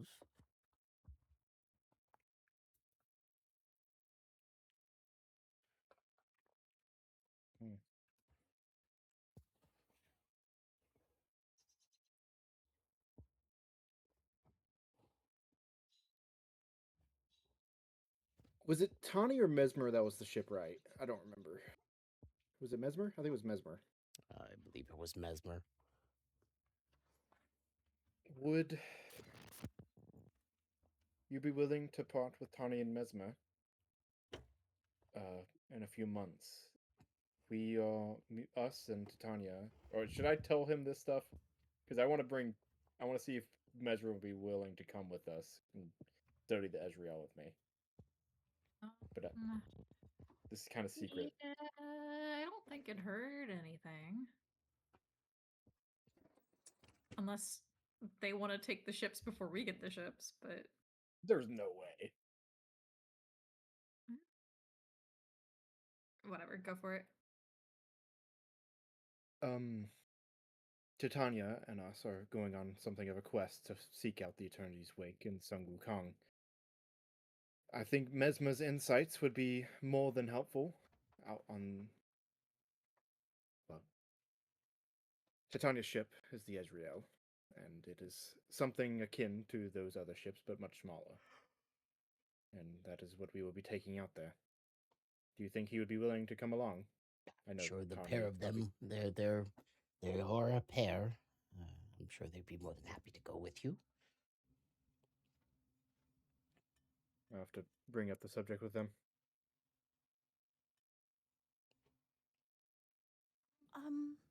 Torgrim, I don't suppose you have time to do some magical combining, do you? The question is, do you have the money? Reminder is how much is it? 100,000 Probably. gold? Oh, Quite a bit. maybe not. Maybe not quite. Do you take One- loans? Yeah. 1/10 of a dragon's hoard. Do you do credit? Could I like wash dishes for a week? Can I just apprentice under you and I'll do the combining and Well, you might have the aptitude for it, but it's a secret that is held close to the Grand Tinkers. We'd have to put you Really through not the close. initiations and get you the point that you could apprentice under me. I think I'd be able to do that. If that's something that you would be interested in.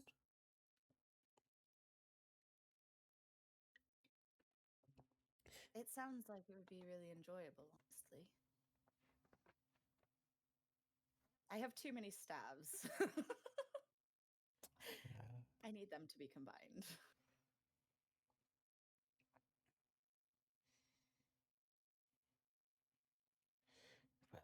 Well, as things stand, I'm missing quite a few components, but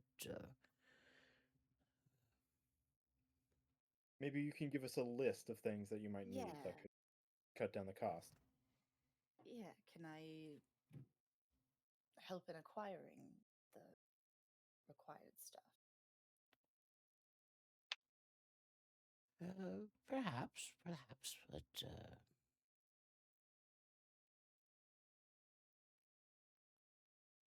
well, we'll circle back to it. I'll get you a list in the morning.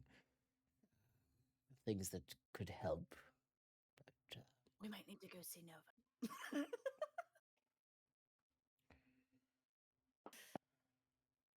That would be wonderful. I would enjoy very much to learn some more magic. well, that's good. Learning is important. It's ever happening. The moment you believe you know everything is the moment of your demise. That is a good way of looking at it.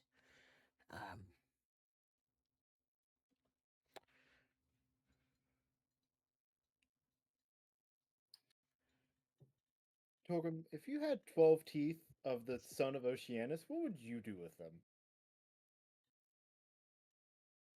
Like the Oceanus? Yeah, oh, the Big- son big- of Oceanus.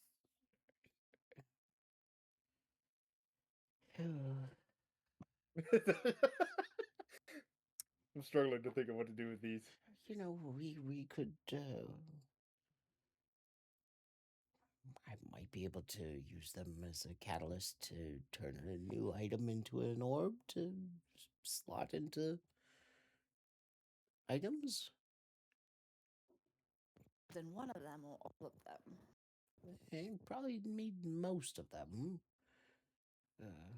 Well, I thought making the slot was the expensive part, right? That is correct. But turning things into something you could slot into them is.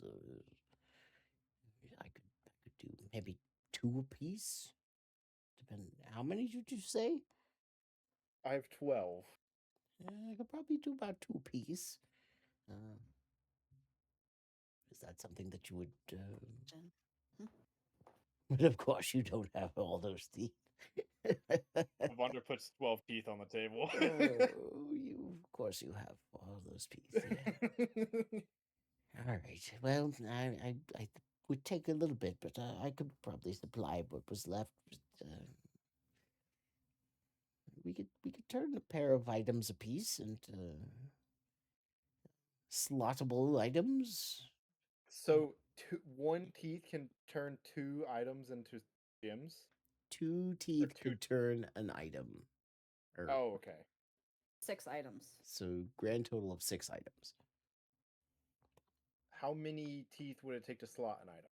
Like put a slot on an item. Mm.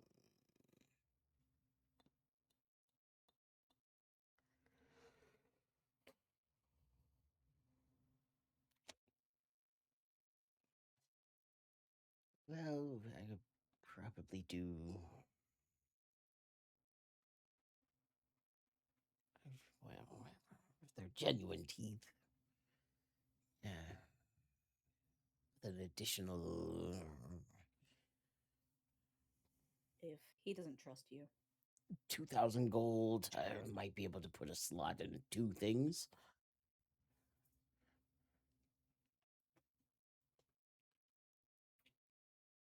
This is very interesting. So 6 teeth, you can put a slot. 2 teeth, gem an item. Yes. Is the broad math.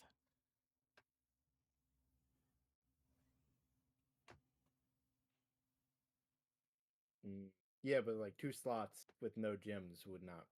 It would be pointless. Interesting. I might have. Ooh. Much to think about. Excuse me. You're excused. Rat rubs her nose.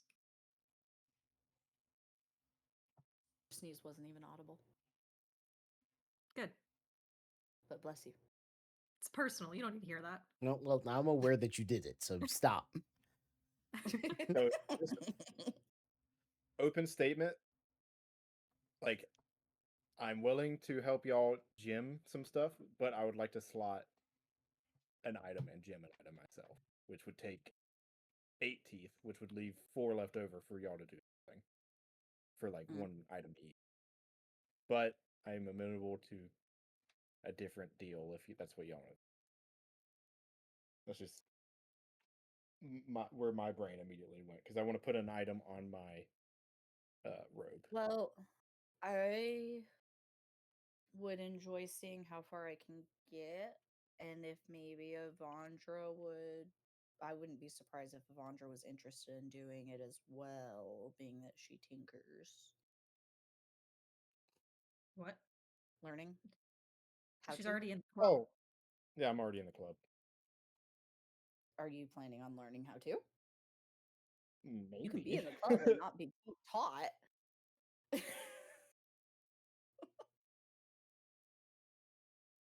I thought Torgrim would be very don't touch my shit about it. He's very drunk at the moment, but Got it. he's willing to work with you. He's not going to tell you how he's going to do it, but he'll. Something to think about. This is not a today decision for sure. Yeah, y'all. I mean, obviously, I have stuff that would be nice to like gym and slot, but these are your teeth, so y'all can take priority. Luna probably has more she needs to combine than me. Well, it's More like than we anything, all- right now, I have it's- the stabs that I need to do. It's the slotting is the issue. Yeah. Because it's like we could gym 6 items, but you'd still have to swap them out if like. So I have a question about the mechanical side. So you can put a gem onto an item, and they merge the 2 magic items together and become one. How long does it take to swap a gem for another? About an hour. It's kind of like attuning to an item. Attunement. Yeah. So you reattune, but you still have both items. Mm-hmm. Okay. So like, But you can I don't only know, that's- attune to it through that, then, right? yeah. Once it's a gym, it's a Limited gym. sound. You can't Correct. attune to it by itself.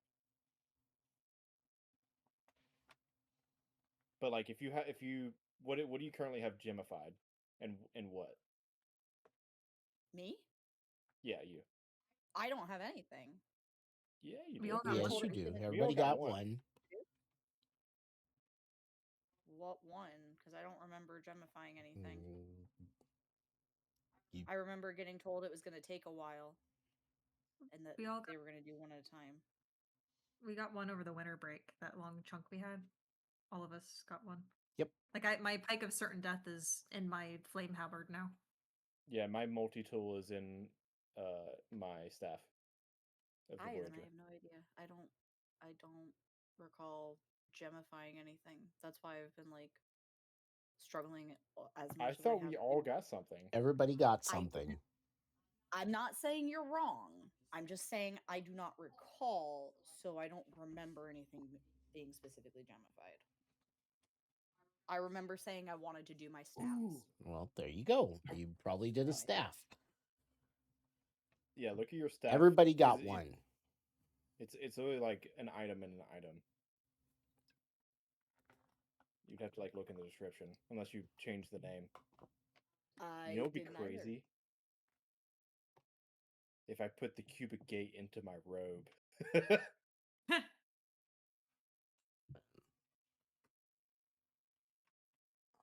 I can work on it with my husband. It's irrelevant right now. Okay. I would assume that it was my stabs, though. I would be surprised if I did anything else that I needed to put.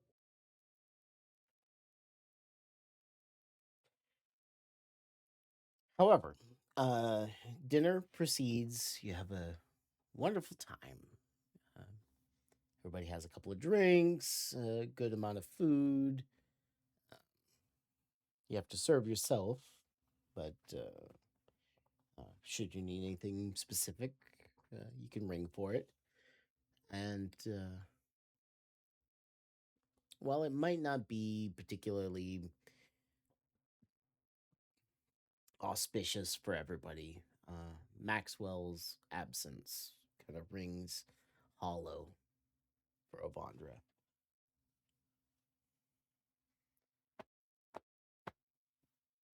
Only had like one very minor thing left, Okay, what you but got? Torgrim's like gone.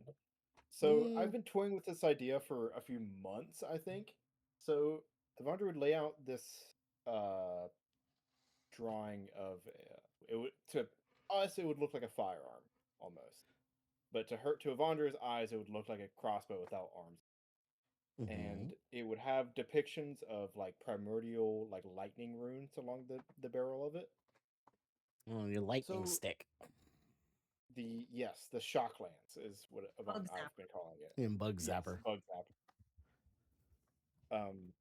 And Avandra's gonna try to coerce Torgrim like ideas of. So I already have an item written out of like what I want it to be, but I also want it to be an uncommon item at the most powerful. Mm-hmm. And basically just something that Avandra could mass produce and give to people, and like give to military people, and we can have like a little like a lightning brigade, which I think would be cool.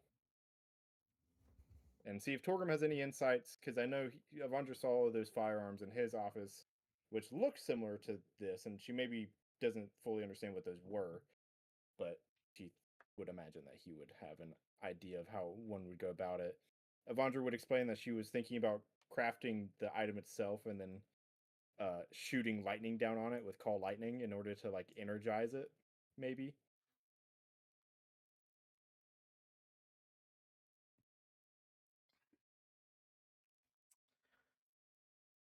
You give him a detailed description, and old boy's pretty sauced and a Sauced. bit overwhelmed at the moment.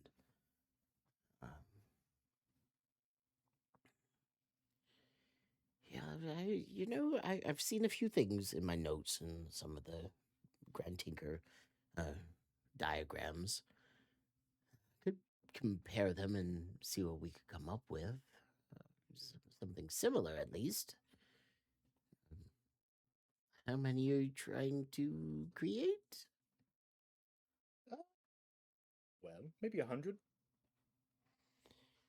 Um, I imagine that this would be like a strike force of some kind. Not a legion, but a battalion. That we could. Shock infantry. Yes. Well,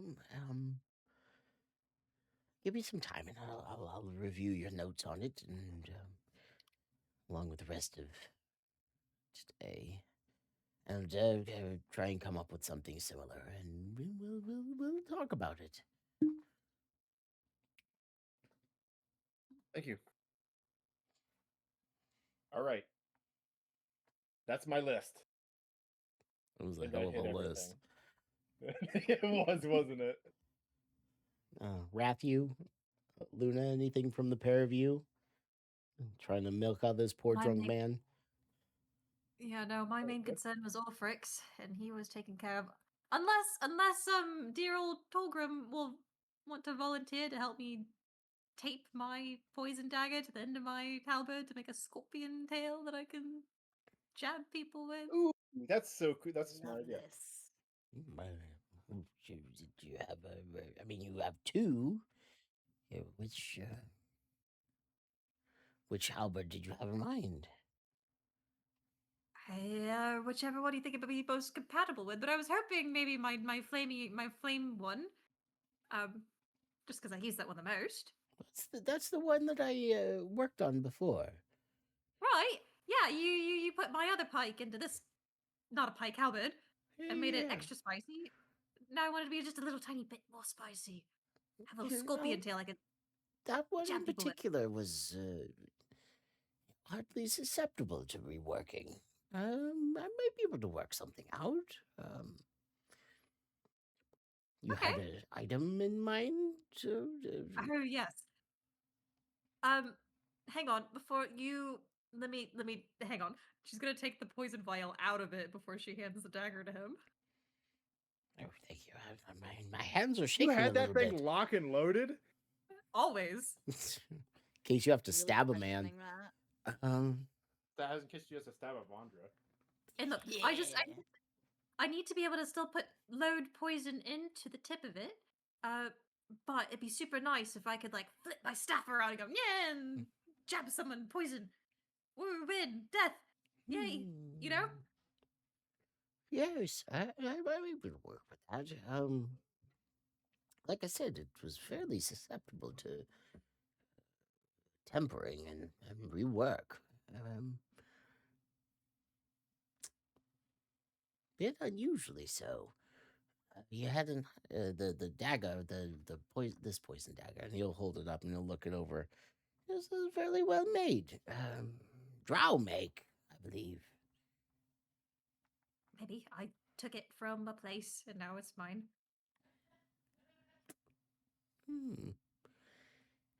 I'd be able to help When you you out say- with that, I think. When you say highly susceptible, had my halberd been messed with before? Well, Besides, like, Edmund messed with it. Yes, well, yes, besides the flames and whatever we've done to it, I mean, before.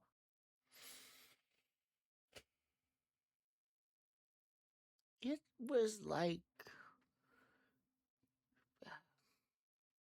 well, Yabandra, if you've worked with steel and adamantine before,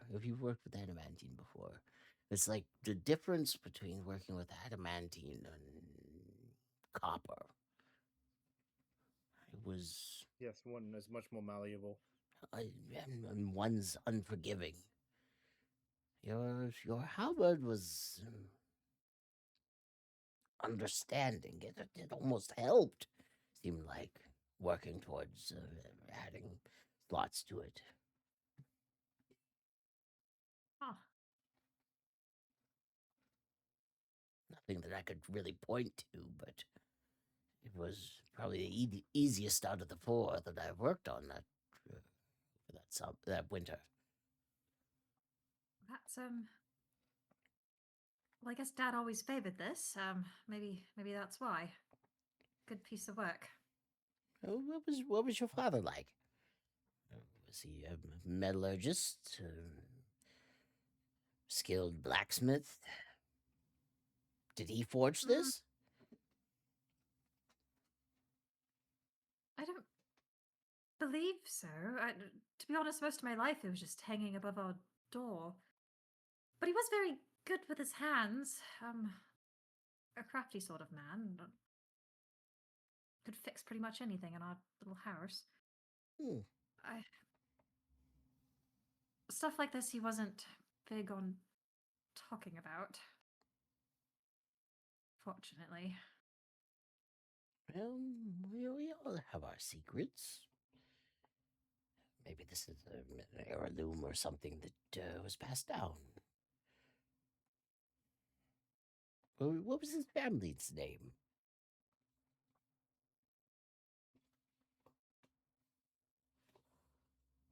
Auclair? Hmm. Well, I can't say that I know any skilled metallurgists. Auclair. Hmm. Thought he was a Graverin.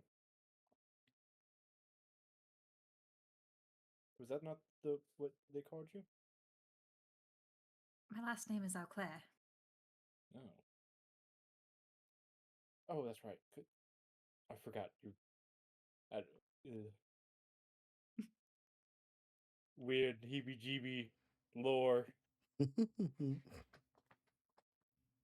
I just want to say that it is weird thinking of Rat as another name other than Rat.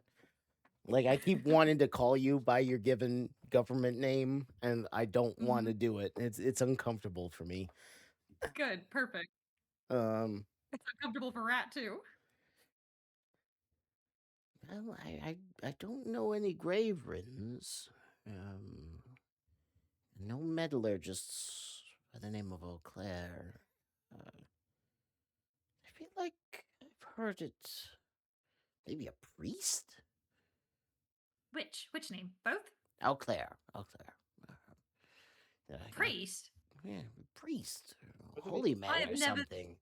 Seen that man pray to a god once. Priest. Crazy. Oh, maybe it was a different family. I don't know. It's the only time I've heard it. It's religious, I think.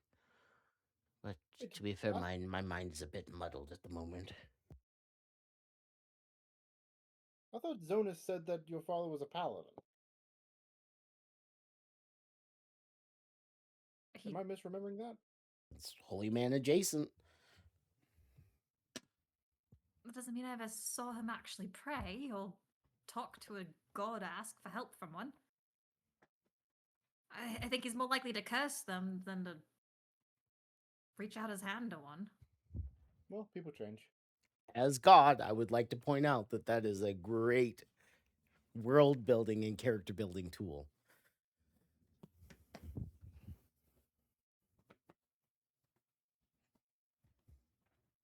What, being a paladin? A fallen priest, fallen paladin, Okay. a used to be holy Windbreaker. man. Just saying. Yeah, I'm sorry. I don't. Just something. A holy man, maybe priest. You wouldn't happen to recall where you might have heard that?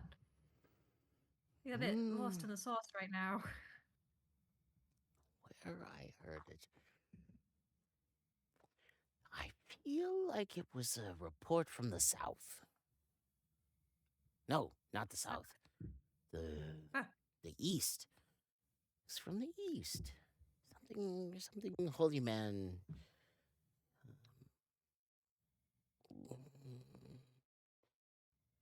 It was very non-specific. There was a group. He was tied to a group that went to the east. That's what it was. It was about some 20, 30 years ago. Was it I was stumbled across a shadow recently. Was it this? And then I think Rat had a bow from one of them and a scrap of patch that had like the sigil on it or something. Whatever we got from the tower. That you traded bones for. It was I traded bones for a chalice, but I got like a bow from one of his old team member buddies and like a scrap of fabric that had something on it. mm, you know, this is not this is an offshoot of a religious order. The design, you can tell by the right here. It's Pelor, but this is a subsect. Uh,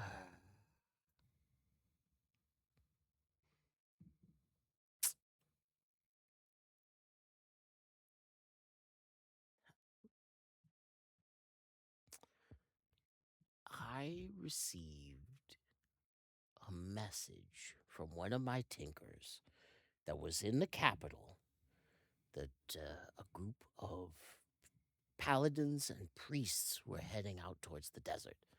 That's what it was. That's where I remember the name from. I knew it was in there. They were going out to the desert. About 30 years, I think. Maybe more. 30-ish years. They were going out to the desert. They were going out to the desert. They were investigating a rumor. Was it to hunt But- the lich? How did you know? Yes, it was a lich. They were chasing a lich down. They wanted to put him to his final resting. I want to say that we never heard anything about them. I think that was the only time I heard about an Eau-Claire. Are you an Eau-Claire? Yes, that's how Obviously. we got. Obviously. How we got. I'm sorry. I've been drinking for a while. Mhm, mhm. Eau-Claire. It was her dad. Maybe. Could have been. What did he look like? What was he like? So I think that whole group, or most of that group at least, are dead. We found the remains. I mean, obviously my dad's not dead. He's not dead. Oh, he didn't die about 30 years ago? No. I would know. I was there. I wasn't there 30. I'm not even 30 years old. But he's alive. Oh.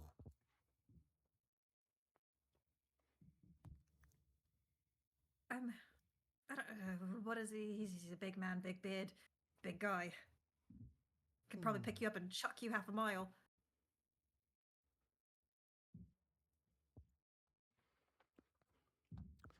Well, when I get back to my study, I'll see if I can find it, but I don't, off the top of my head, I don't remember. I'm not sure why it sounds familiar. All Claire? Oh, Claire, yes.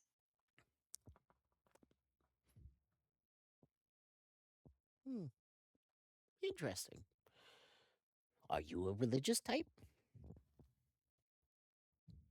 No, I not really. I mean, there's gods that I like, but I wouldn't say that I'm particularly religious. His first name is Ursus. Do you know what Ursus All Claire? I'm so sorry. Oh, he would hate me spreading that. Honestly, I don't remember. It sounds familiar, but it was a one-off conversation I had with one of my spies in the Empire. We're off looking for something. Oh, I remember what it was. There was a master tinker that was heading in the same direction at the same time. That's why it. Okay, it was tinker.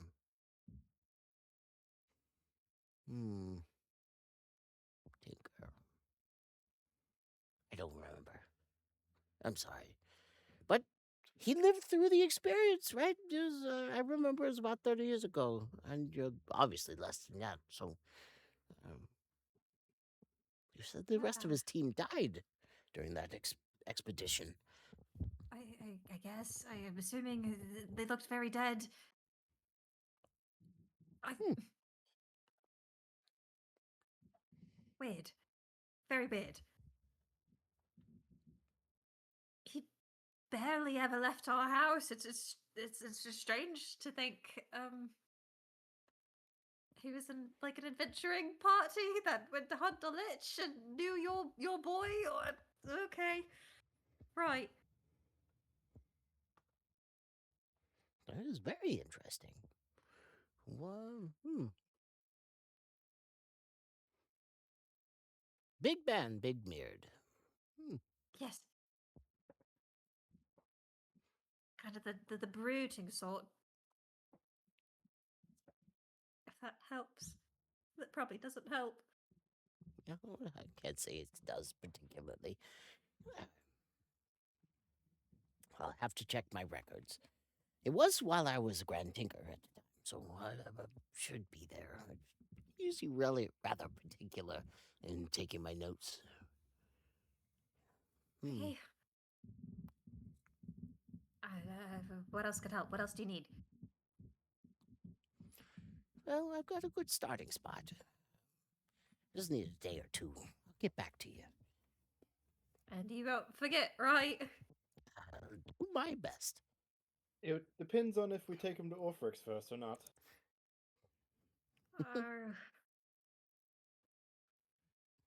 You I did suppose say I've that you would got take me more- today. Well, I've one eye, only me. I'm sure they probably have another question for you, but I'm pretty sure this is my last question. Do you know a planeswalker by the name Amon? Just the child's stories. Amon the Wanderer. One of the greatest mages to walk the plains, if the stories are to be understood or believed.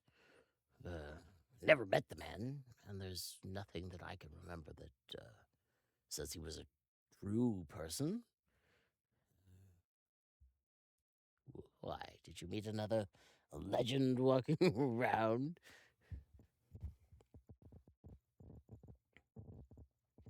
You didn't meet another legend walking around, did you? Well, we participated in a small tourney recently. I'm sure you've heard of it. It's called the Silk and Steel Tournament. Yes, And it's we a, got it's a fairly fabled fighting tournament. Happens every year. Big ones got- every 5. we got second place, and we were beaten No, by you Amon. didn't. No, you didn't. How You do you think we went. got- Ask Angelica the next time you see her.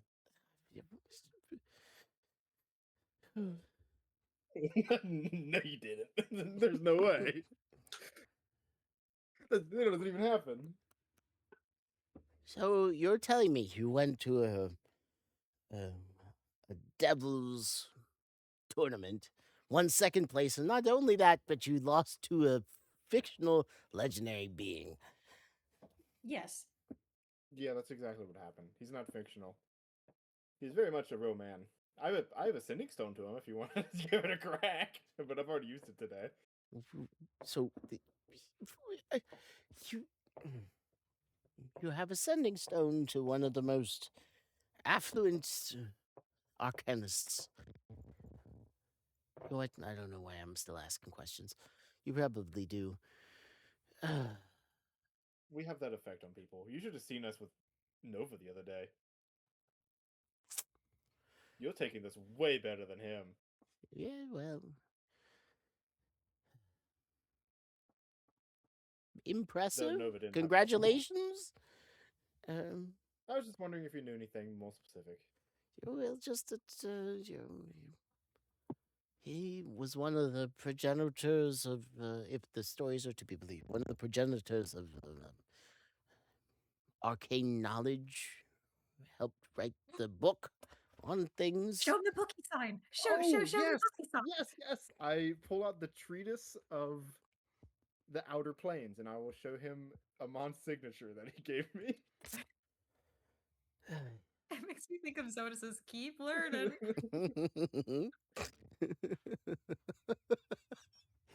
Not my best moment. It tickles me. All right.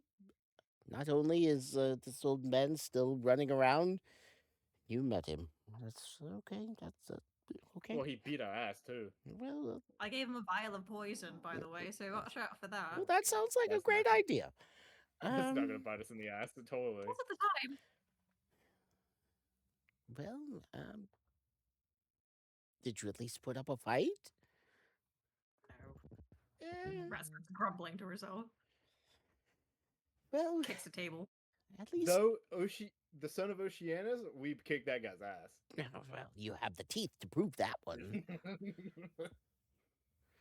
Okay, well, I guess I suppose I need to adjust my appreciation for your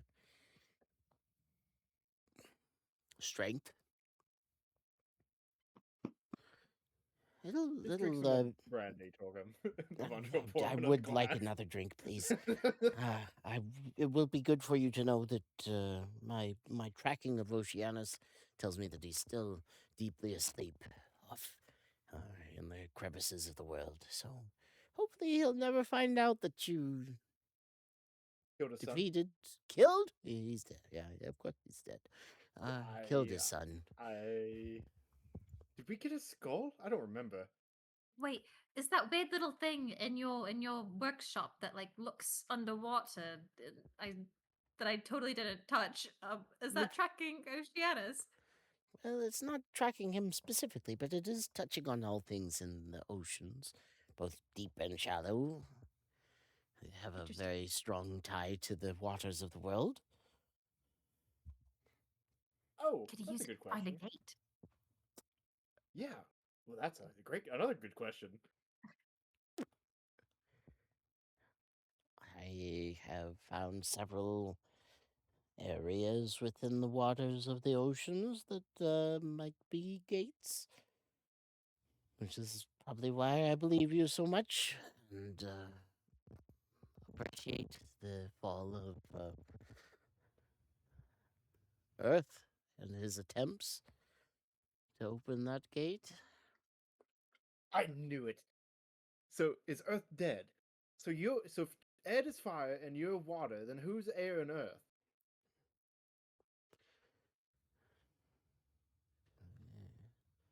Rishka and Garandian. Grandy. The spider? Sorry, wrong name. I was like, wait, who? Starts with G. You're right. That's the Rishka spider. and- I know Rishka is there. I don't remember who is Earth. She's an important dwarf. Nice beard. Wait, the air one is a good dwarf? Who? Riska. Is Riska the dwarf? Or is No, the no, other no, one? no. She's a. He flaps his arms. She's a bird. Bad. Like an Arakakra. Yeah, Or something like like an that. Owlin. Aarakocra, I think. I only met her like once, twice. Met her twice.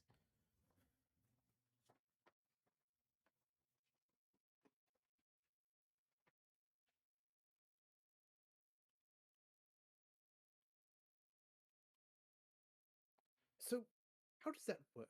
Is there like a what does it mean to be an element mage? What is this? Because obviously Ed is fire and you're water, and this Riska is air. Mm-hmm. What is this? Is this like something to do with the pinnacles? It is not. It's a brotherhood of some sort. It's about as close as I can get. But you can't even remember one of the names. Well, we don't interact much. How do you get your element? It's passed How do I down. become the Earth Mage? Oh, Because wasn't Ed's grandpa, not well, he was grandpa, storm magic. Dane was storm magic. one of them was Earth, was weren't they? Dane was storm magic. I thought one of them had Earth something something. I don't know. Maybe his dad.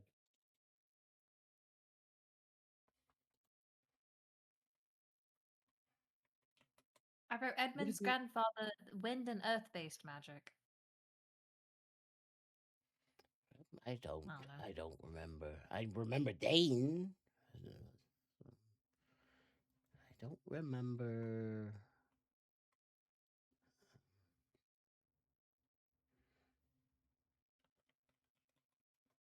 But how did you come into your power? What exactly is it? It's like a. Do you like eat a weird rock or something? And it just I was sitting gonna in you say that, but I yourself? stopped.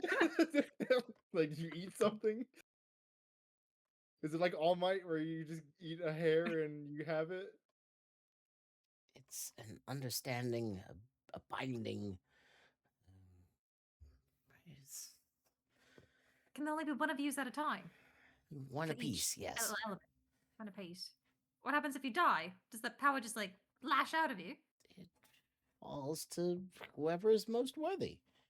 That's why it's important to find a successor early. You can guide it to find them. How do you know? How do you know who a good successor would be? The histories tell of several that were not worth holding the title. And if that happens, it typically resets.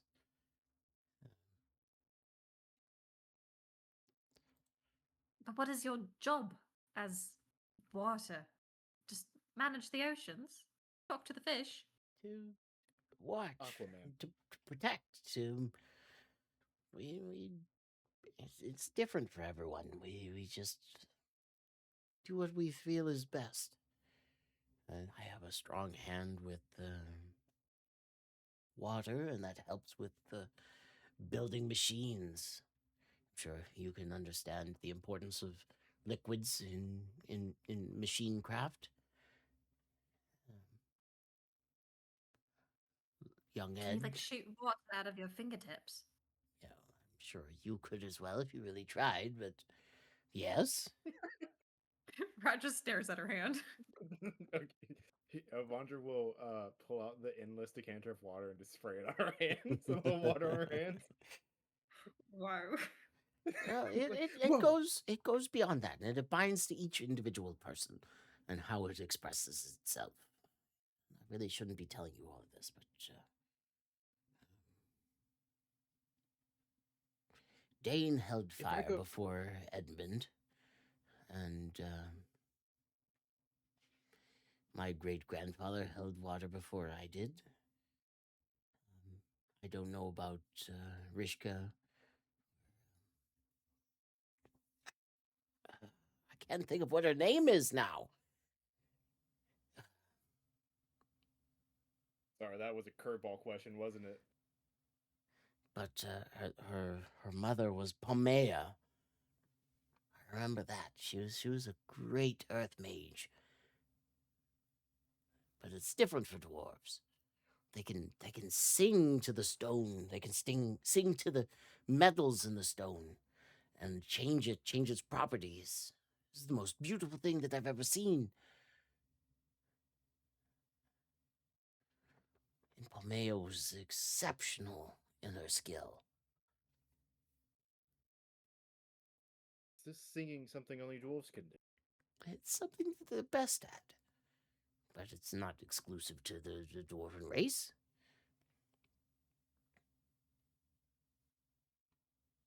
We will soon have to venture to the Dwarven lands in the coming months. Is there someone down there who you would consider an ally that we could meet? There are a few. I know a smuggler brings me some fine ores.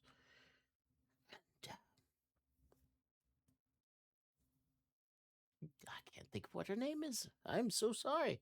Pamea's daughter. I haven't heard from her in a while. If I'm telling the truth, I haven't heard from any of my dwarven contacts in a while. That's a good sign. Always a good sign. Well, they're very private people.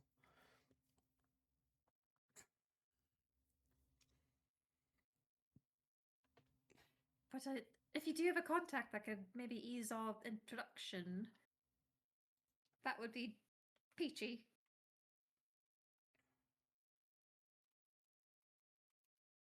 Also, may help if we get a letter from Edmund saying that we're like envoys or something. Representatives of the Empire. There to Grenga. Her negotiate name was peace. Grenga. Grenga Oakenbraid.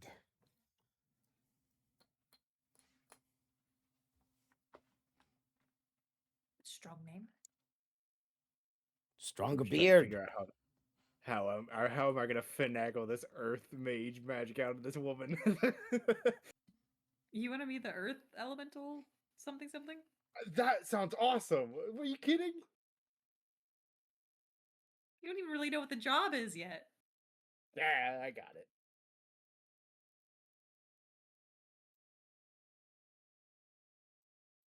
I don't know. Maybe. I want to go meet her. That's for sure. Grenga Oaken. I spelled that correct. Look at that. Of I spelled it Clan wrong. Clan Crystal Scar.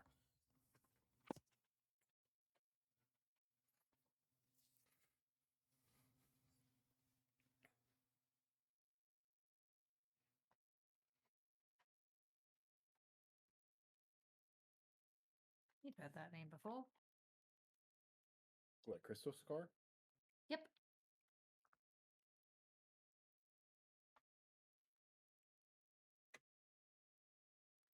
The book on how to deal with the crystal scars. They have very interesting rituals. If you're going down there, let me know before you go, and I'll provide the book for you.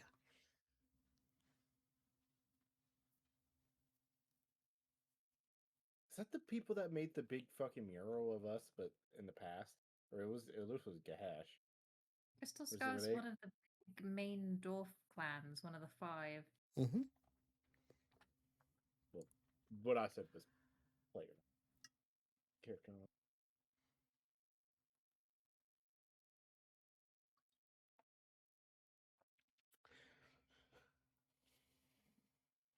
She's their clan chief, or was, last I talked to them.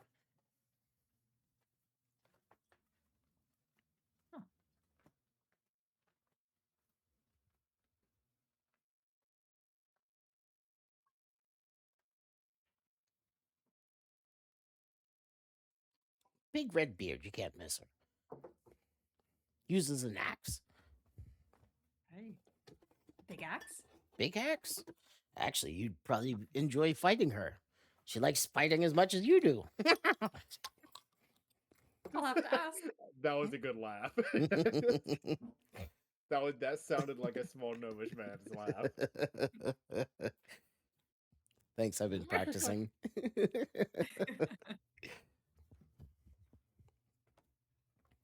Yes, she's a great warrior. Doesn't lean into the magic so much, but her understanding and knowledge of earth and metal is exceptional. And that clan is, they keep it to themselves, but they work a mineral in the earth that they won't even trade to me, no matter what I promise them or offer them. make most of their weapons out of it. What is it? Don't know. I haven't been able to work on it. None of my predecessors have been able to get even a shard of it. They keep it close Is to it like- themselves. Weird fractal stuff at all? Or no? You know, I'm not sure, but it does have a very crystalline structure to it.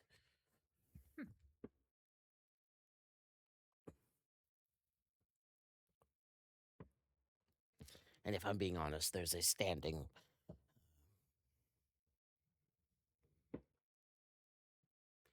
warrant, I suppose. The gnomish to common doesn't translate well, but warrant is probably close. For even the smallest amount of that mineral. How much? What's the cost?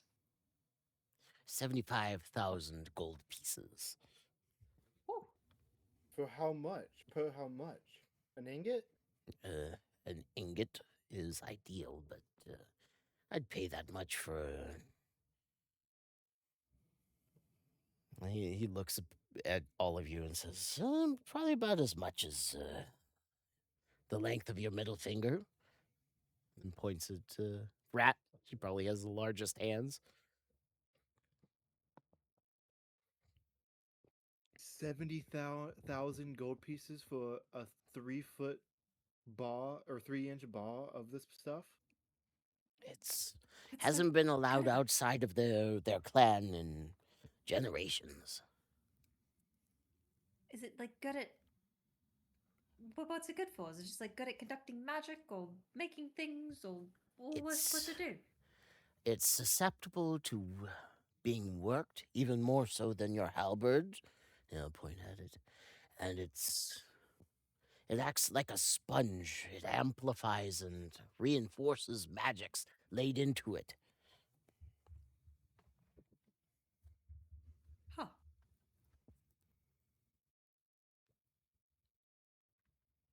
If Avandra had a visible light bulb on top of her head, it would go off right now. Well, don't get too excited about it. As I said, they haven't let even a speck of that mineral outside of their clan in generations. They're the only ones that know how to work it consistently, or even know its properties. Does it have a name? What was it called? We haven't been able to study it enough to even give it a name. I'm sure the dwarves have a name for it, but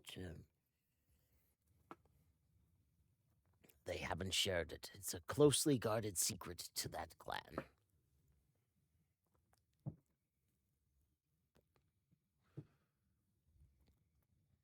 All right, I now want to do dwarf stuff before pirate stuff.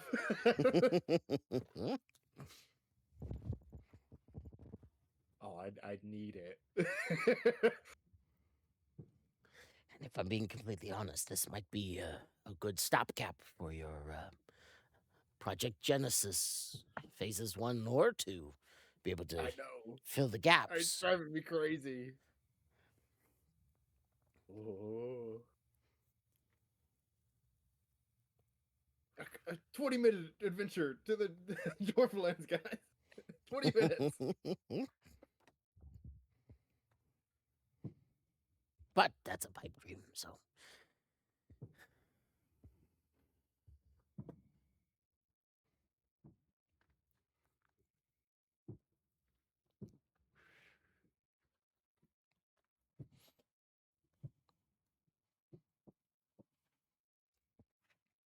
That's up there with the brain of a lich. A few other things that we're willing to pay a great sum for. For What science, can you of do with a course. lich? Well, if it's extracted properly, you can even probe into the knowledge that they've been able to obtain over the years. What? Some of the oldest liches have some of the most potent secrets locked up there. They don't share it. You have to pry it loose.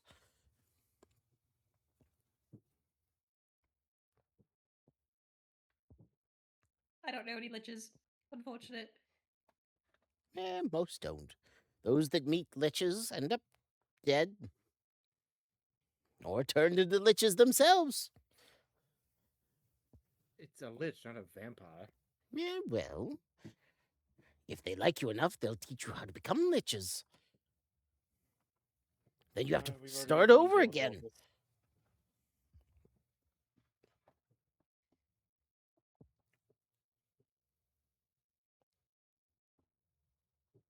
Oh, fuck. Well, tonight has been very enlightening. Well, I'm going to hold you to taking me to this Orphrix soon. I have to say, I probably have too much to do proper science, so I think I will go home. Do you have a means of teleportation, Torgrim?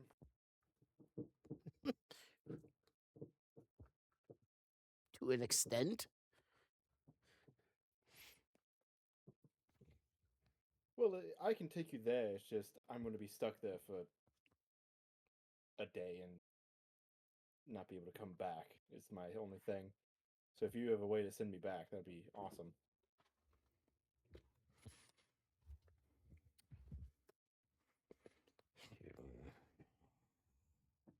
Like a teleportation circle or something in Deep Delve that you could stamp me back to. Well, we do have a teleportation circle, but it would take. Actually, we might be able to work that one out. I'd have to take a lesser tinker with me. Well, then also maybe a sending stone to you. Oh, actually, I have a sending stone. Are y'all okay? Oh, Maxwell left. Fuck, Maxwell, why do you have to leave?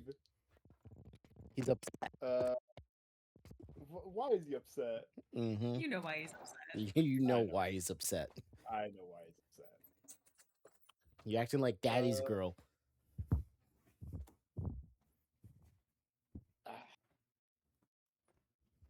I'm not Kalar, that bastard. Uh-huh. Sure. Sound like him. Teenage angst. Why do I play to kill all my friends? Mm-hmm. Intentionally. Well, we'll work out the pieces of it. But I think I'm done for the night.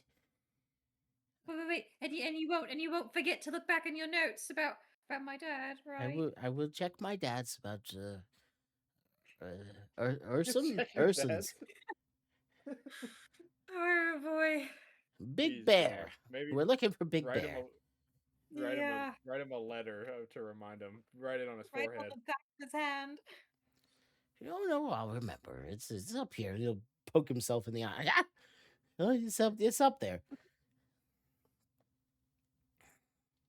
Oh jeez.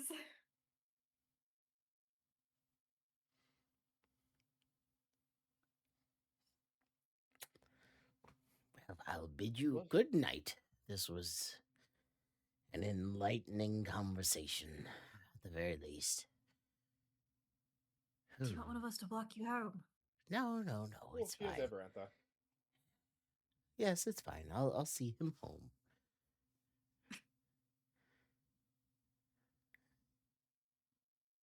Okay. Well, thank you both for coming. Thank you for all your help and the help to come. All right. Well, good night. You have a beautiful home, and he'll just kind of natter as Oh, and Everantha leads him out, and a little senile. just a little bit. You put enough drinks in the man, he'll natter at you. But no, the three of you are left alone in your bubble in the library. The lights have gone down. You're left alone with revelations and new questions. Few answered, but more given.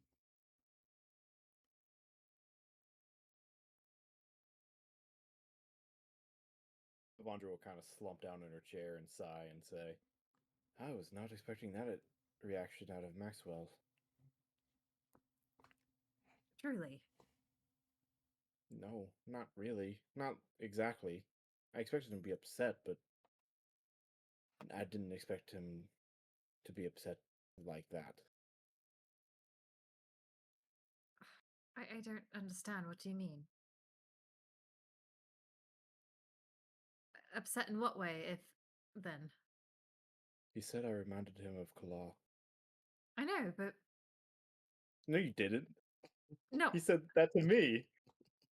Oh, yeah, you're right. That was private. Like, no, you didn't. No, you don't.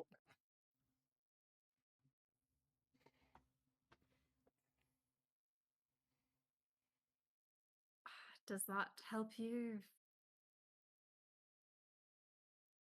evaluate things differently?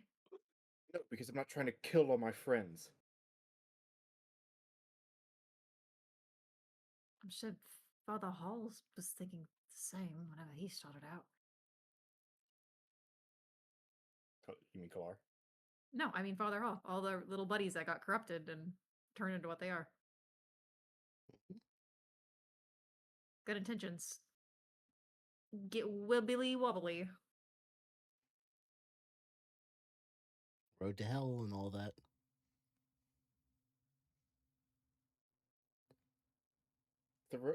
I've never understood that expression. Because it's like, if good intentions are really what lead us to hell, then, well, then there's no point in doing anything good ever. I think it's more if you justify what you're doing for the greater good, you'll let a lot of things slip by. Morals get a little loosey goosey then.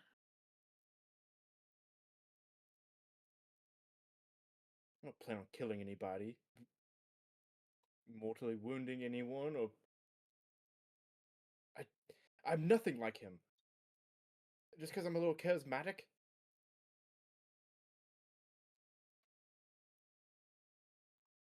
Rat just doesn't say anything. I'm sorry. I need to go talk to Katha. Other things to worry about.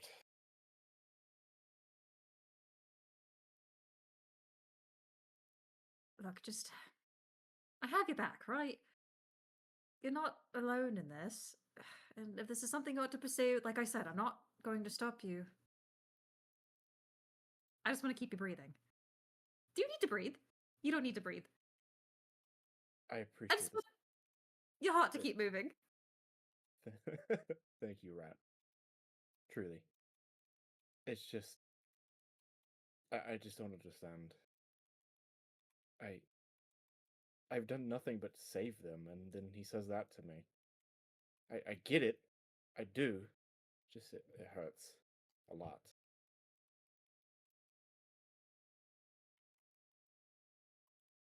I think.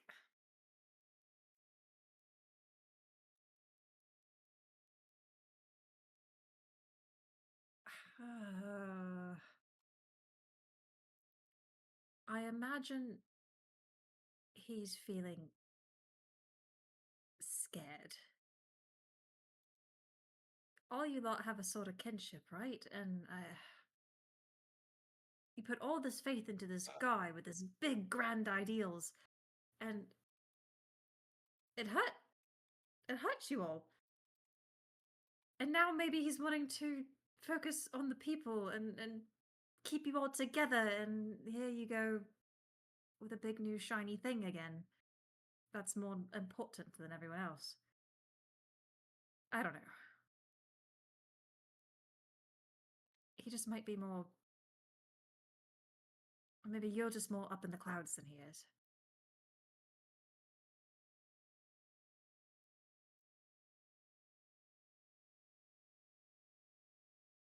I just can't stop moving. If I stop moving, I never start again. That's the way I see it. Everything is moving too fast to stop moving. If I don't do this, then Kalal will, and then that we'll have a evil Meccan flying around being an evil god.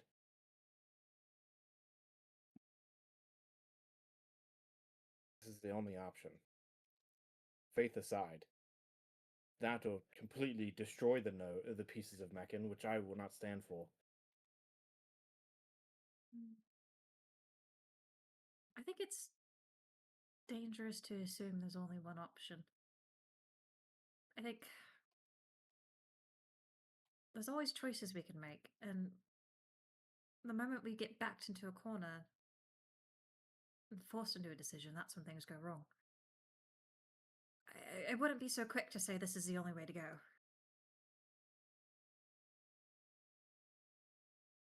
Especially when we know that the people that we're up against want us to think like that. They want us to think we're trapped with one way out they can stab us from. I don't know. It's.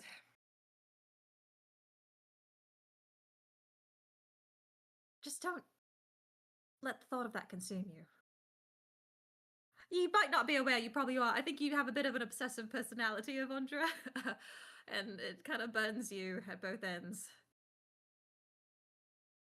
Just try not to get stuck in that loop. I'm aware. Was it a mistake to tell him? Should I just not said anything to the Mechanites? Been like Kala. Not tell them what he's doing. I told them exactly what I was doing, exactly what my plan. Kala was always vague. I think you were right to tell because now they have the opportunity to choose for themselves.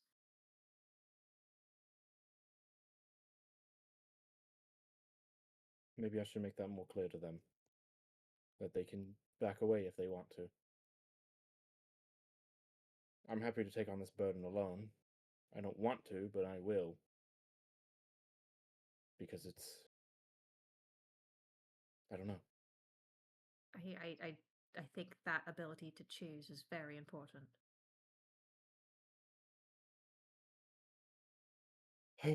I'll make some time to speak with this Mechanite soon. Inform them of the plan. Maxwell probably went straight to at least a few of them. Or maybe he went off on his own. I probably need to go find Cartha before she goes to bed so that I can prepare. You worried at all? Getting cut open tomorrow? I guess. I don't know. So many other things are so much more pressing. Well, this is pressing, but it's like... I don't know. There's not a thing trying to kill me. It's just a surgery. Sure, it might kill me, but it's not like I have any control over it at this point. I'll be asleep more than likely. And plus, there's Luna and Doc and Katha and all these other healers here that can help. Some of the greatest minds of the Empire. I'm sure they can figure something out. I've already made all the preparations I can. It's time to leave it to my friends to do. Does your mom know you're about to get cut open?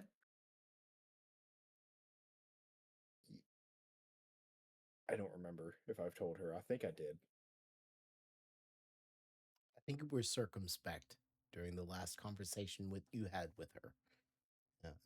She's probably not aware that you're doing what you're doing and how dangerous it is. But she would know that something weird is coming. Wonder like does the flat handshake. Right. Well, okay. Let me follow up with. Do you want her to know? No, I do Would not. you rather her find out after the fact?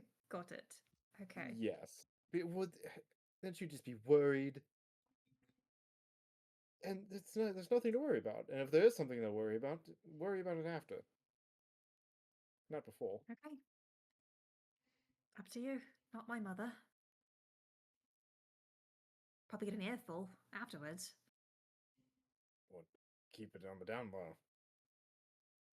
You don't want her to know at all, even when you're like next a week She of didn't- convalescence.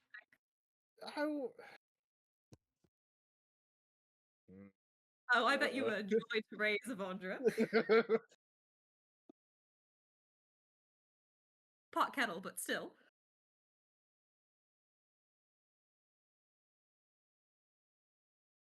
I'll tell her I have a surgery coming.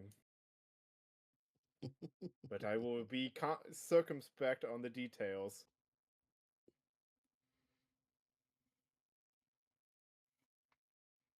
Do what you think's best. Do you need anything from me? I'm not, I'm not the magic-y sensitive type, so it's not like I can be in your arm guts with them. But I would like you nearby in case something goes wrong. But other than that, you're kind of asking the wrong person, I think. yeah. Okay, I can do nearby. I'll check in with, I guess, Doc or Koth or whatever tomorrow.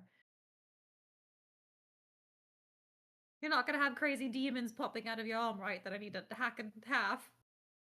Well, if there are crazy demons coming out of my arm, there's no one else I would want to stab them than you. Right, very sweet.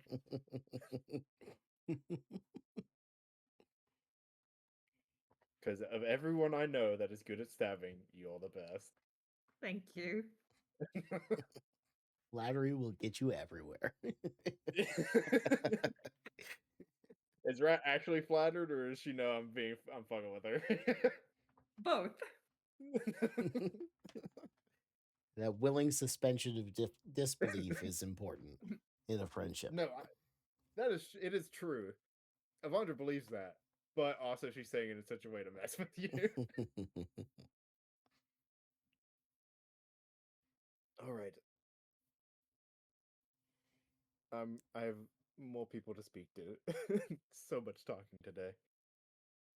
I felt as though I've hogged the session today. We have a lot going on.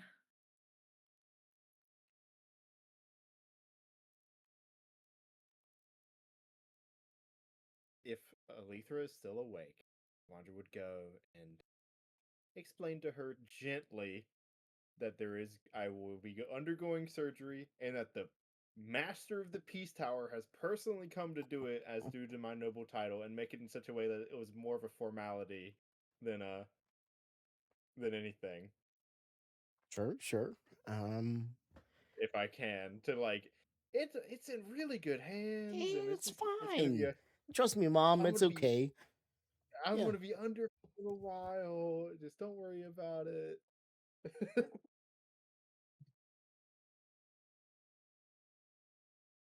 I can roll a deception check if you wish. Yeah, give me a deception check.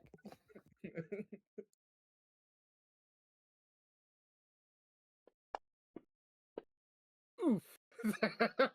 You know what? I'm gonna let it ride. 10. Like any mother, she doesn't believe you. And she's fairly aware that you're lying to her. And you're aware that you're lying to her. And you're aware that she probably knows that you're lying to her. But you go through the motions and you comfort her, and she allows herself to appear to be comforted. But it is you've had this whole conversation. She's in her nightgown. You have it over tea. She asks a couple of pointed questions about the whys and the what fors that necessitate this surgery. And probably the last thing that happens is you're getting ready to leave. She pulls you into a hug. She says,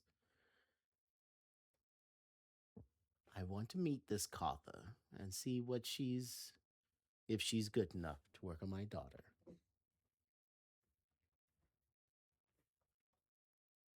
Well, I was gonna go speak to her now about some technical details of the surgery, if you would like to come with. Oh, I'm already dressed for bed.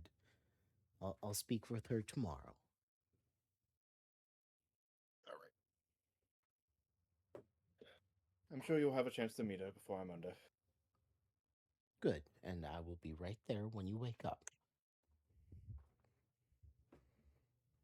And she just kisses you on the cheek. I'm proud of you, my daughter. Thank you, Mother. There's nothing to worry about. Everything's in great hands. Well, It's part of my She only job. has one hand. I'm supposed to worry.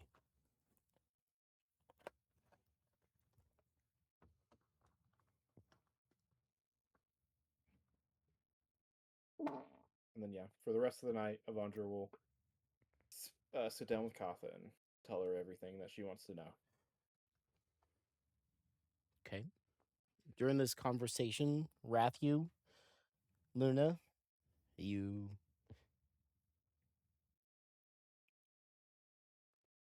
running around, dancing naked in the yard. What are you up to? Not Sounds tonight. fun. Yep. Yeah, Not it's not a full moon. That is not only full moon activity. Actually, I'm pretty sure. You know what? it's That's full fair. It's also a new moon activity. It's extra moon. dark. Yeah. So what are you It's also guys whenever- up to? Because this is not a It's short Waxing conversation. gibbous, a waning gibbous, crest It's any night activity. Yeah, but This if it's the new moon, you coat yourselves in goat blood and Yeah. All right. So everyone's aware that most books written about witches were written by men. So the dancing naked under the moonlight, the coating in blood and stuff like that. Not quite right. That's But a you get- quote from somewhere. What is that referencing? Good What? omens. Thank you. Oh yeah. Okay, there. That's why I knew it. Okay.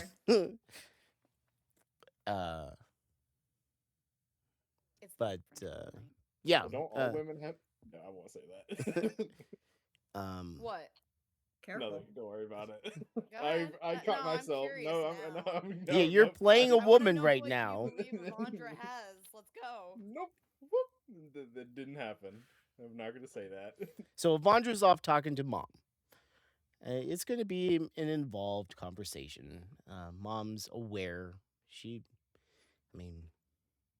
Given the man that she fell in love with, she's aware that there are greater things out there. She'll have some questions and let you lie to her. What are you two up to? Luna, you go Rathu. first. Real brain is Luna. tired, and I need to think.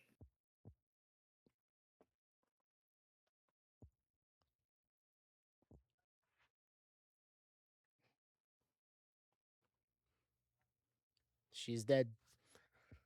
No, You better kick that real brain into gear.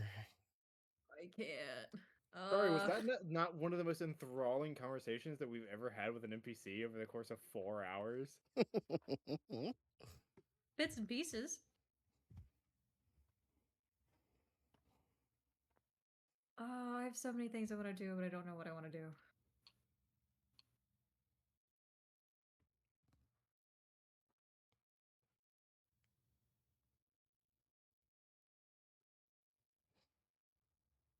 Sorry, give me a second.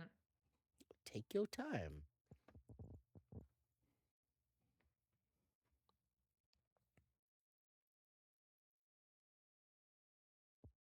Oh, I guess if we do have time, I could go check out. How much time do we have? Well, the sun's down. It's late. Probably the bar is thumping.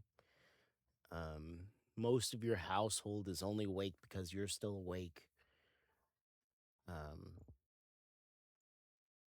If I wanted to pop into the chest and go to the room with the curled up body and see if there's a spirit there, would that be too involved? No, probably not. But it would probably require your next couple hours. Would that make me exhausted for the next No, but day? it would probably be the only thing that you were able to do tonight. Okay. Good to know. Because it's more of an art than a science.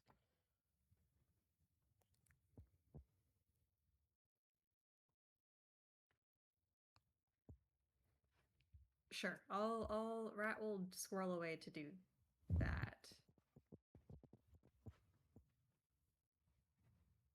Yeah.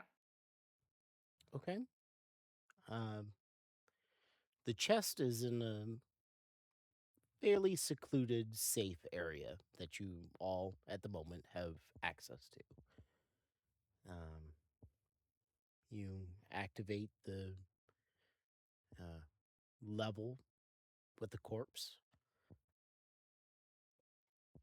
Flip Yes. the top open, and looking down, it's about a 15-foot drop. And the walls look like they're made of stone. Simply made, but structurally sound. And the very bottom is just a simple slab.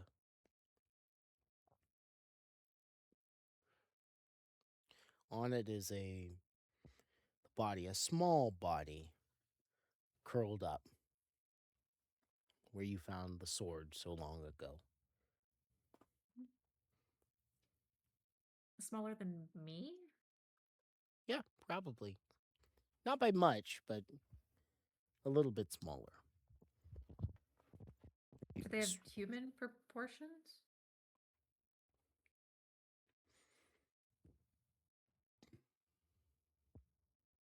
Yeah, it's not like a tall gnome or dwarf or a short elf. It's fairly well mummified.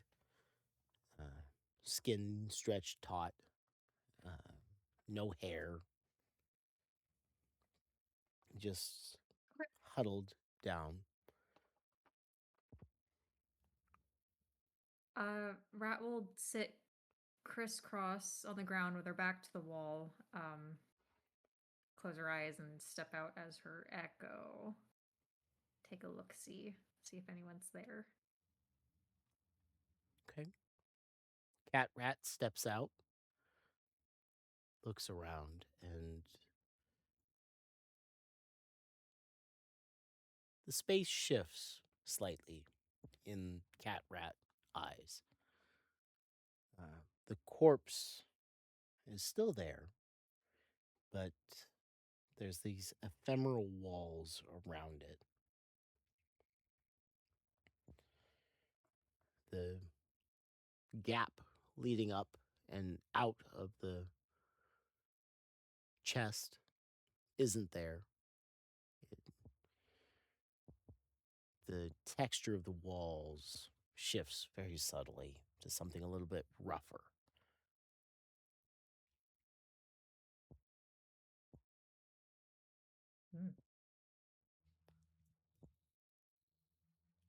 There's okay, so there's walls around the corpse.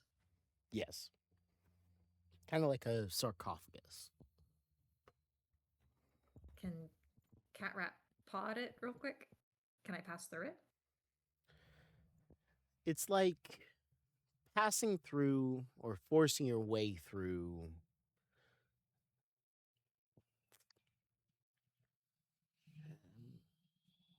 maybe jello that's been sitting for far too long. It's got that tough outer layer. You're able to force your way past that into the softer innards and into where the corpse is at. And a wisp of a being is floating above the head. And kind of in a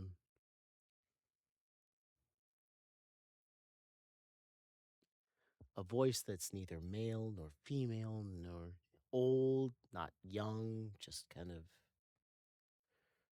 there. You're not supposed to be here. Why not? This is a safe space. locked away. Why do you need to be locked away? It's safe here. Safer than elsewhere. Are you hiding from something? I am. Are you the something that I'm hiding from? Guess I'm I not don't quite think so. sure.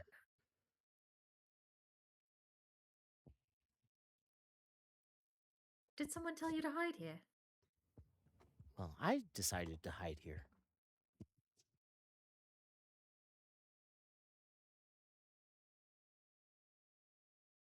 Bit of a strange place to hide.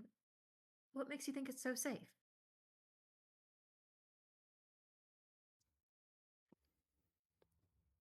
'Cause nobody should be able to get here. I will be right back. Okay. Same.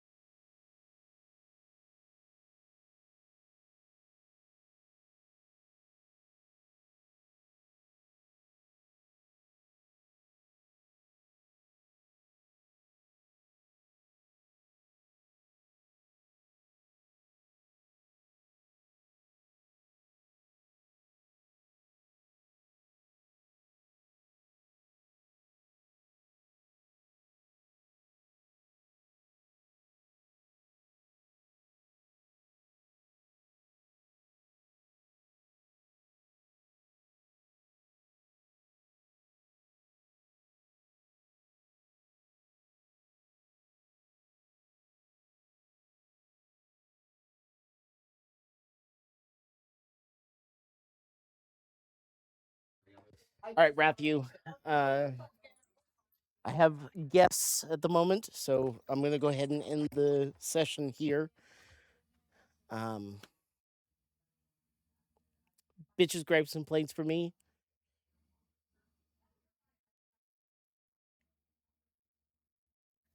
No, Okay, I'll well, be ready for ghost questions though next session. you're welcome. Had a lot of fun. That's why I'm doing this, to give you some time with ghost questions. Cool. Next week I will see you. Same bad time, same bad place. Are we playing on the 4th? I don't believe so. I don't have anything planned. Well, I do. Oh, that's all right. I thought we weren't playing on the 4th. Well, then we won't play on the 4th. Anyway, we'll talk about it. Thank you. I'm glad we had a chance to get your bullshit out of the way and move forward into Story the ran real so story. long. And I hope Maxwell hurt you as much as I intended him to hurt you. That it hurt. That hurt. Are you That hurt genuinely Avandra a surprised lot. that was his reaction? Like genuinely? I imagined he would be upset, but not in the way that he was. But what other way though? I thought that he would be more pissed at Kalar than say that you're Oh. like him. See, that surprises me. Never mind. You're daddy's girl. And the fact that you can't see that is a great story point. Just saying. Think on it. I'll see you back, not next week, week after. Okay. All right, friends. Love you, mean it. Bye. I'm out of here. Bye.